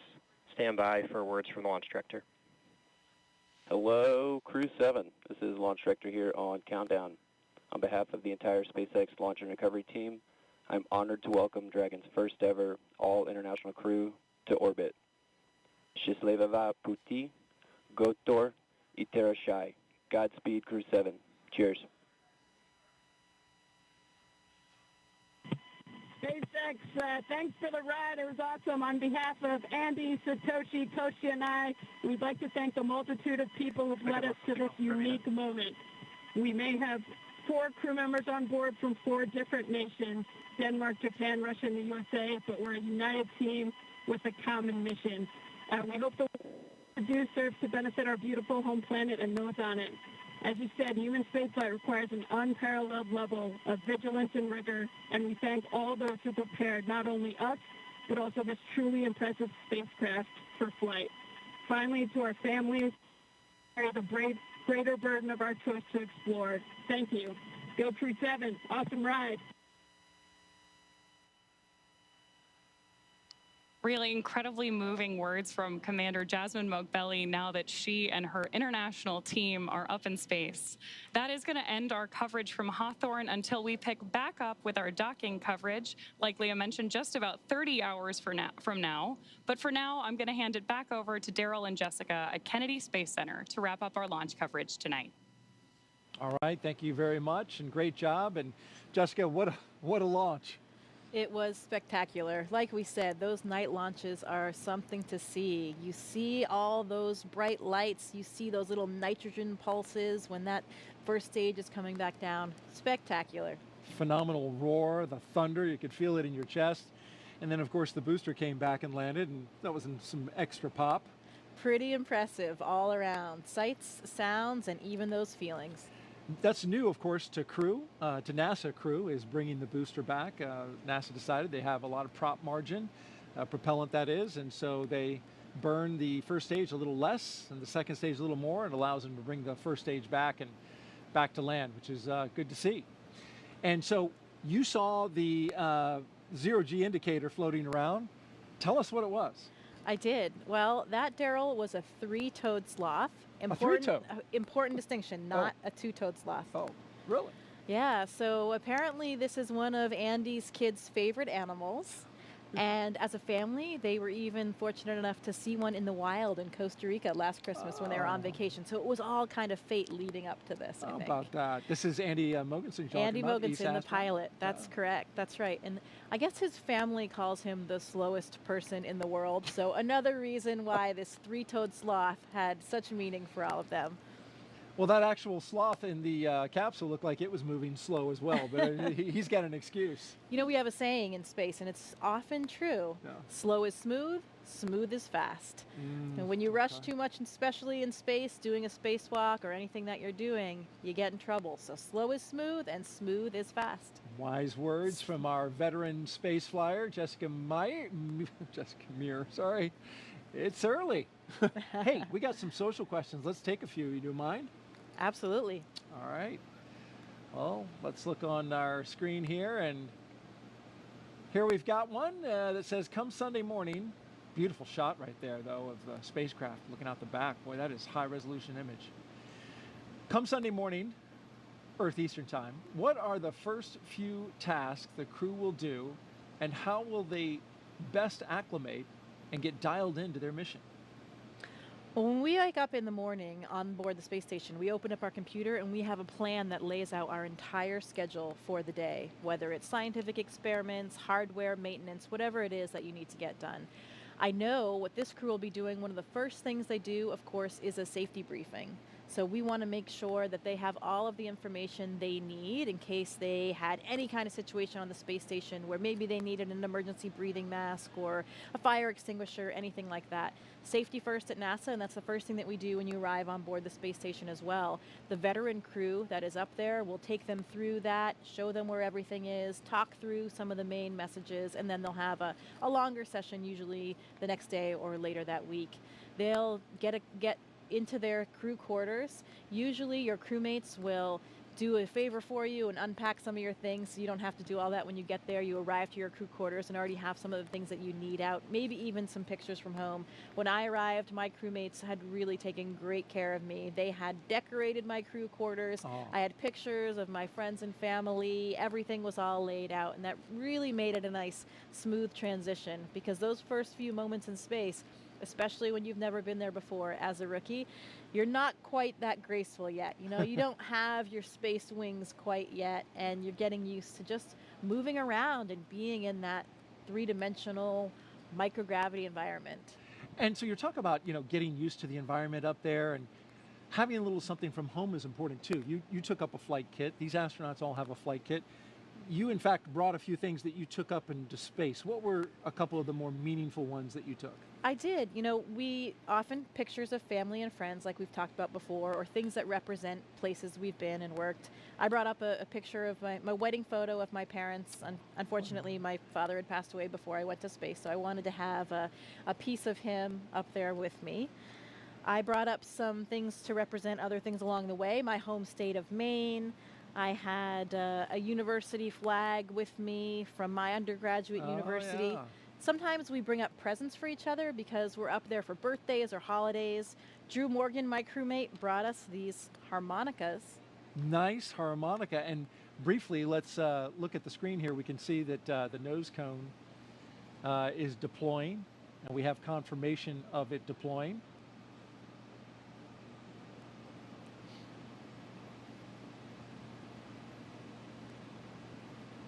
Beautiful shot there. Of course, the nose cone has to deploy in order for Dragon to connect up to the International Space Station. And once this clears out of the way, it is quite a view. Depending on where Earth is in relation.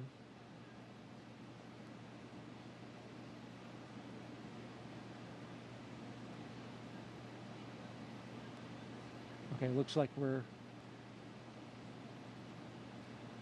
pointed mostly in space, which makes sense. Sometimes you get an Earth view. There's a lot of space in space. There is. There certainly is indeed. And then what else? Oh, you got something special. My one item that I brought that was my personal kind of selfish item that wasn't for anybody else was my panda. This is Pandemonium. Oh, I've had him since I was 5 years old. Pandemonium. So he made his way to space with me as well, and we saw a lot of stuffed animals floating with these zero-G indicators. We saw that three-toed sloth, but Pandemonium was up there floating in all of his glory as well. And, you know, these are all just things that remind us of home and really help us share the mission with everybody back home. All of these places and things that have meant something to us along the way, because we did not get there alone. We got there with the support of so many people that helped us. And this mission is for everyone. It's really for all of humankind. So hopefully they can all share in. Absolutely. And thank you for sharing your flight kit with us. This is especially, I mean, this is a 40-year-old tour. 41 now, yeah. He's been around the block. He just said he wants to go back to space. He does want to go, but we all want to go back to space. So hopefully he'll have another opportunity. We just got confirmation that nose cone is fully deployed. And so Dragon is on its way to the International Space Station. Now, a member of Crew 7 will kick off a major study that will give us a comprehensive look at how the human body is affected by time and space. Let's bring in now NASA's Jasmine Hopkins for more. As we saw this morning, the Commercial Crew Program launches astronauts from American soil, and this enables NASA's human research on the International Space Station. Joining us now to talk more about that is Kurt Costello, ISS Chief Program Scientist. Thank you for joining us, Kurt. Thanks, Jasmine. It's great to be here this morning. We are glad to have you here. So how does the Commercial Crew Program better enable NASA's human research?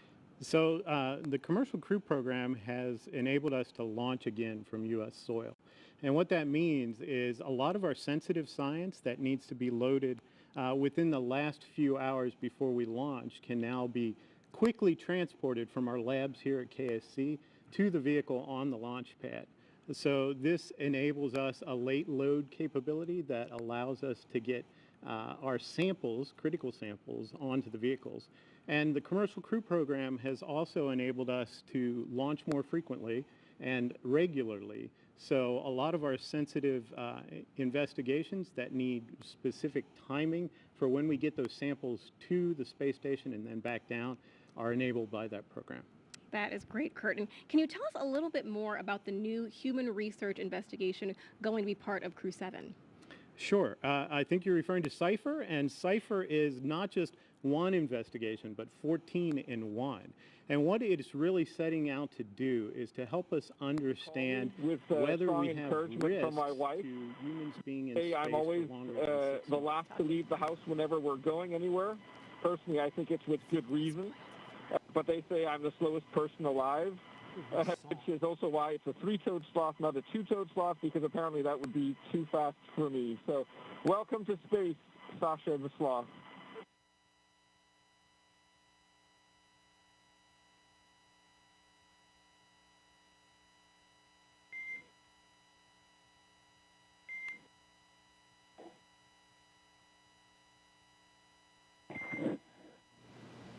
And Dragon, we appreciate the introduction to your zero-G indicator and noting that that is probably officially now the fastest sloth ever.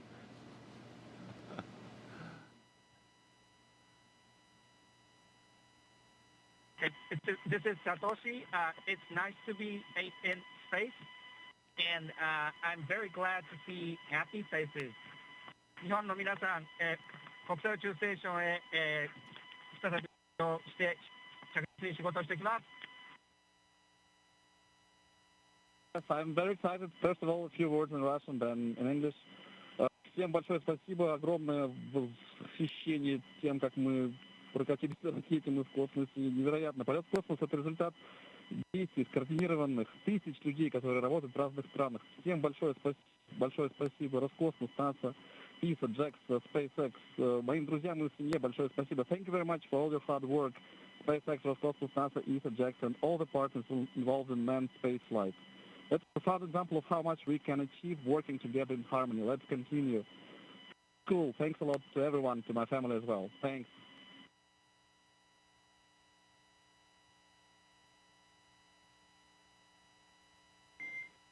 SpaceX copies all. Thank you for the kind words. And Jaws, if you are ready to copy, I do have some upcoming words on the phase burn.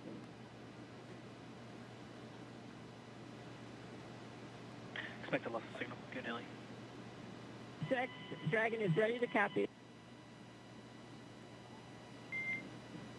Okay, wanted to give you an update that we are going to be losing TDRS for voice comms for about 15, that's approximately 15 minutes, which is going to include that upcoming phase burn per your displays. We do have a ground station pass during that burn prep, so you will actually be able to call us in the blind. However, you will be LOS during the burn. There's no concerns, but we'll pick you back up at 0819 Zulu, which will be right after the burn, and we'll confirm that burn performance. How copy?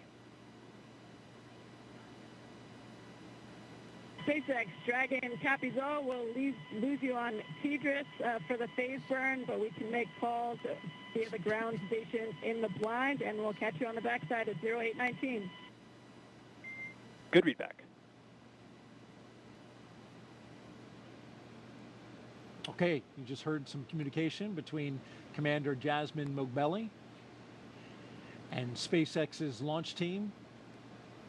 Just saying they're going to lose TDRS connectivity, which will, during the burn, they'll be unable to communicate, but they've got a ground station that will catch them on either side of that. So communication will be established before and after the burn. Earlier, we heard some words from Andy Mogensen. Of course, you told us that that was a sloth.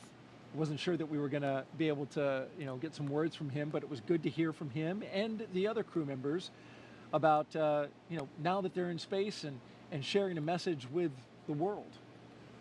Absolutely, and we got a name, Sasha the sloth. Sasha the sloth. The fastest moving sloth ever to be a sloth. Yeah, among the legendary, famous stuffed animals in space. That's now. right. That's a thing. Joins the long list of them. And so Jasmine, Andreas, Satoshi, and Constantine are on course to arrive at the International Space Station around 8:39 Eastern Time tomorrow. NASA TV, well, we will be wrapping up our coverage, but you can follow along with Crew 7's entire ride to the station and hear real-time audio from that space to ground, which we were listening to just then, on our mission audio stream on YouTube.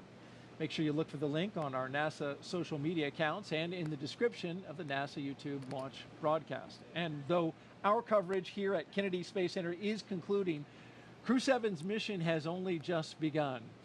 They'll get to the International Space Station in about 30 hours. It's going to be a long ride, but then they'll be able to meet and join, I should say, Crew 7 to Crew 6, and that'll be quite a ceremony. Absolutely. You know, these first missions, these first moments in space are absolutely unforgettable. I'll never forget that. Feeling weightlessness for the first time. You're still strapped in your seat, but everything starts lifting up, your arms, your pencils, anything that was on the floor, the zero-G indicator, everything. And I remember looking across at my crewmate, just sharing those moments and those smiles. I know how happy that crew is right now. I am so excited for them and their mission. It will take a little while, 30 hours, like you said, to get to space station, but they are in space right now, and I know they're enjoying every minute. Congratulations, Crew 7. We are so excited for you. This is going to be an incredible mission on the International Space Station.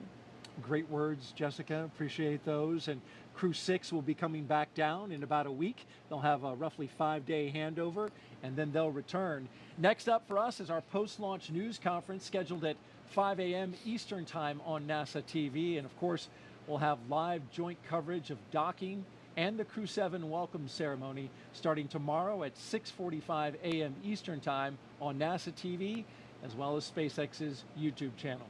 You can find mission updates on X, at NASA, at SpaceX, and on the web at nasa.gov, including, again, the link to that mission audio stream if you want to stick around with Crew 7 and be with them on their entire journey. Well, before we sign off from Kennedy, I want to thank Jessica Meir for being here on the launch broadcast and sharing your incredible experiences and all your insight, answering the questions, bringing pandemonium and showing them off. Thank you so much. We really appreciate having an astronaut, and especially you today on Crew 7 to share this with us. Well, it is absolutely my pleasure. Any good day when a rocket ignites is a great day for astronauts all around the planet. So we wouldn't miss out on it for the world. Very happy to be here and excited to share this moment with all of you. Thanks so much. And a huge thanks as well to all of our guests for joining us today, but most importantly, thank all of you for watching. For everyone here at NASA and SpaceX, have a great morning and keep looking up. We leave you now with a look back at highlights from suit up to liftoff. So we've got Crew 7, and they are doing their suit checkouts. And here they come, the astronauts walking down the hallway at astronaut crew quarters. And here they come, Crew 7, taking their first steps outside before their journey to space. Here they go, doors are closing. This begins the drive across NASA's Kennedy Space Center to Launch Pad 39A. And there's Jasmine Mobelli, the commander, and Andreas Mogensen, our pilot. There go our pilot and commander carefully getting in. And here come our mission specialists, Konstantin Borisov, and on the right, Satoshi Furukawa. Technicians working to close that side hatch.